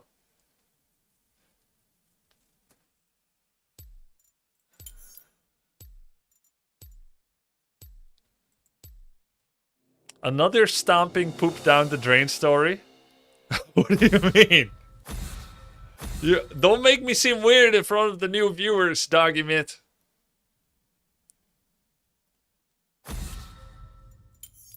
Hey, Don't pretend there's never more. Pick a fight you can't win. The game is fun, the people are not. Well, then just mute the rest. Thanks for the sub, Doug. Elmer Roth, Robo Jester, I Restrict, Alpha Shadow. Thanks, guys. You played the last game extremely well. I feel like we benefited a lot from Quante coaching right there in that game. Right there. Don't you think? Because we joined far more team fights and we gave a chance for Destiny's reversal. Big time. We joined a lot of fights.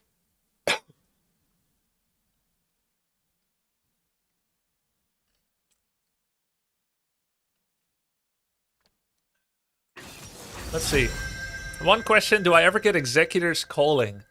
If you have Town Portal, get Executioners first and then Black Cleaver when you have healing matchup. If you have Ignite, don't bother with it at all, except if you're against Warwick. So is Warwick like the king of self-heal, chat? Does he like heal on every single auto attack or what? Until you are broken.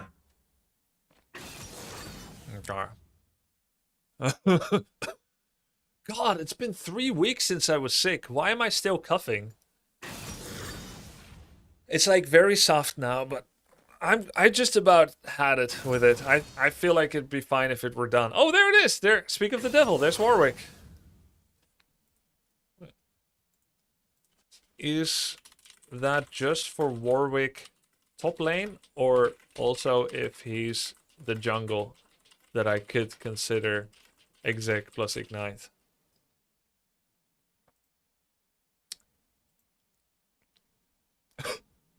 Go to the doctor, Grubby. You don't know Netherlands health system, clearly. In France, okay, I learned in French language class in high school from a teacher that goes to France a lot. He taught us not just French, but he said the French go to the apothecary or the general practitioners for so many things. Little things, big things, and you get help and you get medicine and so on. He's like, it's not like that in the Netherlands. I don't know if he's a healer. Oh, wait. I'll just do teleport and then I'll get exec for Warwick, maybe. You're winning 70% for now, but Riot will always balance you at 50% win rate? Of course. Unless you get better. And by the way, I'm not winning 70%. I'm saying in similar games, if my execution is like last game, I will momentarily win 70%. Yeah, not forever, of course, because then I would be better than Faker if I win 70% all the time. But it is true that matchmakers will try to match you with equal skill opponents and allies, which, it tries to do and it will do on average. In which case, you will get 50% win rate eventually if you plateau in your skill level development. Yes, that's true.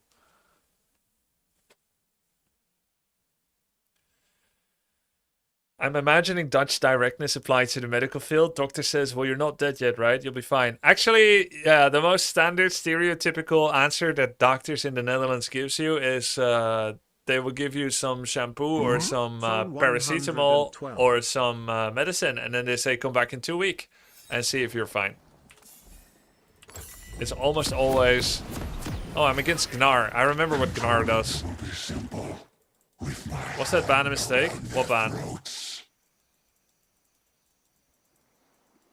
Is it in the Netherlands like in Germany you get doctor's appointment if you wait 4 months? No, it's better here, luckily. Gnar is... He gains a Fury meter, and then he will be Mega Gnar for 15 seconds. And Mega Gnar has 3 different abilities, like charge, etc. And Mini Gnar has lots of poke, right? Like he probably throws like acorns and stuff. Pronounced Gnar, I know, but I am deliberately mispronouncing it because I disagree with the way that the English and the language pronounces GN. Gnar, Knight, Gnat. Minions have spawned. Knight. Wait, what? His 3-hit passive is the most damage.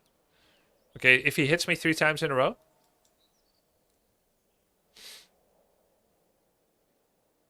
I was not reborn in the depths.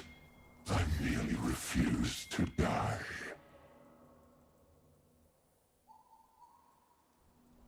What the fuck is he doing?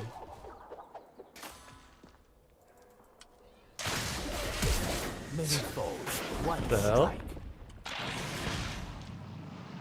Only those who survive this. This is so weird, dude. I've never... Wave? I know, but like... That's my lane opponent, by the way. He did mess up my jungler. That was so weird. I proxied. This is the only truth that matters. A weapon aimed at your head.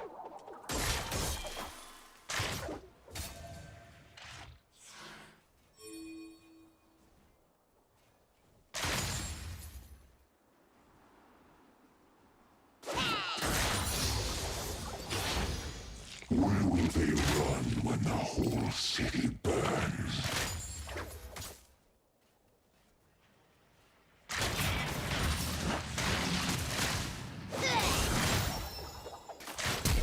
You only trust your agony. Little gremlin. I could go back now for a call and a healing potion. But actually I have teleport.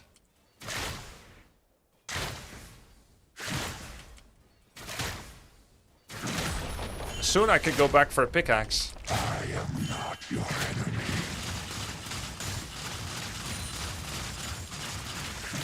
An ally has been slain.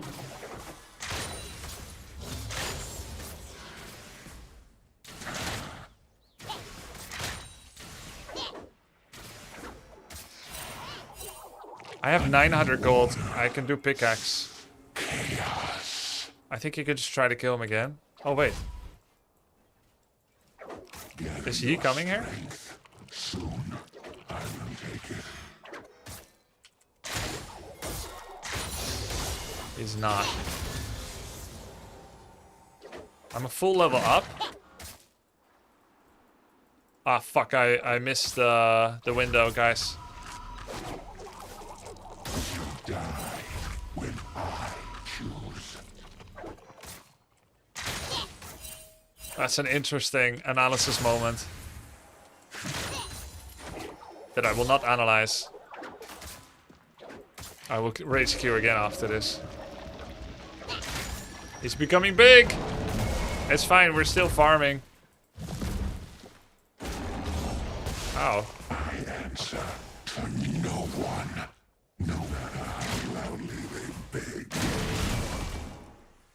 Fuck. I got XP, but I didn't get much else. Gather your strength. Soon, I will take it. I have Phage. Did he try to do something there? I have Phage, is pretty good. 15 attack damage, 200 health.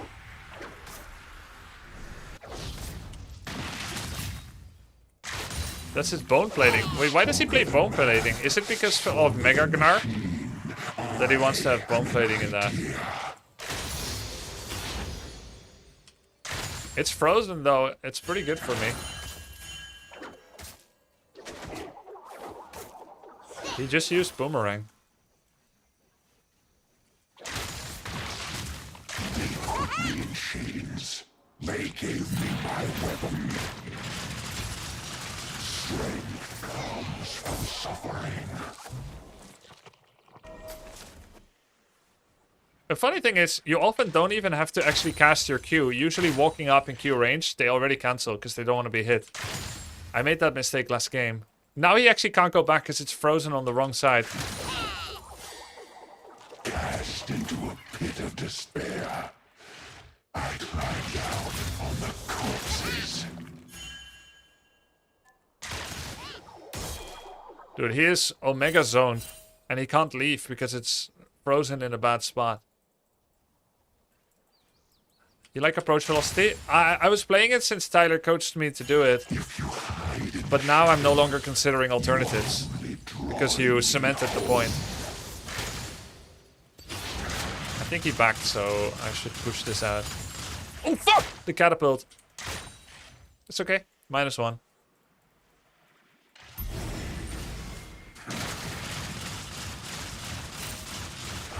See their faces. Yeah, this one. I want to see their feces. What a weird voice line.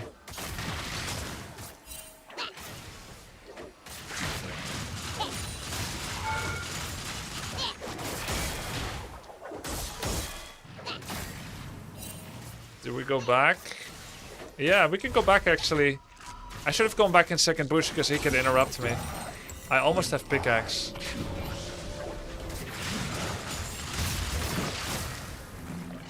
Uh-oh.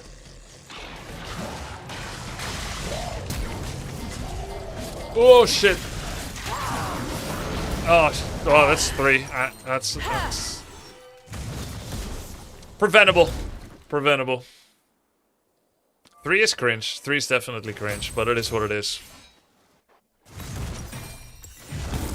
We got pickaxe. Zone calls for its headsman. 7 minute 30, level 6.5, and we have 1025 to Black Cleaver. That's good for your mid. Okay. Such a greedy back. Yeah, why? Oh, but it was not a greedy back. It was a wrong bush back. He interrupted me with a ward. Maybe that's the part that you think is greedy.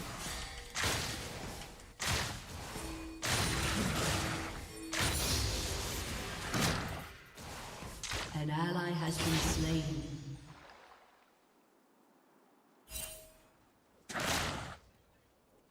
You will thank me between the screams. I noticed we didn't go over mechanics because I think Quante probably thinks that it's best to go over macro decisions. Or maybe it's because I asked for that. But one of the mechanics is like, sometimes you want to make sure to shoot with the same side every time so that you don't accidentally push the wave. Oh, I got his bone plating.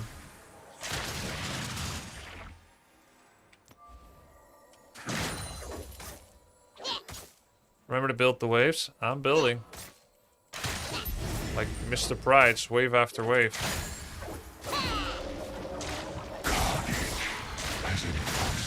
But now he's becoming mega. I don't want to fight then, right? Next time. Otherwise it's too much at once. Thank you, man. Oh, fuck. He's strong. I'm dead. I messed up. That was... Don't look at that. Don't look at that. I didn't focus. I was looking at the Void Grubs and things happened. Things got out of hand. Has been slain. Things got out of hand. This time team carries. Echoing from the depths. He can only use ult in Mega. Oh, and what is his ult?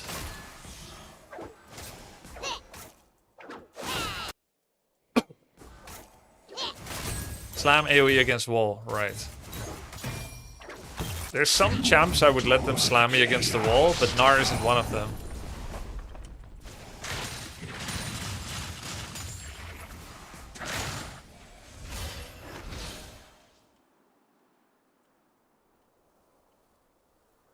Was that him? Did you see that? If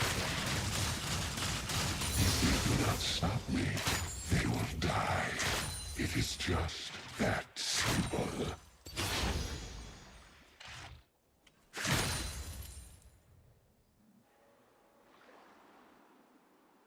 Do I get a plate? I always wonder. I see Warwick, so this doesn't feel that bad. How much stronger they'll be. Bone plating.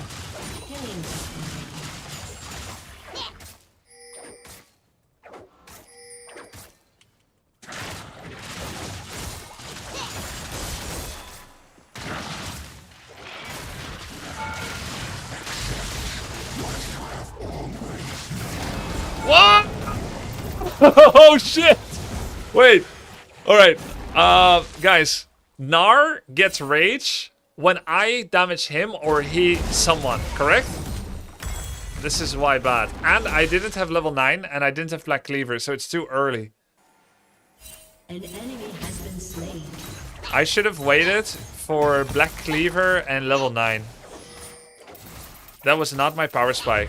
I guess Quante would say, maybe you kill him. But why try? It's not a high win chance.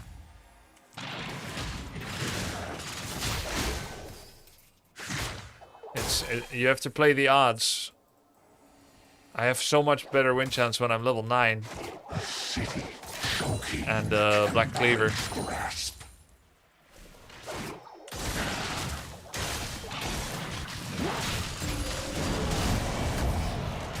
Oh, come on. Oh, man. Well, now I have to shove it hard in his face. Your cries will be voice to chaos.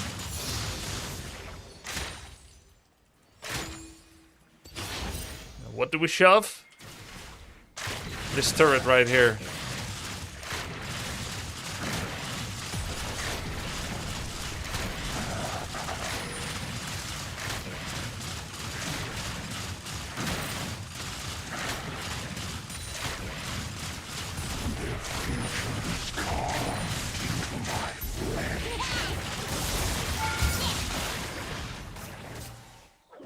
That was pretty good.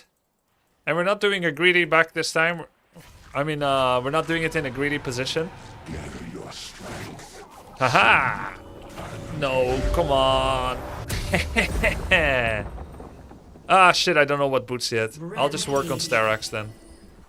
Let's see. I should have analyzed what boots. Lissandra, I don't know. I think Quante just said Lissandra has repeated magical output. Actually, I see her shoes too. Swifties is always good? Okay. I should have taken Swifties here then, because I had the money for it. Turret plating will fall soon. He's one level higher. He's got plated. Tear their weakness away, and nothing is left. He's pushing here. Oh, I missed 2 CS.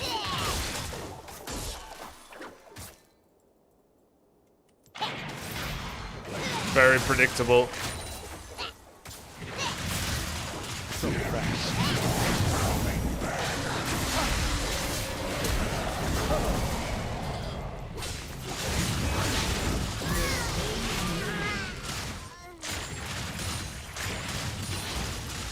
By the way, Quanti, if you're still there, we didn't cover if I should max Q after W or E.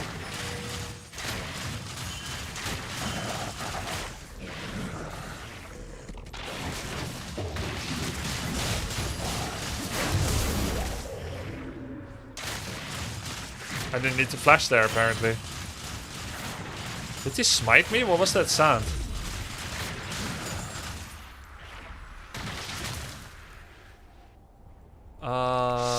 Q, always max Q second. Oh, okay. Come on, Nar, don't interrupt this.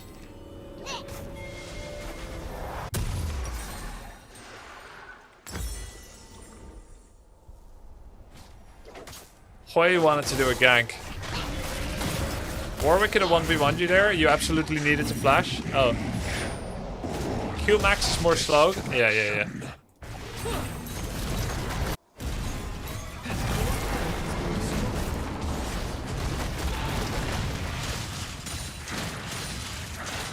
An ally has been slain. Can Misty E catch? Oh, the flames. That tower is super diveable.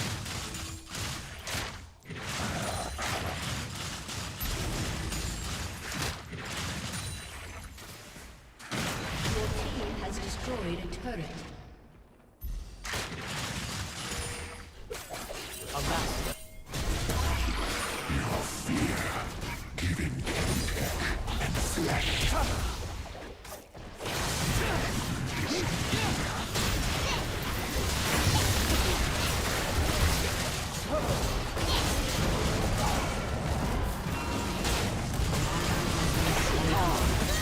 Ooh! I mismicroed a lot there, my skills. That didn't need to happen. Actually, if I show here, I'm died. We got Herald, all good. Let's see, Starax. Okay, top lane is pushed in, bottom is going to be pushed in, but Jhin is gonna cover it. So I'm gonna go mid for options. I don't just want to run top again, and I can't steal bot. I'm gonna go mid for options. Yo, what the hell? Lissandra? Is that the real one, or does she have some kind of illusions? Oh my god, what an easy kill. For Seraphine, apparently. That's a tax. That's a tax, agree?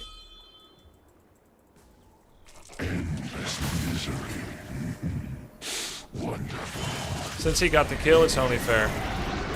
I'll stay here for potential kills.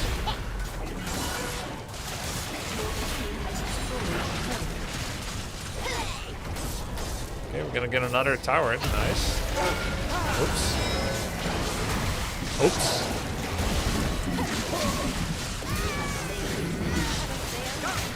Oh, that's really interesting. I would normally never be here if not for Quante's for coaching. I have nothing left, sorry. You're dead. I can't stay here either. If not for Quante's coaching, I would not be here to get that tower. Oh, fuck. Wait, why did he go away? Because I'm level 12 Gigachat? Guess I'll stay then. Let's see where the enemies are actually showing up. I see Soraka, if that's Soraka. An enemy has been slain. Warwick is heading mid. Your turret has been destroyed. I feel like this feels like an illegal push in, but because I saw most of them, it feels possible. But I have lots of money and now I have Starax. Actually, I wouldn't have had Starax unless I sold Doran's. What are those flames on the ground? They give like cooldown or movement speed. It depends on the map or something. With this money, I should get control ward. I'll even get 2. I'm trying to be a good teammate. I should be teleporting in. I don't see anywhere to teleport. It's too late now.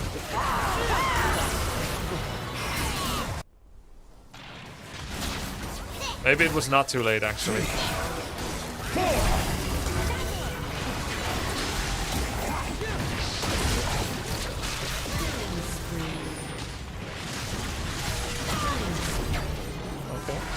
Who did that? Wait. Yo, let's steal the buff. Come on. I should have teleported in on hindsight.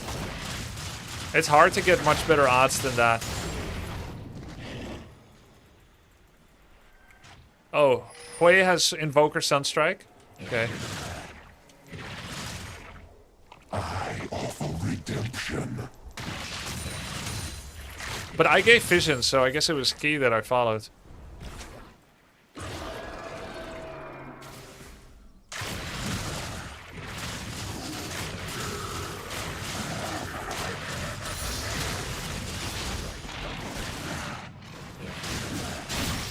This is the only truth that matters.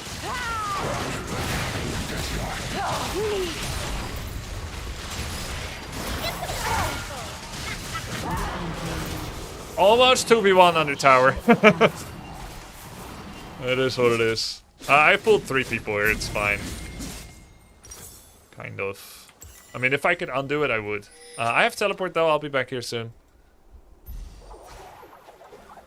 Feel that fever.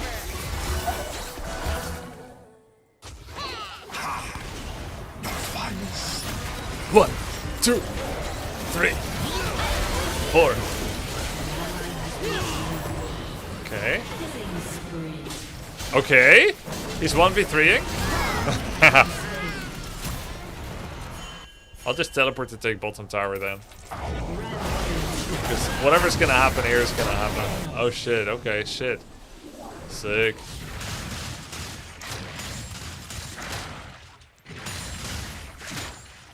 Could have gone mid too, perhaps. Though getting tower and Atakan seems nice too. And one more wave, otherwise it's suspicious. Then they'll know we're going for Atakan.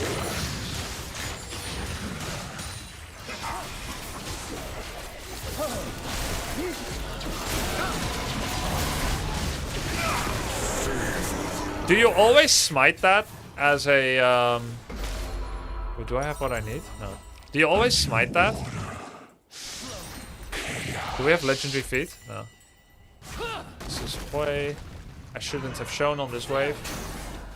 Like when you're extremely confident that they're not gonna mess with you.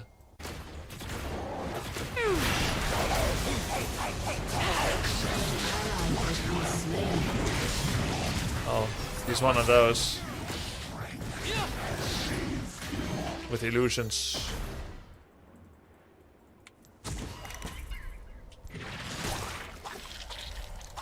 Smite does nothing when you're confident? Yeah, it's just a waste of the CD. Shut down. No one, no matter how loudly they beg you.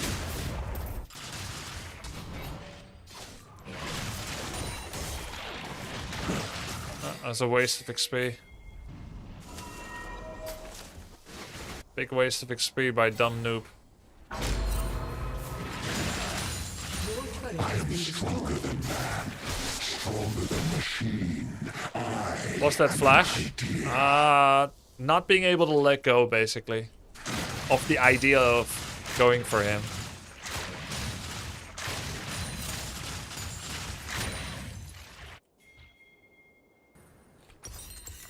$2,900. Though arguably I could go back first.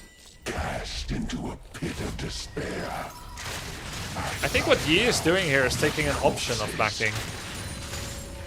So that he can stay for a bit longer in case something breaks out.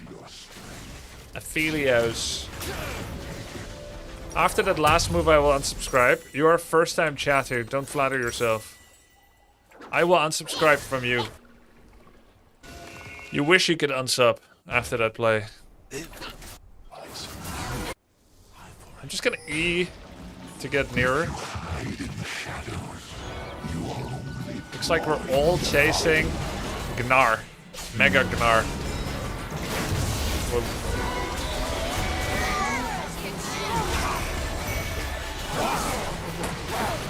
Oh! I got someone else. Worth it then.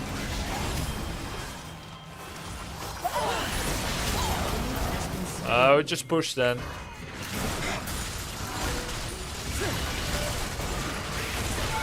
Oh, what the fuck?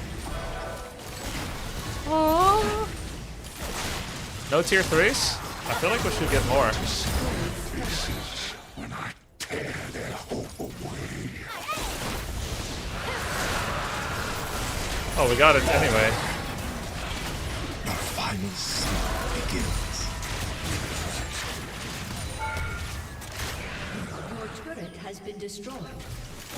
It has? Oh shit, I didn't look at the minimap. Wait! They, they gave up! Really? But they just got a tier 3! Or tier 2 or something. Alright, GG. I guess so. I guess Master Yi, Wei, and me were quite strong.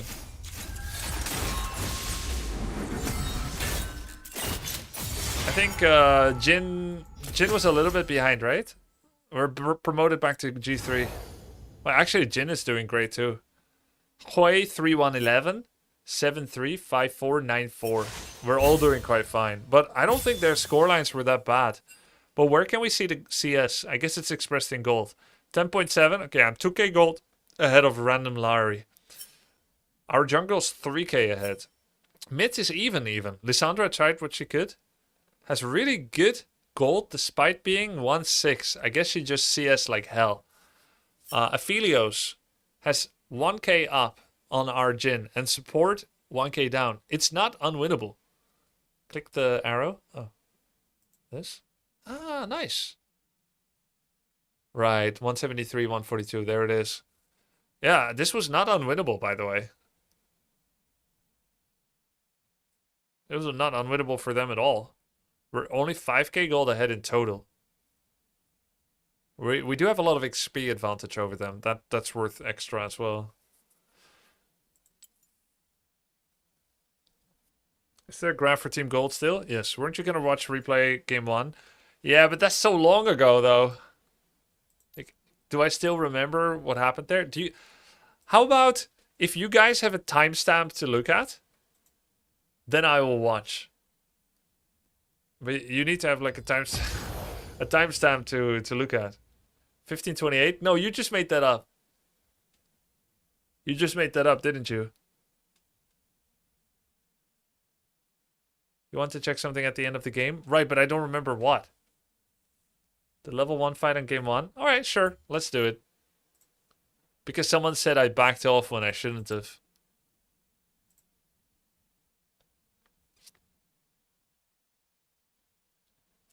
The back door just now, though? Gnar messing with my jungler? Wasn't that so funny? Welcome to Summoner's Rift. Best way to be rich. 30 seconds until minions spawn. Dude, this was so funny.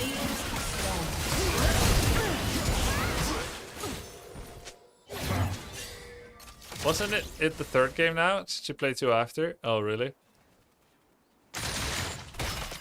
How do I see his XP? Okay, the lane. Now, this is how much XP I'm ahead.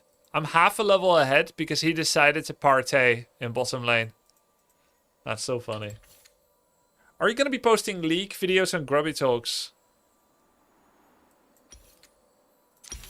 I think I will. I tried to get people involved in that and ask if they wanted to, and everybody said no. But I probably will do it anyway. It's just I don't really have time to do Grubby Talks videos now. A streamer or a YouTuber that wants to do something, they will crowdsource the enthusiasm for it. It's like, do you guys want this? In a new phase of my life. I'm full brained on League of Legends right now. I don't know exactly why a lot of on that journey, any League of Legends yaps, because I'm gonna have things to say, but do you want to hear it? And everyone's like, no. I quit League. No. If it was RTS, League, no. Zero interest in League. No League. Not interested in League. No interest in League. No League. No League.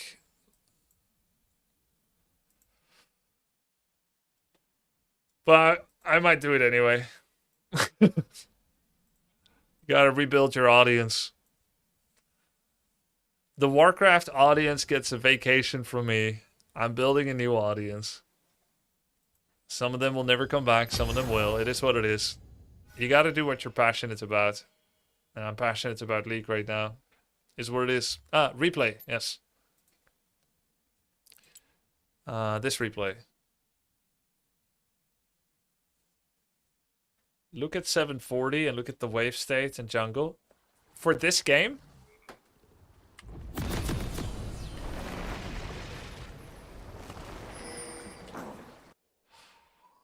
Warcraft 3 is greater than League.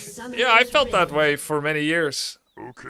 And it may still be true. I still think Warcraft 3 might be a better game. But it's also fun to play what is popular and what a lot of my friends are playing.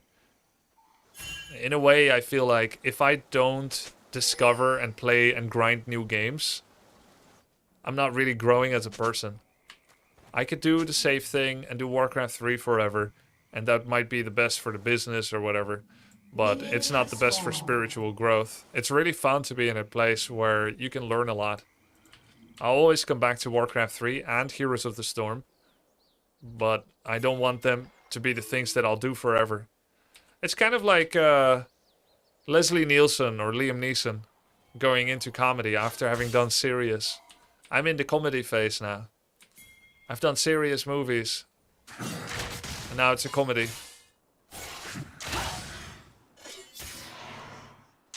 HOTS is a good game. How come it has not found success? Arguably, it has. Not arguably, it has found success.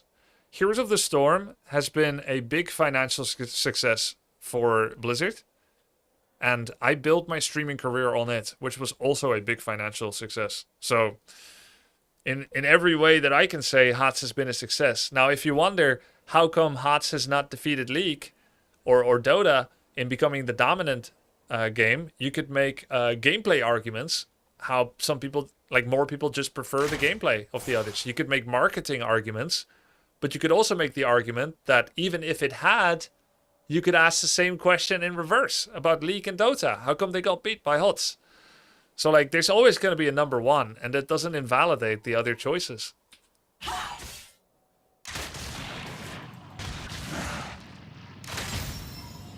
Oh, I see. Yeah. I start, like, sliding over to the left. Yeah, no, I kind of... I remember here I could just ignite. I could flash and ignite. I start this bait. Oh, did HOTS shut down this bait? No, a lot of people actually believe HOTS got shut down. The main argument is that the casual player enjoys the ability to feel powerful, which in Heroes of the Storm you cannot, and in League you can. I agree. I think that's the main thing. Look, Blizzard set out on a mission to remove the degree in which you can 1v9. To create a more collaborative teamwork approach, and also to lower the skill floor and complexity, and to increase accessibility. And this is a powerful marketing play when the market is already saturated with two high-skill, complex MOBAs. I think they made the right call, but I think also retroactively, I couldn't have predicted it, people like the ability to just pop off. It's kind of the Skinner's box thing as well, which is that if a human has a chance to get a high risk, high reward, we chase that high. Yeah, here I could have obviously killed her, because I ignited. I could have even killed her with a flash and then an auto attack. But if I didn't posture leftwise, then yeah, she would die as well. HOTS is a communist game? Yeah, socialist anyway. I found you from Age of Empires 4, and the best trait I find in you is you have a unique, nice vibe in learning any game you play. Well, not any game. I don't think the vibe will be as good when I try to learn Valorant, because I'm gonna be frustrated at just sucking all the time. But like, yeah, if the game aligns with my spirit, then it's a very fun journey for me, and as you say, for you maybe. Thank you. For those that don't know, HOTS can still be played against balance patches, just no new content. Yeah, true.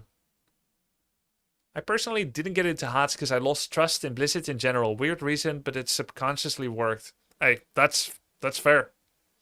That's definitely fair. Because they burned a lot of trust, and I think they rebuilt some, but I would not critique your judgment if you said never want to spend money on Blizzard again. Like, I get it. Because they burned a lot of trust with Reforged and Rumble and Diablo Immortal and D4 like first patch where they slowed you down because they're afraid you get to the end game and realize there's nothing there, etc. Yeah. Wait, Grubby plays shooters? I have never seriously trained a shooter, so every time I dabble, it's a very frustrating newbie experience. But I could see it sometime happening if I ever wanted to prove something and try to get to like gold or something, gold MMR. I think it'd be really tough, but if it's in competition with another person, I think that might put a fire under my ass to actually try. But it would have to be like a streamer battle, like someone else that probably sucks in FPS. Let's say... actually, no, I'm not gonna name names. Grubby, as an intelligent person, why did you allow yourself to become an URGOT main? Hey, it called to me. Here's what it is. He's very fun. Can you not win games by yourself in HOTS even if you do really well? Correct, you can't. Unless you play some of the... No, you pretty much can't. Like, there's like maybe 5 out of 90 champions where you could say that it's possible to really carry it alone in HOTS, but it's pretty difficult. You versus Tyler won first to gold in CS2. Look, I've seen Tyler play FPS. Hey, never pick a fight. And he definitely wasn't great when he began. But his work ethic and even his work ethic, his age, and I even think he has more talent for it than I do. It was not bad. Even if Tyler is mediocre at best at the FPS, I am horrendous at them.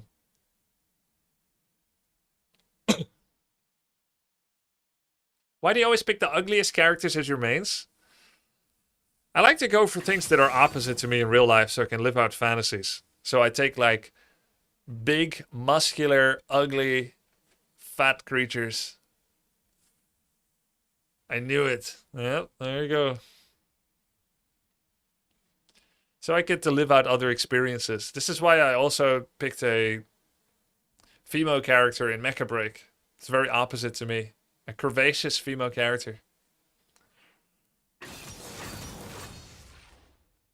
So you're insanely attractive IRL? I didn't say that. Didn't say that. But I am humble. Are you trying to be an URGOT OTP? I'm not someone that OTPs something. I play a lot of different diverse things. I don't take mains. In fact, I've laughed at people that say, this is my main. I'm very flexible. I play like 50 different heroes in Heroes of the Storm. But I can't deny that things could change. I think League stimulates you to one trick. Mains are cringe. Amen. Amen. As he rolls. Actually, half of my ranked games are URGOT. I have 50 URGOT games and 100 ranked games.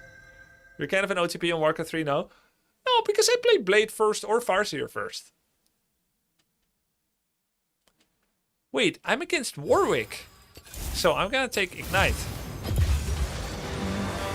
Learn on 2 to 3 champs, then experiment. Yeah. Until you are broken. You also didn't start playing URGOT until 30 games in. Oh shit, so it's even worse. Is Orc your main? Yeah, but that's hardly the same, because I control 12 units when I play Orc. 12 units and 3 heroes. So I play 15 different units per game, potentially. With Mercs, it's 17.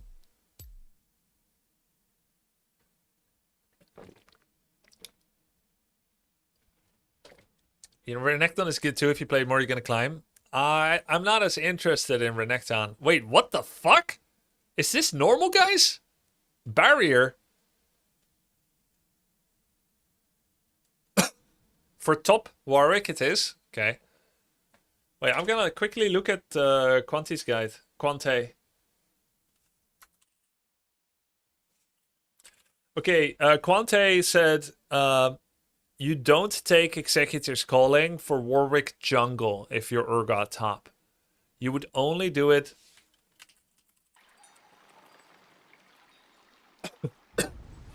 You would only do it if he's your direct opponent. If they could only comprehend the truth. Can URGOT be AP hero? No. I wouldn't need to Do not fight him early, he'll dive beat into you. their skulls. I think you beat him at level 1. But I quickly need to open the guide.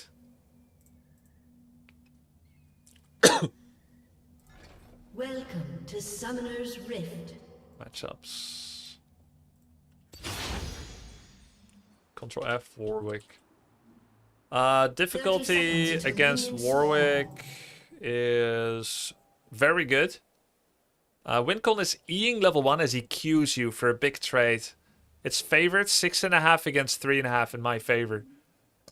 Maintain your spacing in the lane. Don't let him queue you for free. I don't know what Q is. Never trade equally. He has infinite sustain, but you outscale hard. Buy executioners even if he took ignite. His Q can unstoppable your E. Be Minions careful. has Don't get fallen. baited if he has barrier and E up. Level 1, most Warwicks will try to walk up to... I am stronger than man, stronger than machine. I am an idea. Okay, that's all I have time for to read. His bite is his Q. Okay. Is it Q only or Q1 and Q2? Wait, that means I should... Oh, there it is. Dawn welcomed me with Don't let him Q you. and a knife to my back.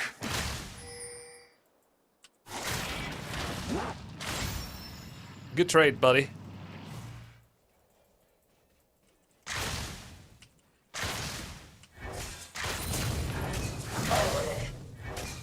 Was the pain too much?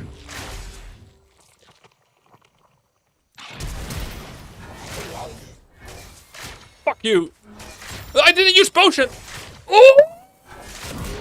Oh! If I used potion earlier, though. Hot damn, that was exciting. Should I take call now? Yeah. Just wait a little bit. He got the first kill. Okay, I still don't know what that does. An enemy has been slain. Bonus gold. How much? 100 more. You canceled your auto? Bro. It is what it is. Lane state for the... Lane is really bad for me, though. Who among you are worthy? He's getting way more XP out of this. But... he's gonna have to farm under tower. Let's see how he does. They put me in chains. They gave me my weapon. I get to hit him.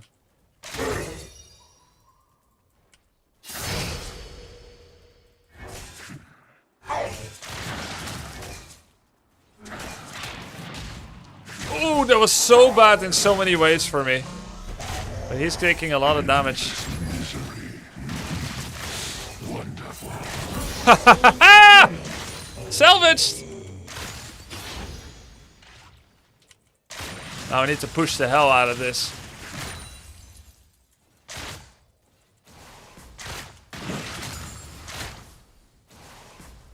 I offer redemption. I got 0 CS there. That's okay, guys. I'm just pushing the hell out of it, okay? Die when I choose. I don't know what to get.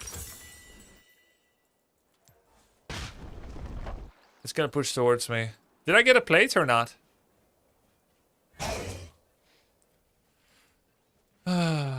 I think, wait, WW is a bot? He's not a bot. City deserve it. Executioners. Armor was better.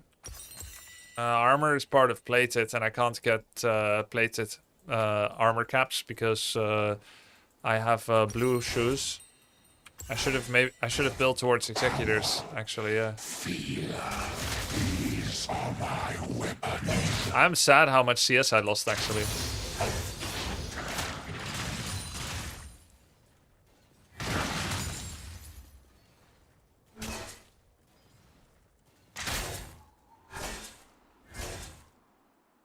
Cast into a pit of despair. I climbed out on the corpses.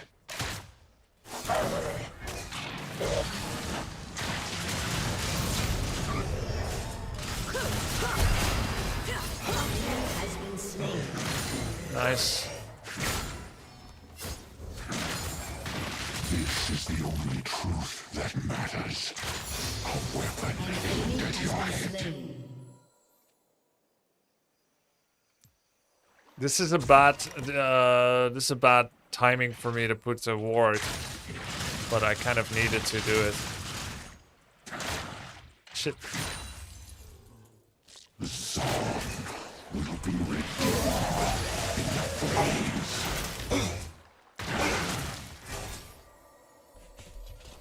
An enemy has been slain. Are you gonna flash for it? You're dead too, buddy. And I hit him. He thought maybe he could execute himself, but he could not, actually. Because I hit him. Did he not know that I hit him?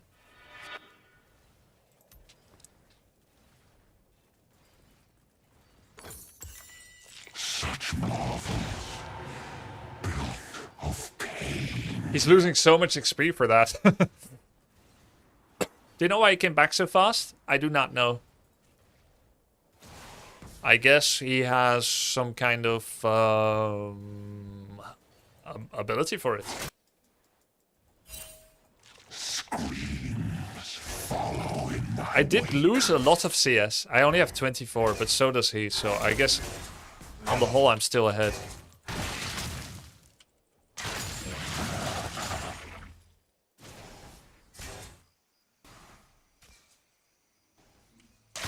existence is torment. 7 minutes. We have executioners, actually. We could probably win trades now. So his passive is move speed. Killing spree. Do not fight.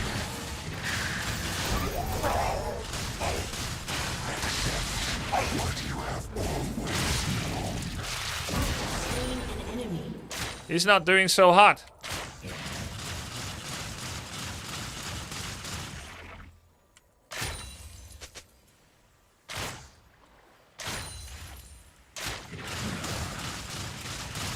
Think how much stronger they'll be if they live.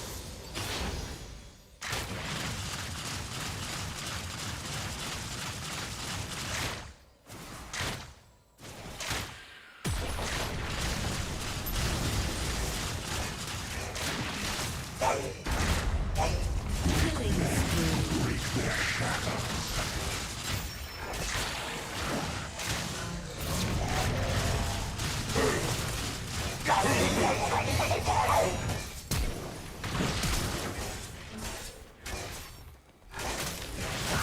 That was bad. My ignite was way too early. Big comeback for him. GG. My ignite was way too early. GG. He's back in the game. He actually had more CS than me as well. Calls for its headsman.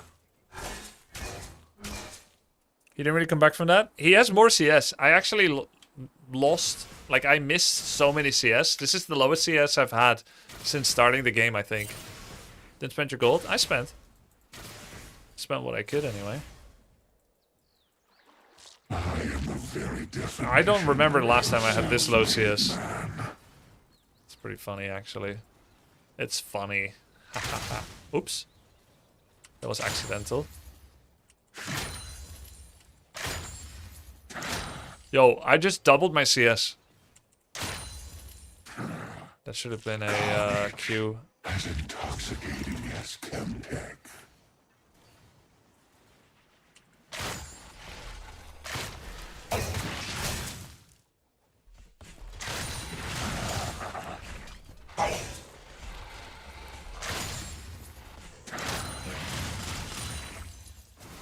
Their future is carved into my flesh. With nobody able to help me, I'm not going to step up on Kane. Just going to play it safe. He's 0-1-0. Diana's doing well, but she's on the other side. Tear their weakness away. Rampage. Oh shit, I leveled up my wrong ability. They killed Galileo. Warwick, for some godforsaken reason, is mid. What?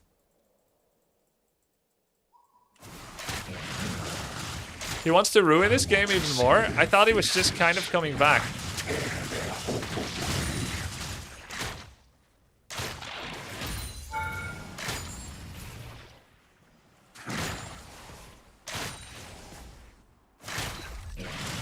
Guys, I think I need a better hotkey for my buying. Oh shit.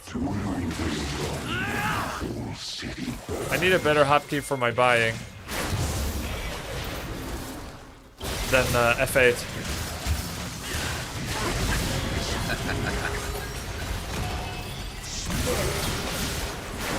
It's so far away sometimes. Nice. P is standard, P is terrible too, and it's no different than F8, actually.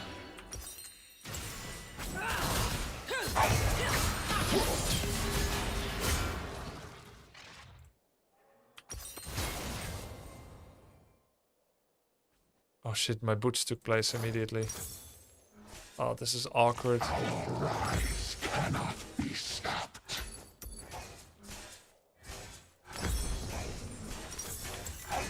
Okay, I don't think I should have sold Dorans yet, but I can't figure out the monster math. Z is great. Wait, does Z do anything? Sell cloth and go Black Cleaver? Oh. Oh, you would actually do that? Wait, maybe he is a bot, guys.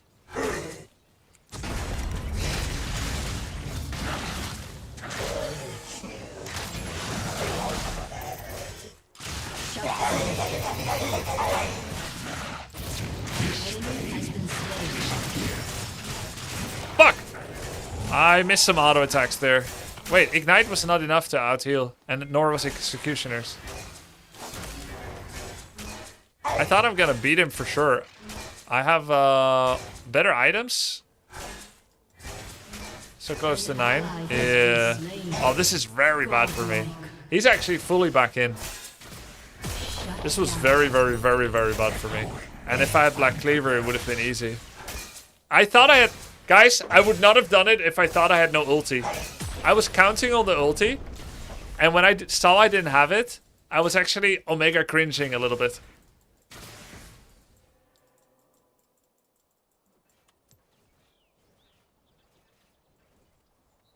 I answer to no one, no matter how loudly they beg.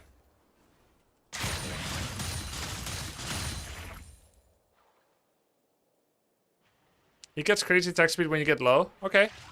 Turret plating will soon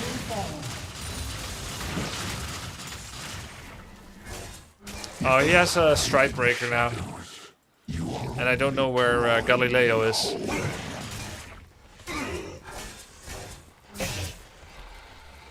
I don't think he should be letting me get the catapult. He sees I'm playing scared. Has destroyed a turret. The weak are condemned.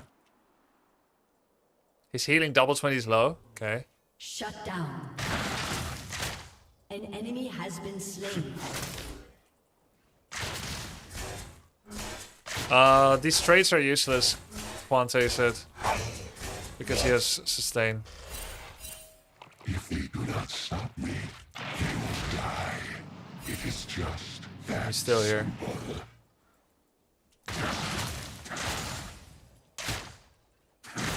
I took too much damage there. But I don't know how not to. Except if I just kill them. Diana is near.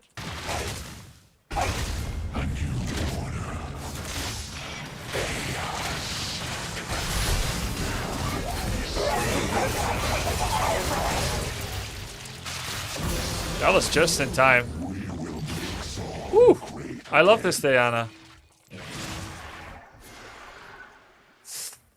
This goes against my ethos of pushing waves, but it is neutral, so I'm at least not falling behind. And he really wants the Rift Herald. That makes sense.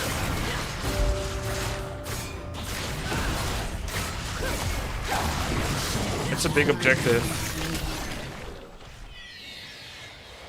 There's no point in helping her. He wanted me to help her. He wanted it to go faster. He's done great for me. I'm doing it out of social expectations now. Otherwise, he's not going to rub my back anymore. An enemy has been slain. You can leash it to half HP and then go farm. Oh, I see.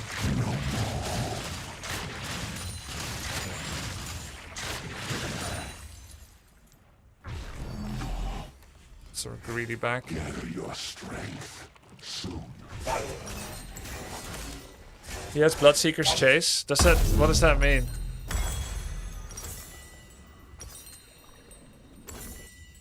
Let me check. Bloodseeker's Chase. Not an item. An ally has been slain. Oh, you mean he's faster when I'm low? Oh, he has vision on me. He can smell your location if you're low. What? Does that get revealed to his allies? Why is Recall so fast sometimes? Because I just took the Rift Herald.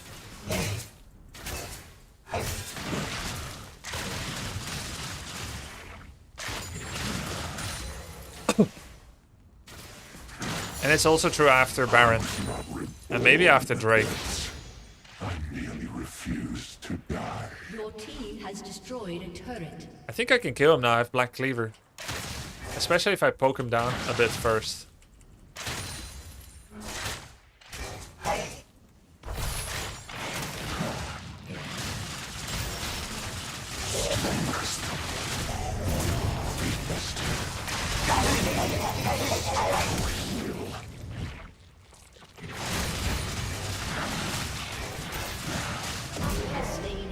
Pretty close. I like that we limit tested before Black Cleaver, and now we can tell the difference. What? What? Don't do it, Kane. Just let me go. You don't need to do this. No way! Triple kill. I think I should keep running to the right and don't use the tower. If the Q hit, he's dead, actually. Ah. That was exciting, though. Has destroyed a turret. Oh, I'm 5 off of Call. If only I had Call, then I could sell it now and get the pickaxe. He would have caught up. Well, I had E in 2 seconds.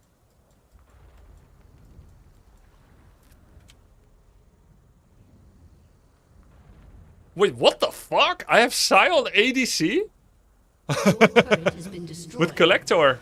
That's really weird.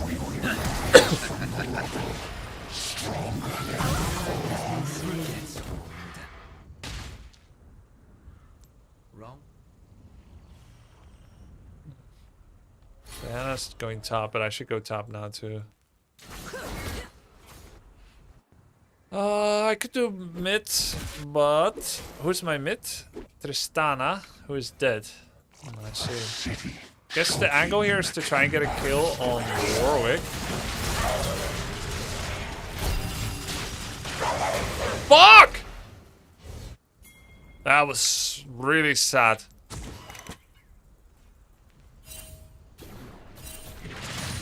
Oh, he made the Rift Herald.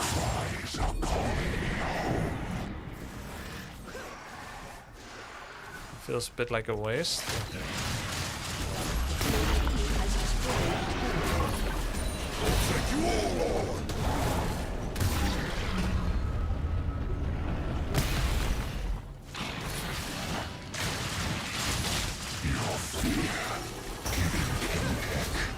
Flesh.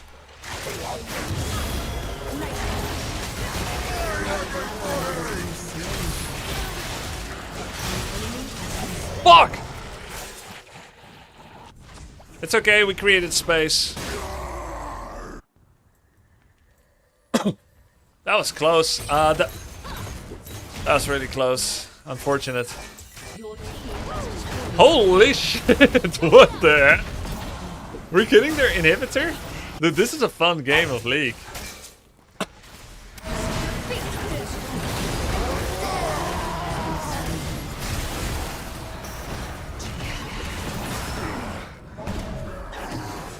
Damn, okay. Shit. Oh my god, I'm 1 off of Call. What a yoke. I have to sell this control word. So Diana's going top. Then I will address bottom, actually. Wait, is he going top? I'm addressing bottom either way.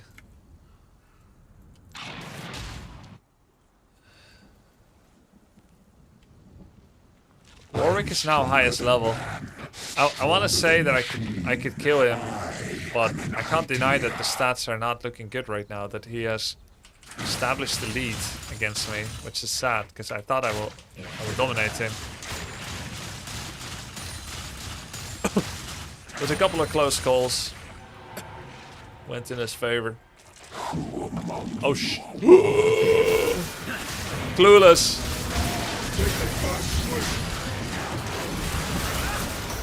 Okay. They took Drake. Yeah, of course they're here. Little bit of Pepega aim. Now Diana's dead. It's the worst. This is the moment, guys, where we solidified the downward spiral.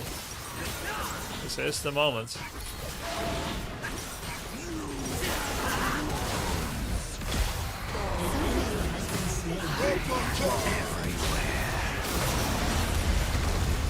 Oh, okay. Okay.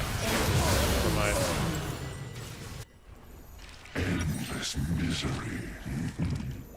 Wonderful. Oh shit, this bastard killed my tier 2. Maybe I should go bot. Your turret has been destroyed. He's got 2 items.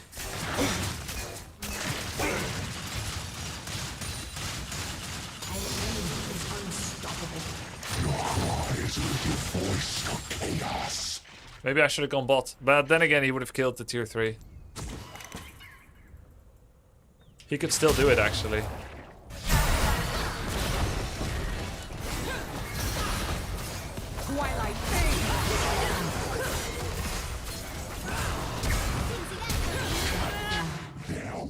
Okay. That's so much gold. Holy. Wait, we should be Atakanning. It's just that top is unaddressed. I don't see Warwick there though. Can Sion please? Oh my god. Sion. Oh, he's going. He's going. Good.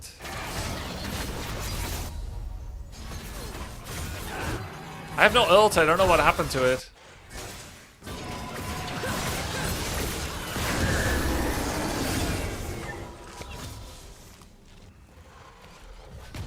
Oh wow, he did quite well actually.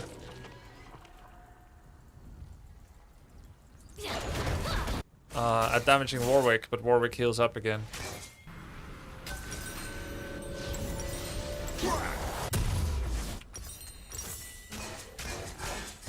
Nice try, buddies.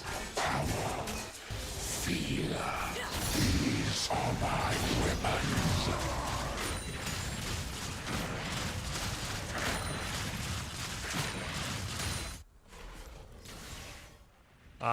I'm too far to chase.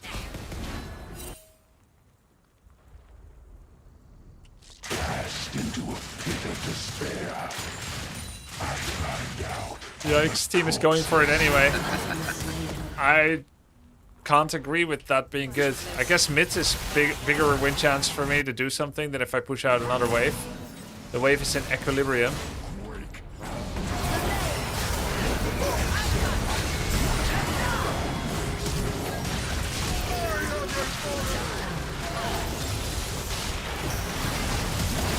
Whoa.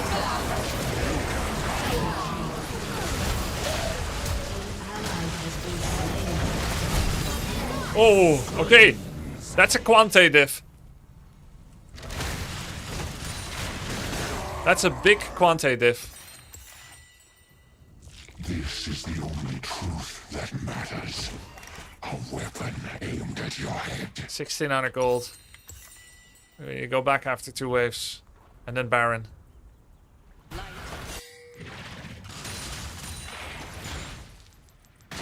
Enemy killing spree. Why, Tristana? You dumbass.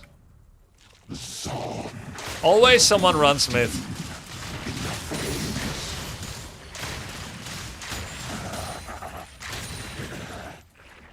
And Sion too. Yep. It's always... Dude, reset Baron. Reset Baron. Side lane, reset Baron. Nope. To be fair, he's your mid laner. He was here though!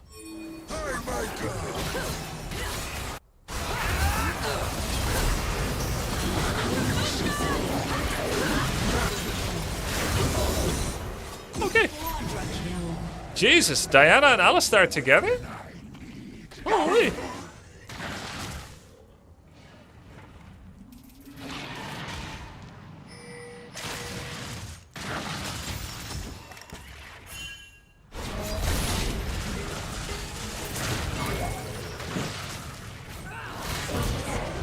Ace, alright. What the dog doing? I don't know. Get tier 2? No, not sure.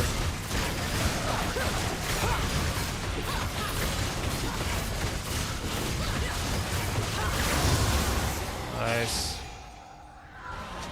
I have overlords, so I should do one wave and then go back.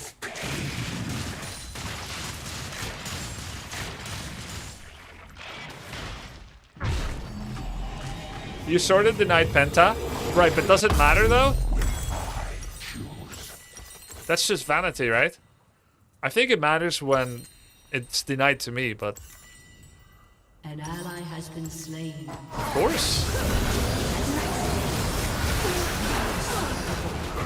For the mental game, I see. Yeah, I think we're ending, actually. What should my next item be? I'll go damage.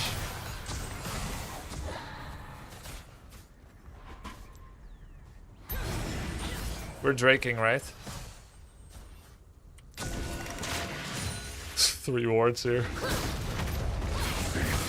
This is our first drake. Holy.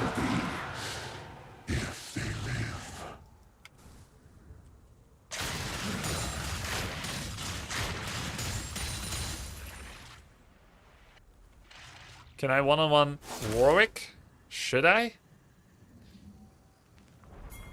Maybe Sion will come here. I am the very definition of a self-made man.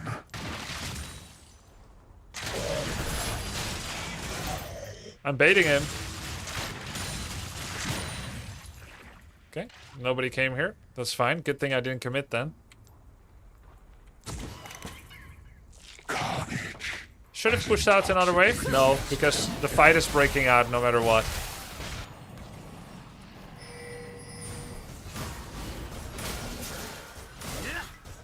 Should be pushing in bottom lane.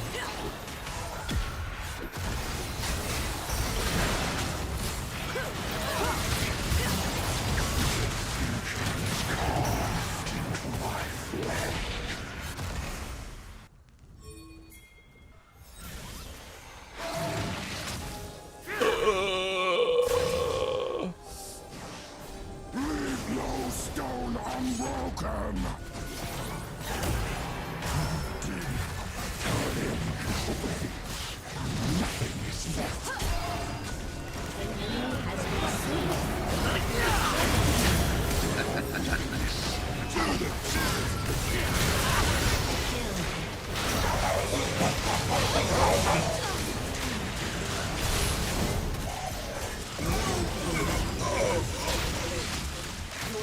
Has destroyed a turret. Okay. I didn't expect to see 2 people pushing towers. Your team has destroyed an inhibitor. Clean up crews here. This was a nice game. Wait. How did both of those towers take damage at the same time? How could they both get demolitionist? GG, nice game, nice game. Oh, the ult! The Sion R. Oh! Sick. Sion ult does damage to structures, yeah, and it's AoE. So he just like insta R the middle of the 2 towers? You should reset, this looks bad. That was an interesting game. Very interesting game. Brad Bellick. Hey, isn't that the actor's name or the character's name of the Prison Break antagonist season 1? So what a great team. What a great team. Don't you think it'll become harder to learn new champs once you inevitably climb higher on URGOT? Yes. Okay. Yo, thanks for the sub, Wazi1008. Appreciate it. Welcome. Yes, it will be harder to switch champs, but at the same time, I will have learned fundamentals about lane management and trading, and I will have learned enemy champ information and knowledge that in some way it will be easier to go to a new one. I recently added Alawi, and my win rate is the same, if not better, than on URGOT, even though I have 10 times the games on URGOT. So I think it's kind of okay.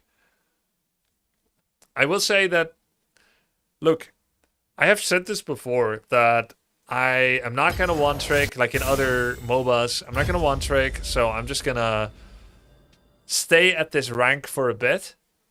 And then I'll learn a new champ until I get it to the same level. Let's say my level is Silver 1, Gold 4. Right? So I'm URGOT Silver 1, Gold 4. But I'm not going to play him anymore. I play a new one. Now I'm Silver 1 with that one as well. And then I add another 10 champions. Now I'm Silver 1 with all of them. Once I want to make a push to the next level, I'll still be leaving the other champions in the dust. Good evening. Because I won't be bringing all of them to Gold 3 at the same time. So I'll still be getting better with one than the others. I think it's a pipe dream to get all of them up to, at, like, I tried to do this in Dota 2. Like, let's add another one, let's add another one, let's add another one. And to a degree, it worked, but at the same time, like, I just played what I thought was fun as well. I never tried to force it too much. I will stay top lane, though. Yo, thanks for the prime, Toast Wizard 55. Thank you for the prime, _Elvis. A pipe dream? Yeah, like, it's too idealistic to think that I can get, as a new player, I can get 10 champions to the same level all the time. Because I'll be staying at the same rank for months while learning new champs to the same level.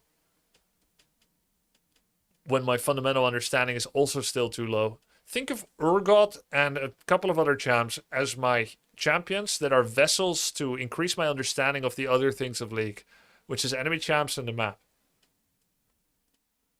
Don't you get tired of the same gameplay? But it's not the same though, right? I thought I might sometimes get tired of the same gameplay, but it's not the same because I'm against a different enemy champion every time, and I've got different macro decisions to make in the mid to late game every time. There's always a different jungle. Was there a coaching session today? Any way to watch it? Yeah, you can watch it in the Twitch VOD archive or on my YouTube channel at Grubby Streams. And there was one, yes. It started 1 hour into the stream and it lasted, from what I could tell, about 2.5 hours. We did one replay analysis in this time. It could be 1.5, 2.5, I'm not sure. Maybe it was 1.5 hours. What about a backup role if you don't get top? That's mid. I'll play URGOT mid too.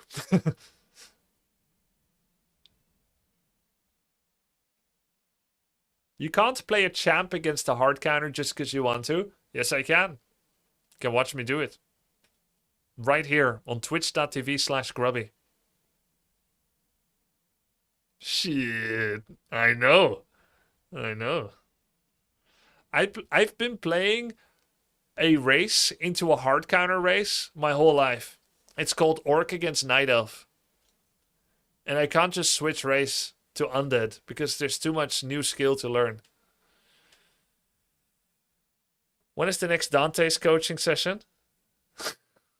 Next time I will coach him. I will coach him like he coached me.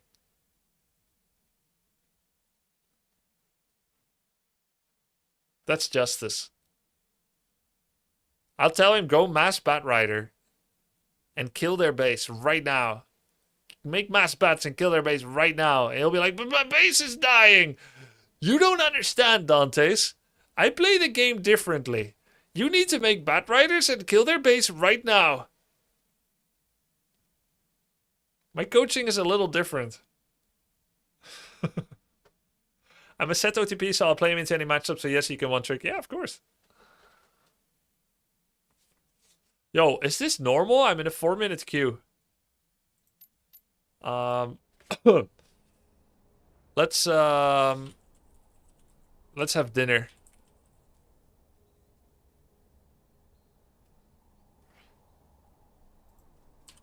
I'll put up a video and we'll have dinner. No, it's ranked. Oh, that's funny.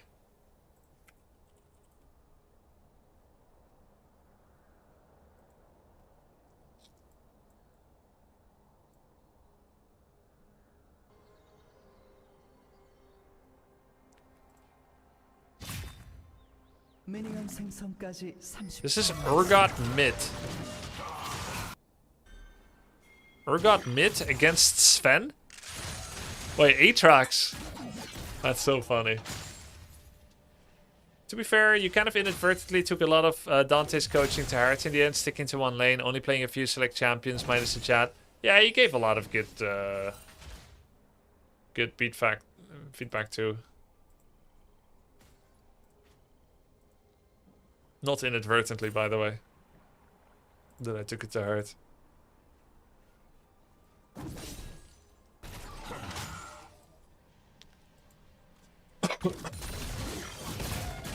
My dog wants to go for toilet.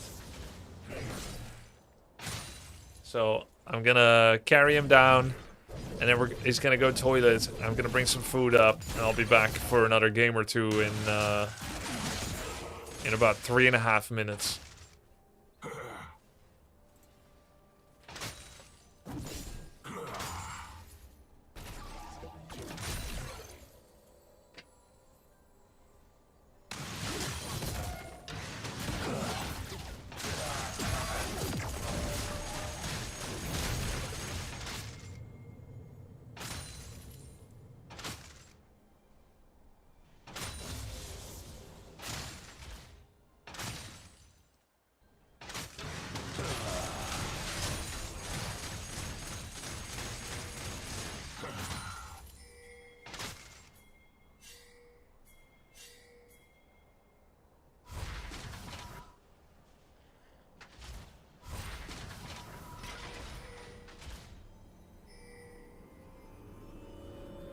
빨간 팀 더블킬.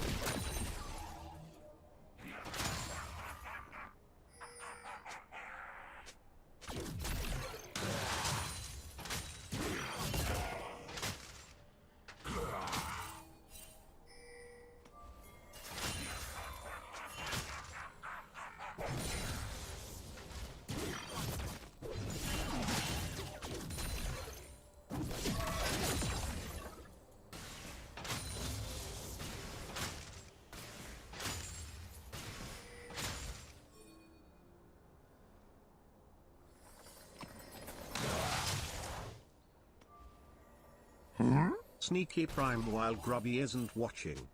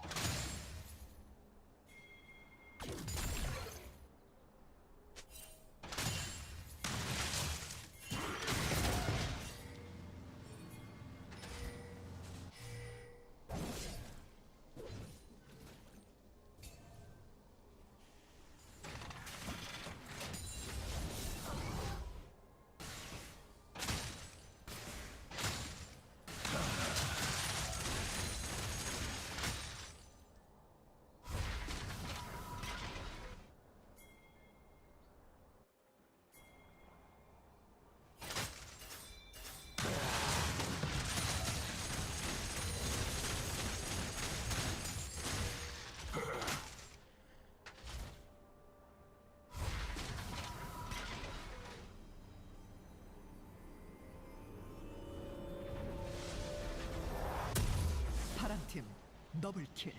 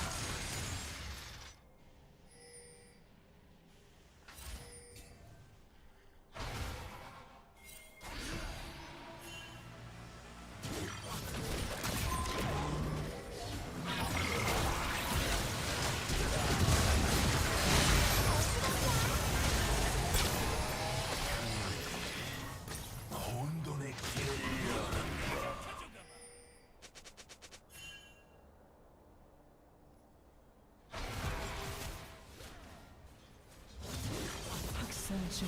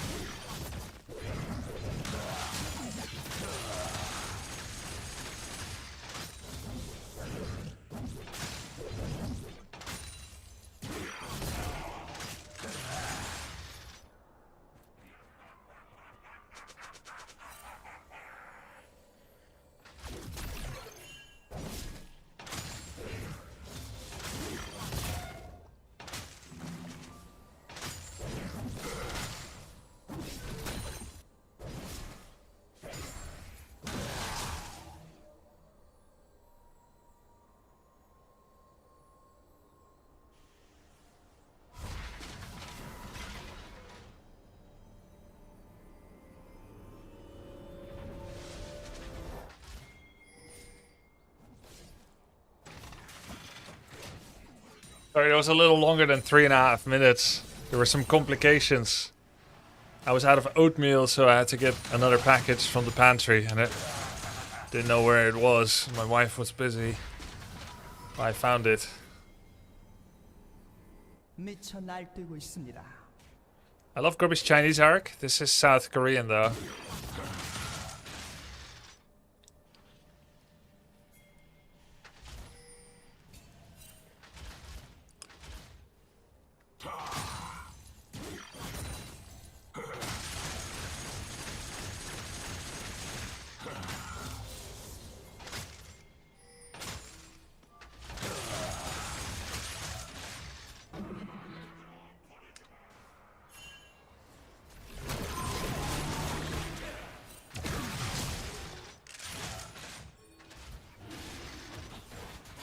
He's got boots. What is that spear thing called that he has? Which might be worth like 1150.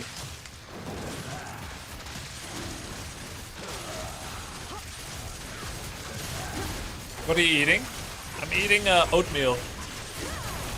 Because it's like 1:30 a.m. in the Netherlands right now. So a.m. technically morning. So I should have breakfast. So I have oatmeal. With milk. And fruit. Ah, tunneler. Yeah, it's called tunneler.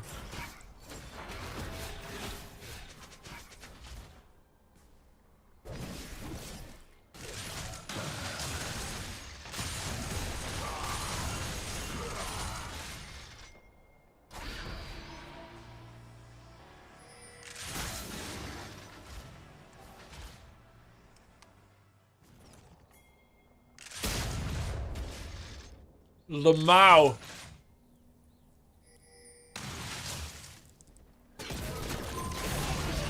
Wow. Okay.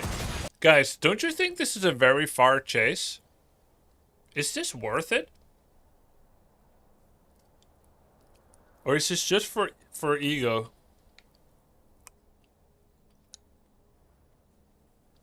No objective on the map, so yes. With 4 top, yes.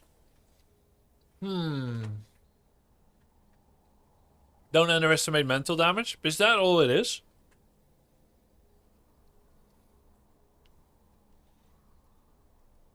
They committed 3 out, or might as well finish it. Yeah, but let's say, right? At this time, Viego and URGOT want him because they're near. And whoever that redhead is that's spawning, is that Annie in top lane? She has a cutoff route. She already wants to go to tower anyway. And then Alistair is a support. And Kaisa is recalling, so there's no reason for him to go there. Oh, that's Aroga? Okay. So Alistair has nothing to do bot lane. If I'm Alistair, yeah, I guess you would maybe also go for the Aatrox. Is Autistic Rabbit not Annie? Oh, that's nice.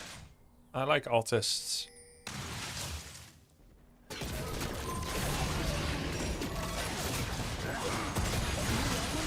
They're just cutting off all his paths. 330 and 55 for all assists. Not too bad.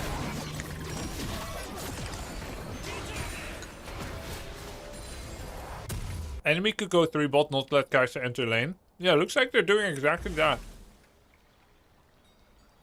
I see Leona there. Oh, wait, someone just ported there. What? Aurora ported bot?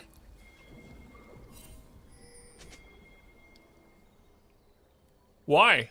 To protect Kaisa? To prevent... Because she can feel it coming. This is so high level.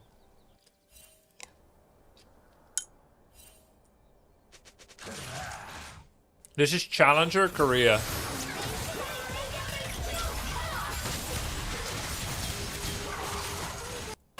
Wait, hold on. What the fuck?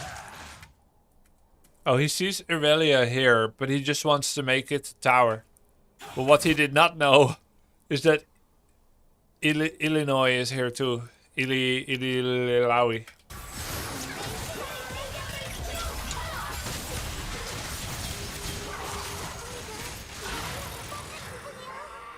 Lilia.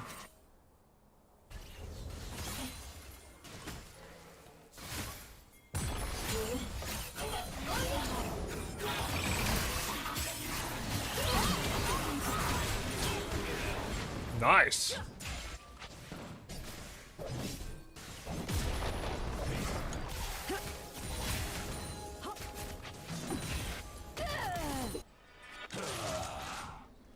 What was that chain lightning in the bottom lane? Is that just skin for Kaisa? 포탑 방패가 곧 소멸됩니다. Oh, it's just an item? There's items that do chain lightning? That's pretty cool.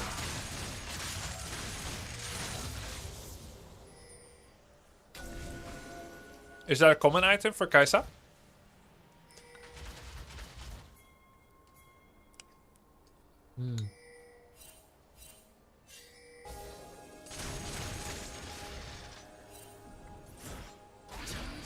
Oh, he's turning around because Aatrox is bum rushing his tower again. He was just coming bot for an option.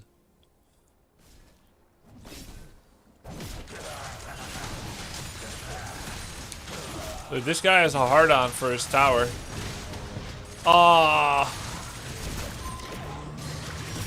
Oh, hello. Still good for Aatrox, right? Call the tower.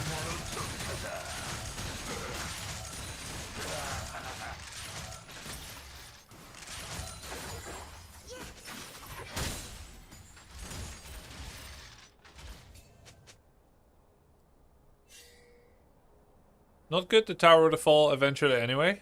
Wait, what the hell? He has Hullbreaker first item? What? Should we do this?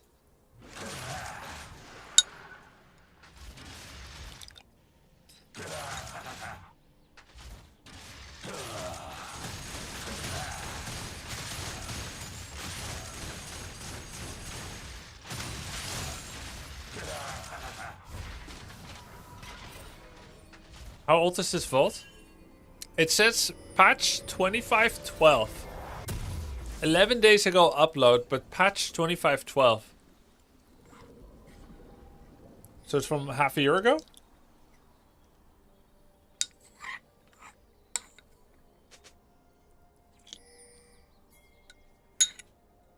Oh, it's an old patch.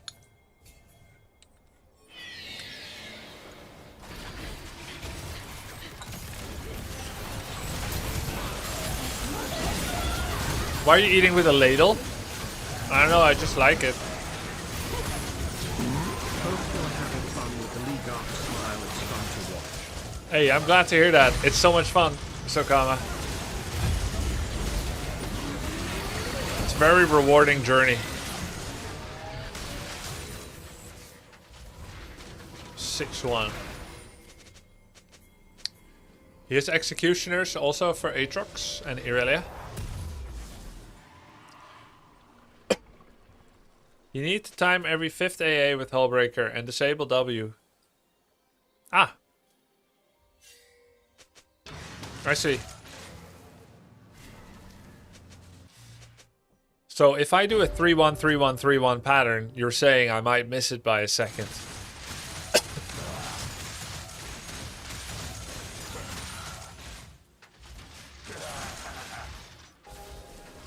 Is that optimal, Pounce GG? 4-1? Bro, that was actually crazy. He sniped one of them and flashed into the other champ for the fear to proc. Yeah. Probably learned it from my stream. I did that a week ago.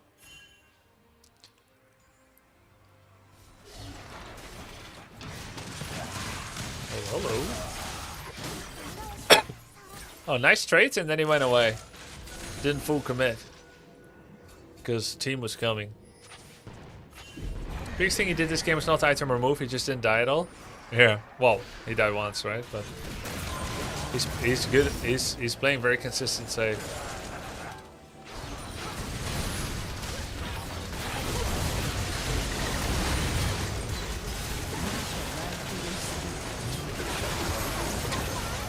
Wait, he never eat. He actually never eat. What did he save it for? Hold on, I missed it twice because of the Q pop-up. Holy. This guy is kind of insane, actually.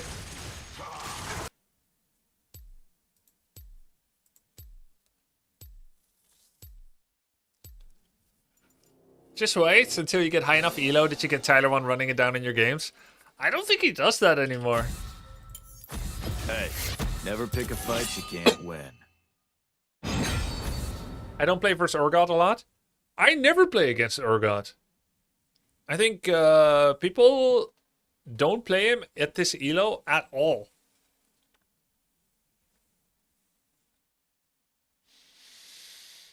Of course, like sometimes it might be because I picked it.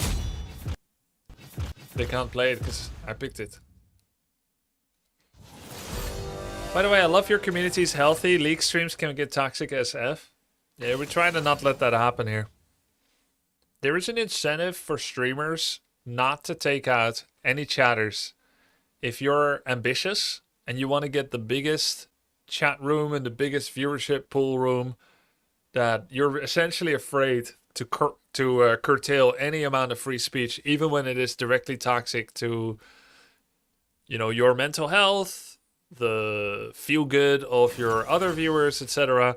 So if you let everything proliferate without any intolerance for any behavior, then there's a chance you become one of those places on Twitch that has all the crazy shit posters and spammers and whatnot, and that can be very profitable. And maybe you have thick skin and you know you're completely okay with that. You're having fun. You don't care anything what chat says anyway. But that's not how I like to run it here.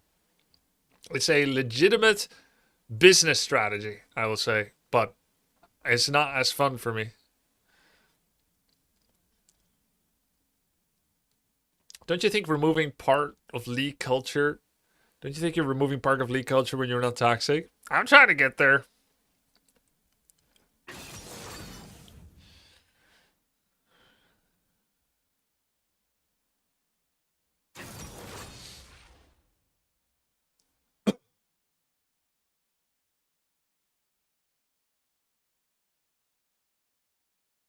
Yeah, it's just different styles. Streamers. Oh, it's Malphite. Malphite can jungle? Question mark.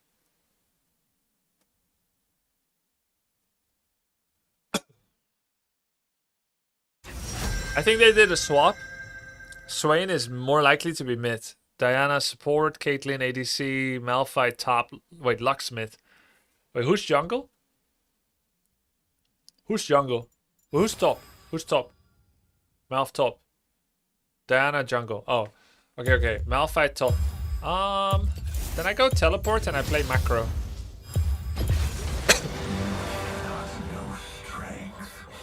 Until you are broken. We're just gonna safe farm until Black Cleaver, and with Black Cleaver we kill. We play aggressive at level 1, 2, and then at 9.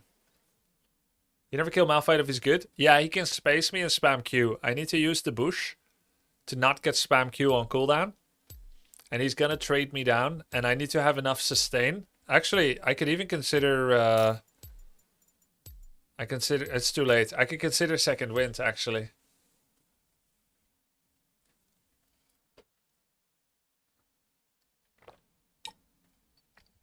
It's too late. I ran out of time. But if I could do it again, second wind instead of approach velocity and magical footwear.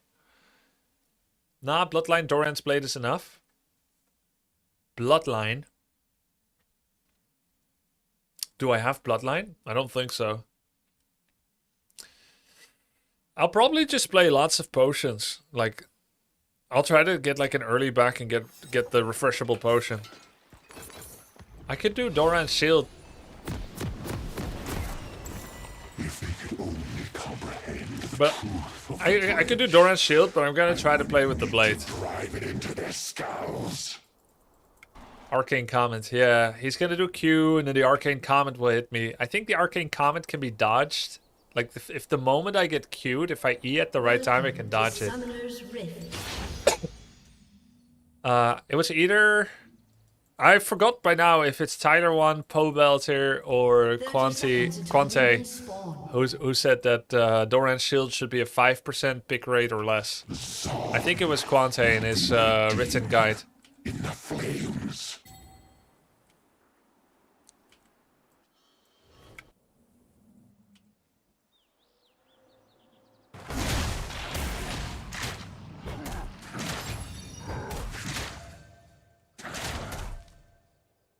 Who among you? Minions have spawned.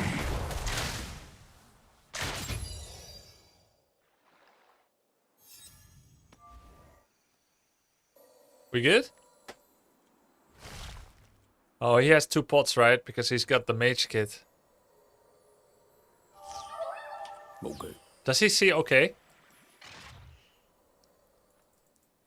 What didn't kill me will kill you.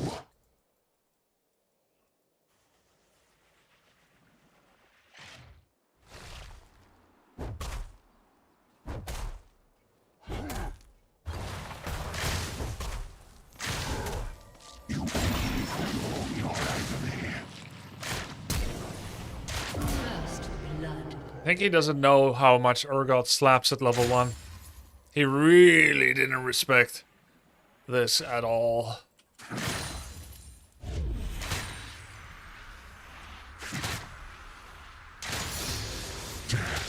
End your agony.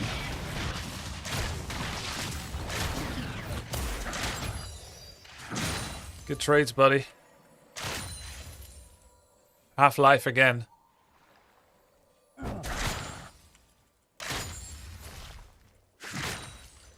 I need to push this in, actually.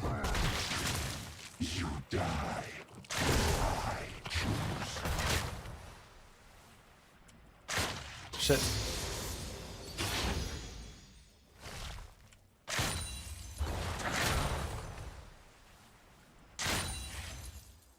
I'm level 3, he's 1.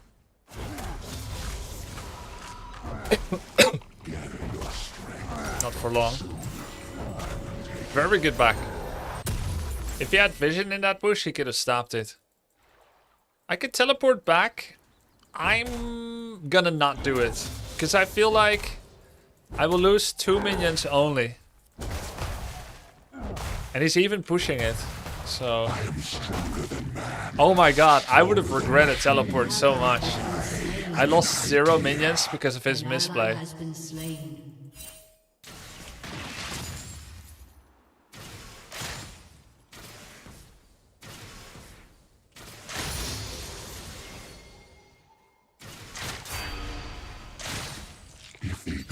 An enemy has been slain.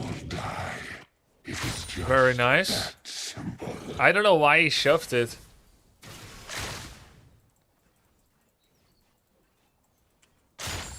Big mistake. I know why, actually. It's because he made a mistake. Only those who survive this city deserve it. This looks like a slow push into Crash. I'm only CSing to make as big of a wave as possible. He's not Q spamming me, he's actually queuing on creeps. He's afraid of me. As well he should be. Barons are not your masters. Fear is.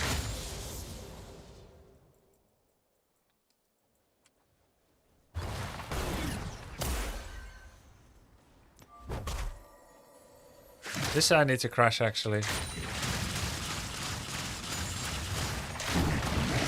Break their shackles.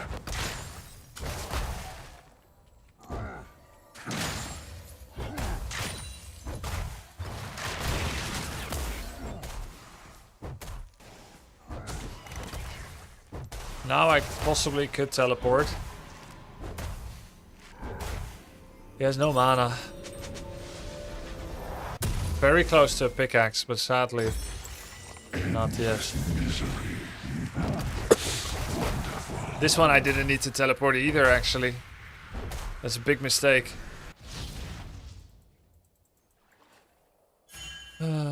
Kindle Gem was also not necessary.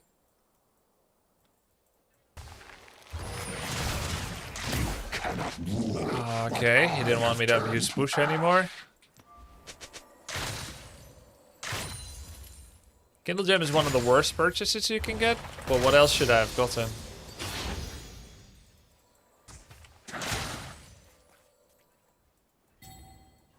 You would, the wave would have crashed otherwise? Maybe. I could try to go for him, but it would make it awkward with the creeps.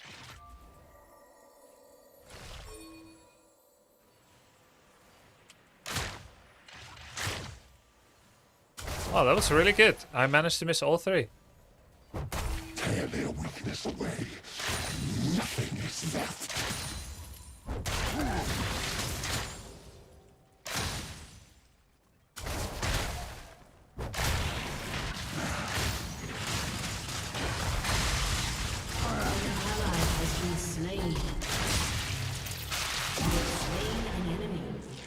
Good shit.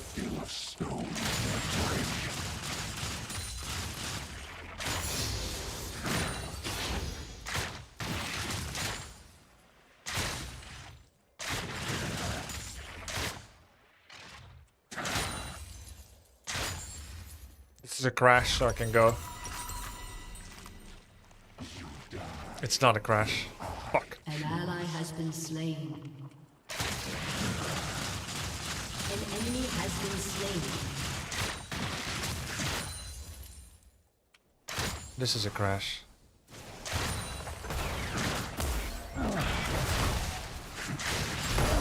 Your fear. Neck and flesh.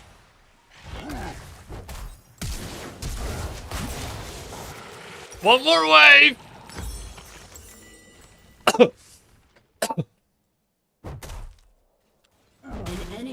His ult killed the whole wave. I did not expect that. And now I've got a catapult on my tower. He's AP Mouse, he's gonna be a glass cannon.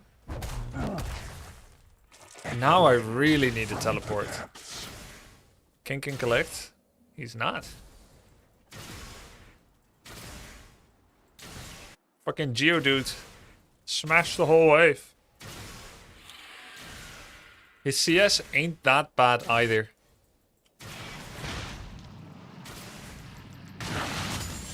I am the very definition of a self-made man.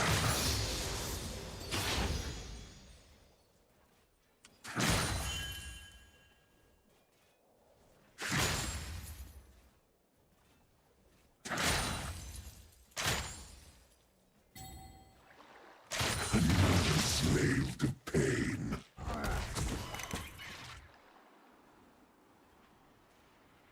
His Q range ain't that big, huh?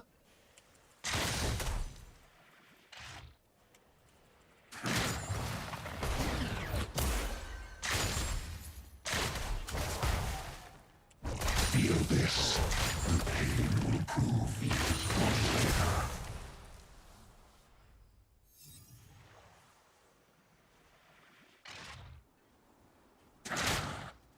I'm kind of in an awkward spot now.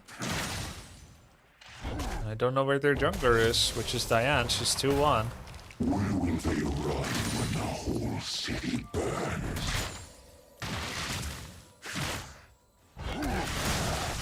Oops. Wow, nice catapult miss.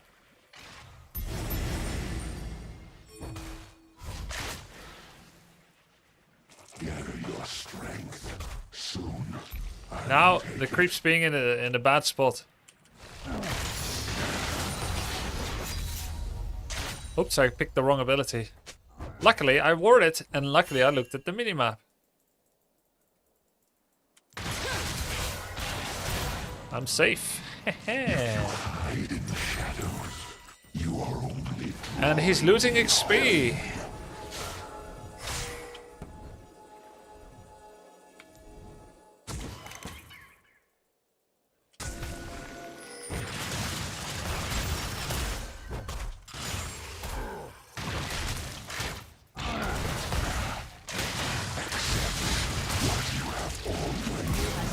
Feels good, man. An ally has been slain. It's okay, guys. I got this. We have Cleaver. Push this like hell. Hey amigo. Hi. new age. Born of destruction.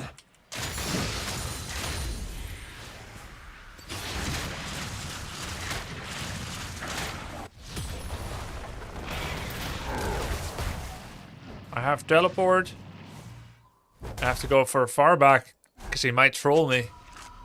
We have Black Cleaver. Oh, look at that. Look at that. Can't touch this. I'm in your head, buddy. Just gonna go here because he's pushing it. I don't want to lose. An enemy has been slain. Is Cal really worth it given that it slows down the Cleaver? We didn't talk about Cal with Quante, but I think generally it's understood it's very worth it. The weak are condemned.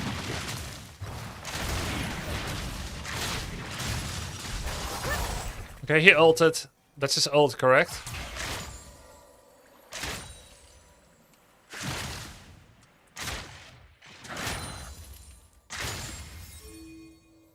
It's so nice to know these things rather than to not know them.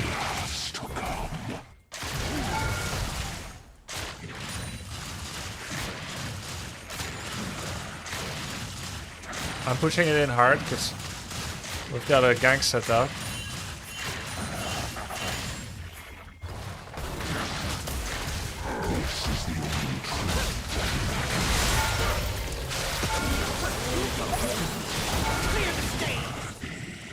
Ooh! Another comeback. Yikes!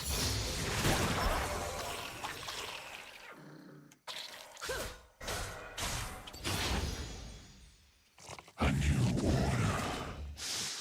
Chaos.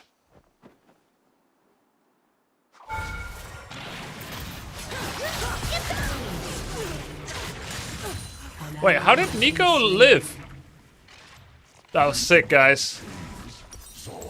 That was really sick. You tanked it? Yeah, but how is she full life again is what I'm wondering.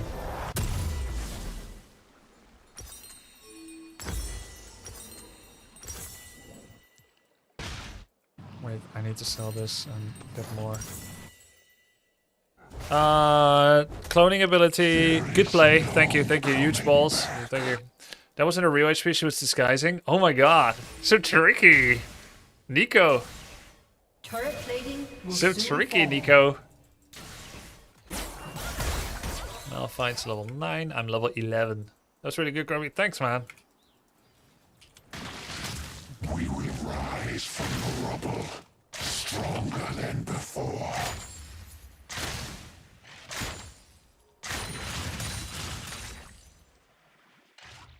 Malphite is back. Your turret has been destroyed.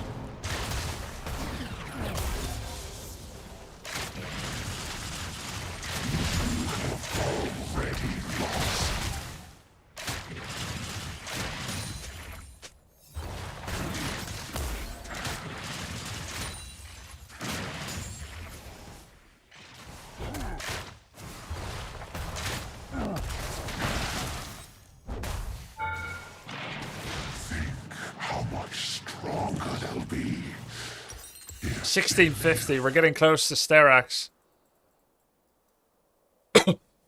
You could easily die from one-shot him, by the way. I didn't know where their jungler is, and I'm winning even if I don't do it. The risk of a bad outcome isn't worth it. An ally has been slain. The suffering is only beginning.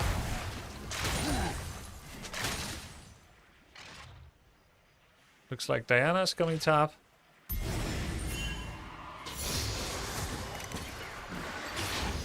Just checking for Rift Herald. I want to see their faces when I tear their hope away.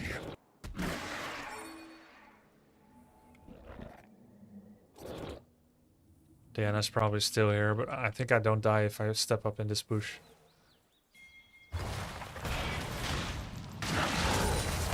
Still got the catapult. Cries are calling me home. You can 1v1 her. Yeah, but it's gonna be against both of them.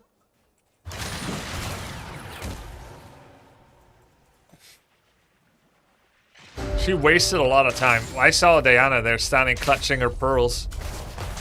An That's a enemy has win-win. been slain. Scream. Follow in my wake. She's bottom now. An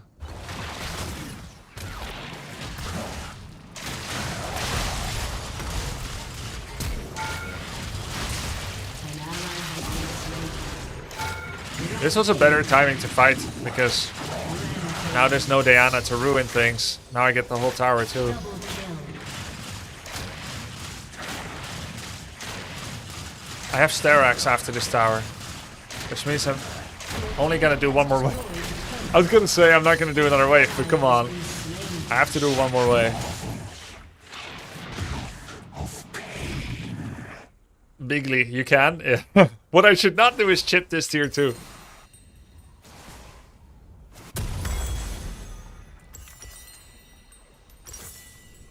Okie dokie. Top is pushed. Bottom is available, but I see Vex addressing it, so I'm gonna go mid.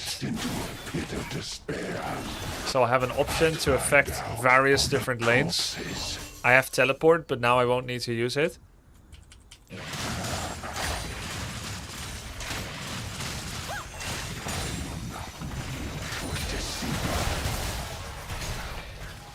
I'm strong, but I want to make sure that I'm with the team.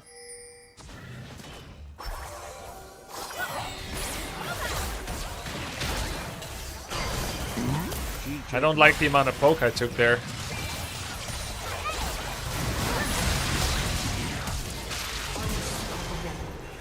Ow! Oh, I got shield. Oh, that was my Starax.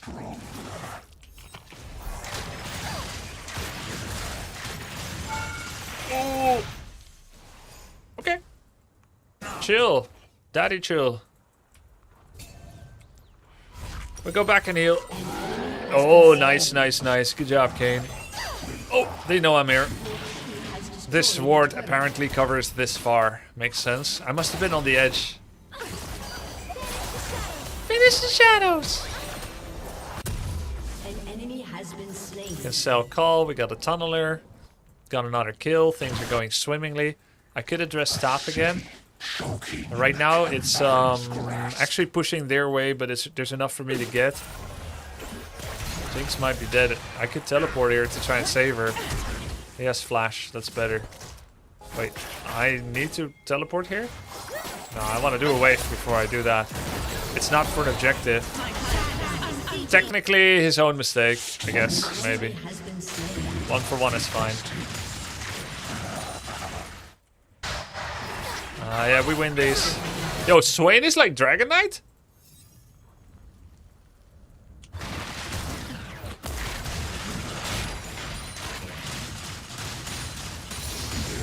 Pretty cool. The Pokemon? No, not the Pokemon. Do I really want to make a play with Vex? Oh shit. Get out. Has been slain. I see.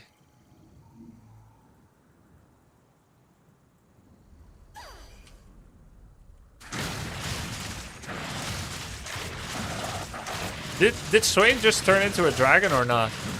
He did.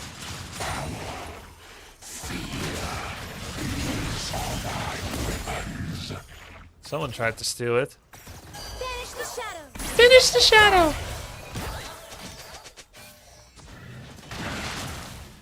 You know, did you realize I... Oh.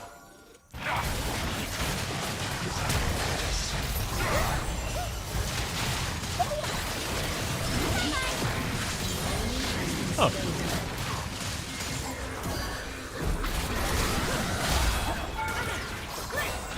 Ooh. They summoned Herald? What the hell?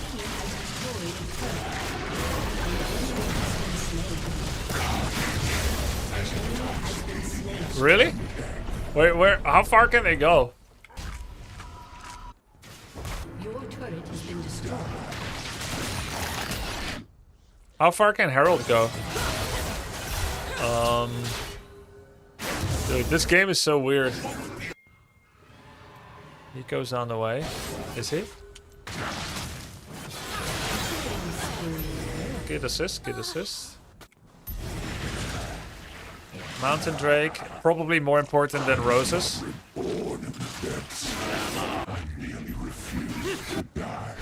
Oh, he thinks this is faster. He's right. I have 200 games of League, Belial. Oh, yeah.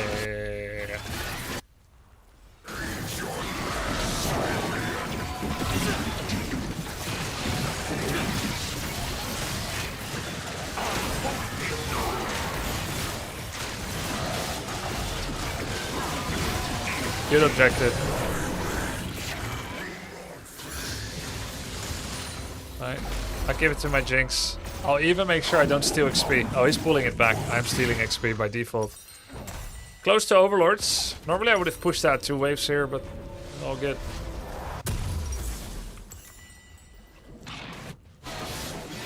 Kane.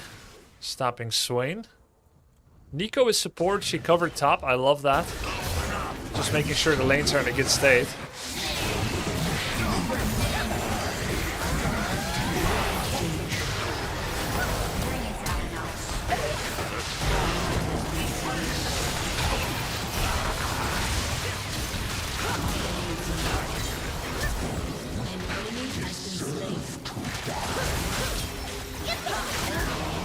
Alright then.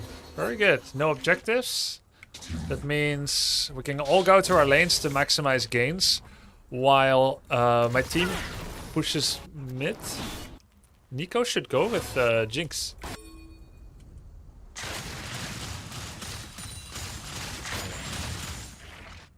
This is very risky. I guess we had a chance to kill a tier 2 if we all go mid together, but we split. That simple.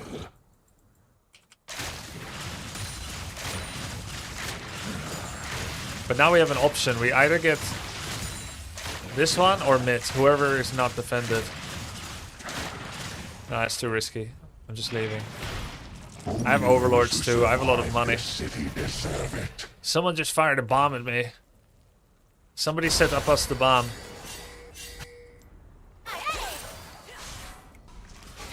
A little bit of ping spam. Some people say more than 2 to 3 is annoying. I agree. Magic resist, I think, with move speed.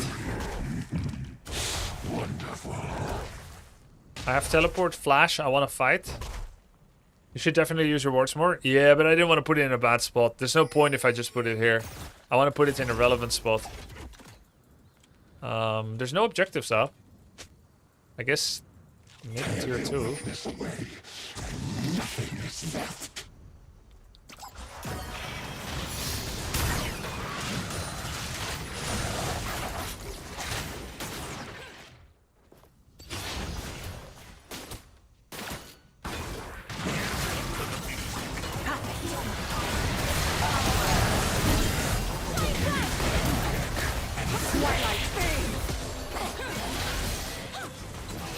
Better if they run after us. Yeah, like this.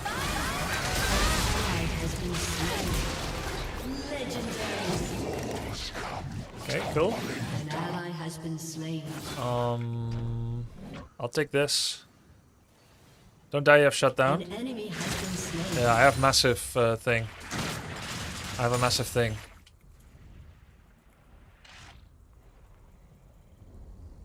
I am the very definition of a self-made man. Wait, does he mean that? Ally has been slain. Like, did URGOT actually craft himself? Nashor has spawned. Gather your Dominating. Nice.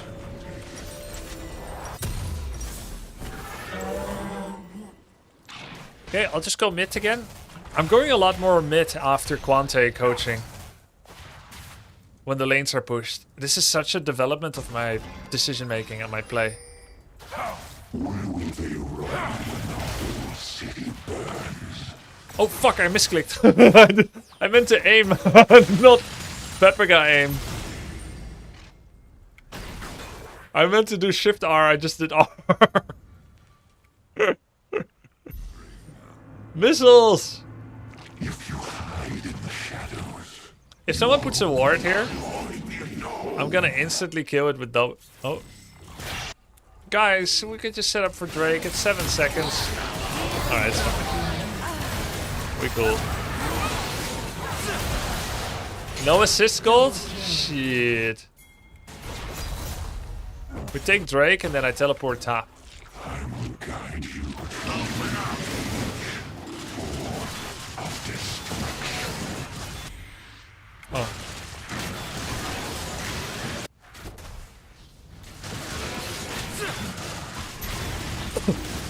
Yeah, let's just take Nashor and end.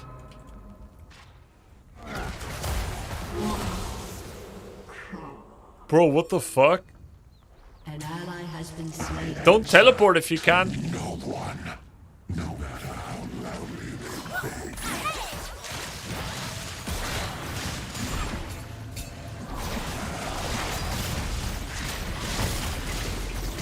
Are we not doing this? Oh.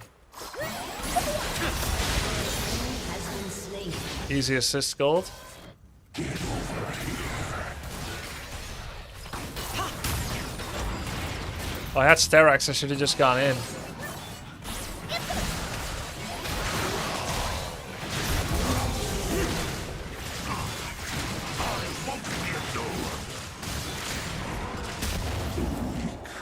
Are condemned.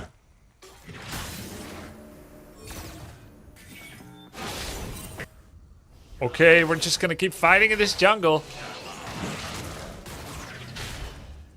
Yeah, this wolf is better than Nashor. Agree. Work less than 3. Oh, this is such a waste of time. Holy shit.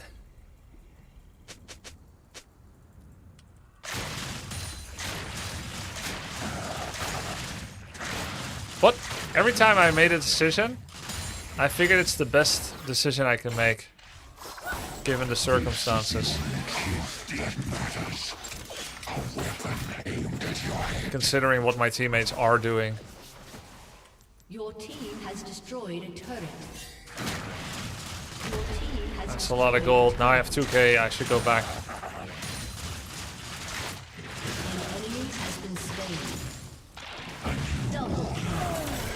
I'm gonna go back. We can end. We can end maybe. We can Nashor. I mean, we can take tower too. But look, I have no low health and I can get item. It is what it is. Stay.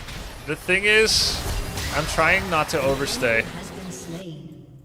There is no coming back. 4 dead, yes. But now we can take Nashor. Jinx and I.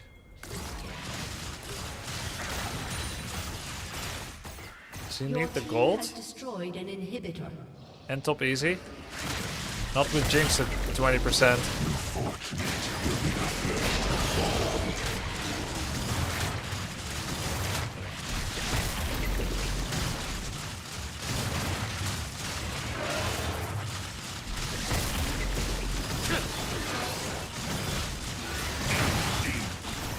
In the end, I had to solo this for 10 seconds before team finally came.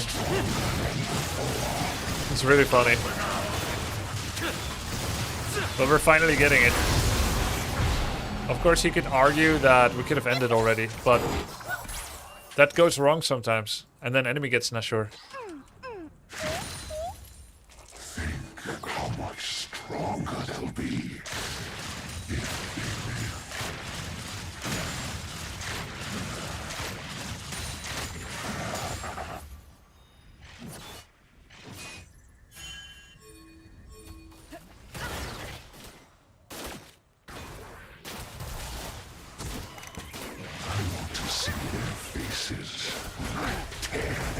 Vex ain't here.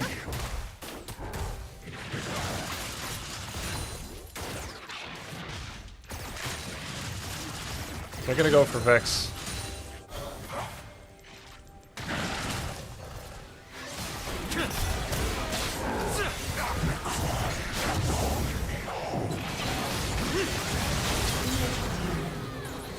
$26 assist gold.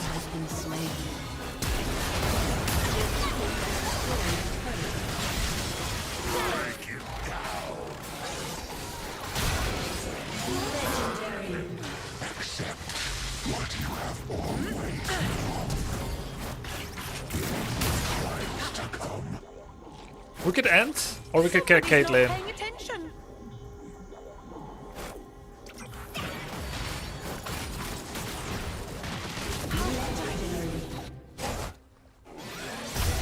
Or we could do both.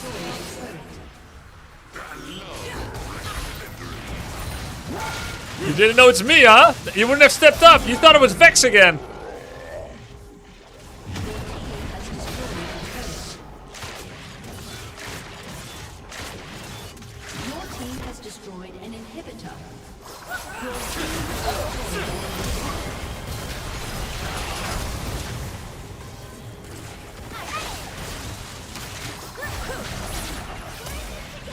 We're in this together. Shine bright.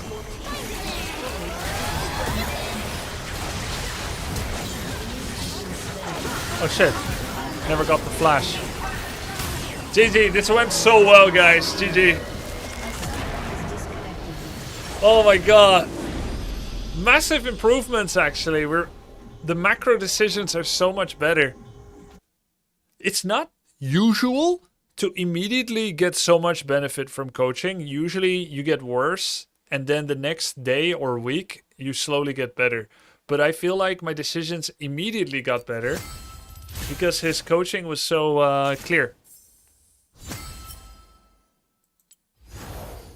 14. Oh, this is not a Grubby stat line. 14-1-7. Holy. Who coached you? Quante. Best URGOT world. Oh, there he is. What's up, Quante? The decisions were a lot better. We went mid way more than usual. Don't get cocky yet. Maybe it was the team or the enemy. Just do it again. Oh, that's true. That's true. That is true. Let's not get cocky yet. When do we get cocky? You can't be sure without playing another one. Ah, true. True. It's because you and your coach one trick, one champ. Yeah. Yeah, it's harder to get coaching in one champ from someone that plays 50 different ones, I guess. Your decisions are low-key insane for your time played. Well, I just implemented what you taught, Quante. Yes.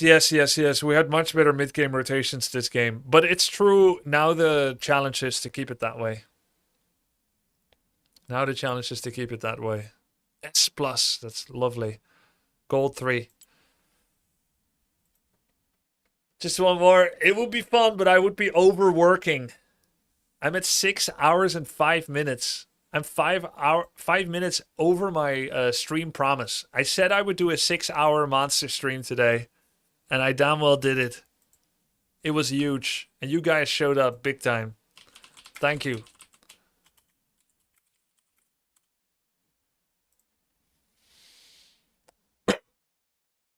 You have not checked any monsters today. Yep, it's the stream that was monster. And you guys. Guys, we'll be back tomorrow. Thank you so much for your support. See you tomorrow. Peace.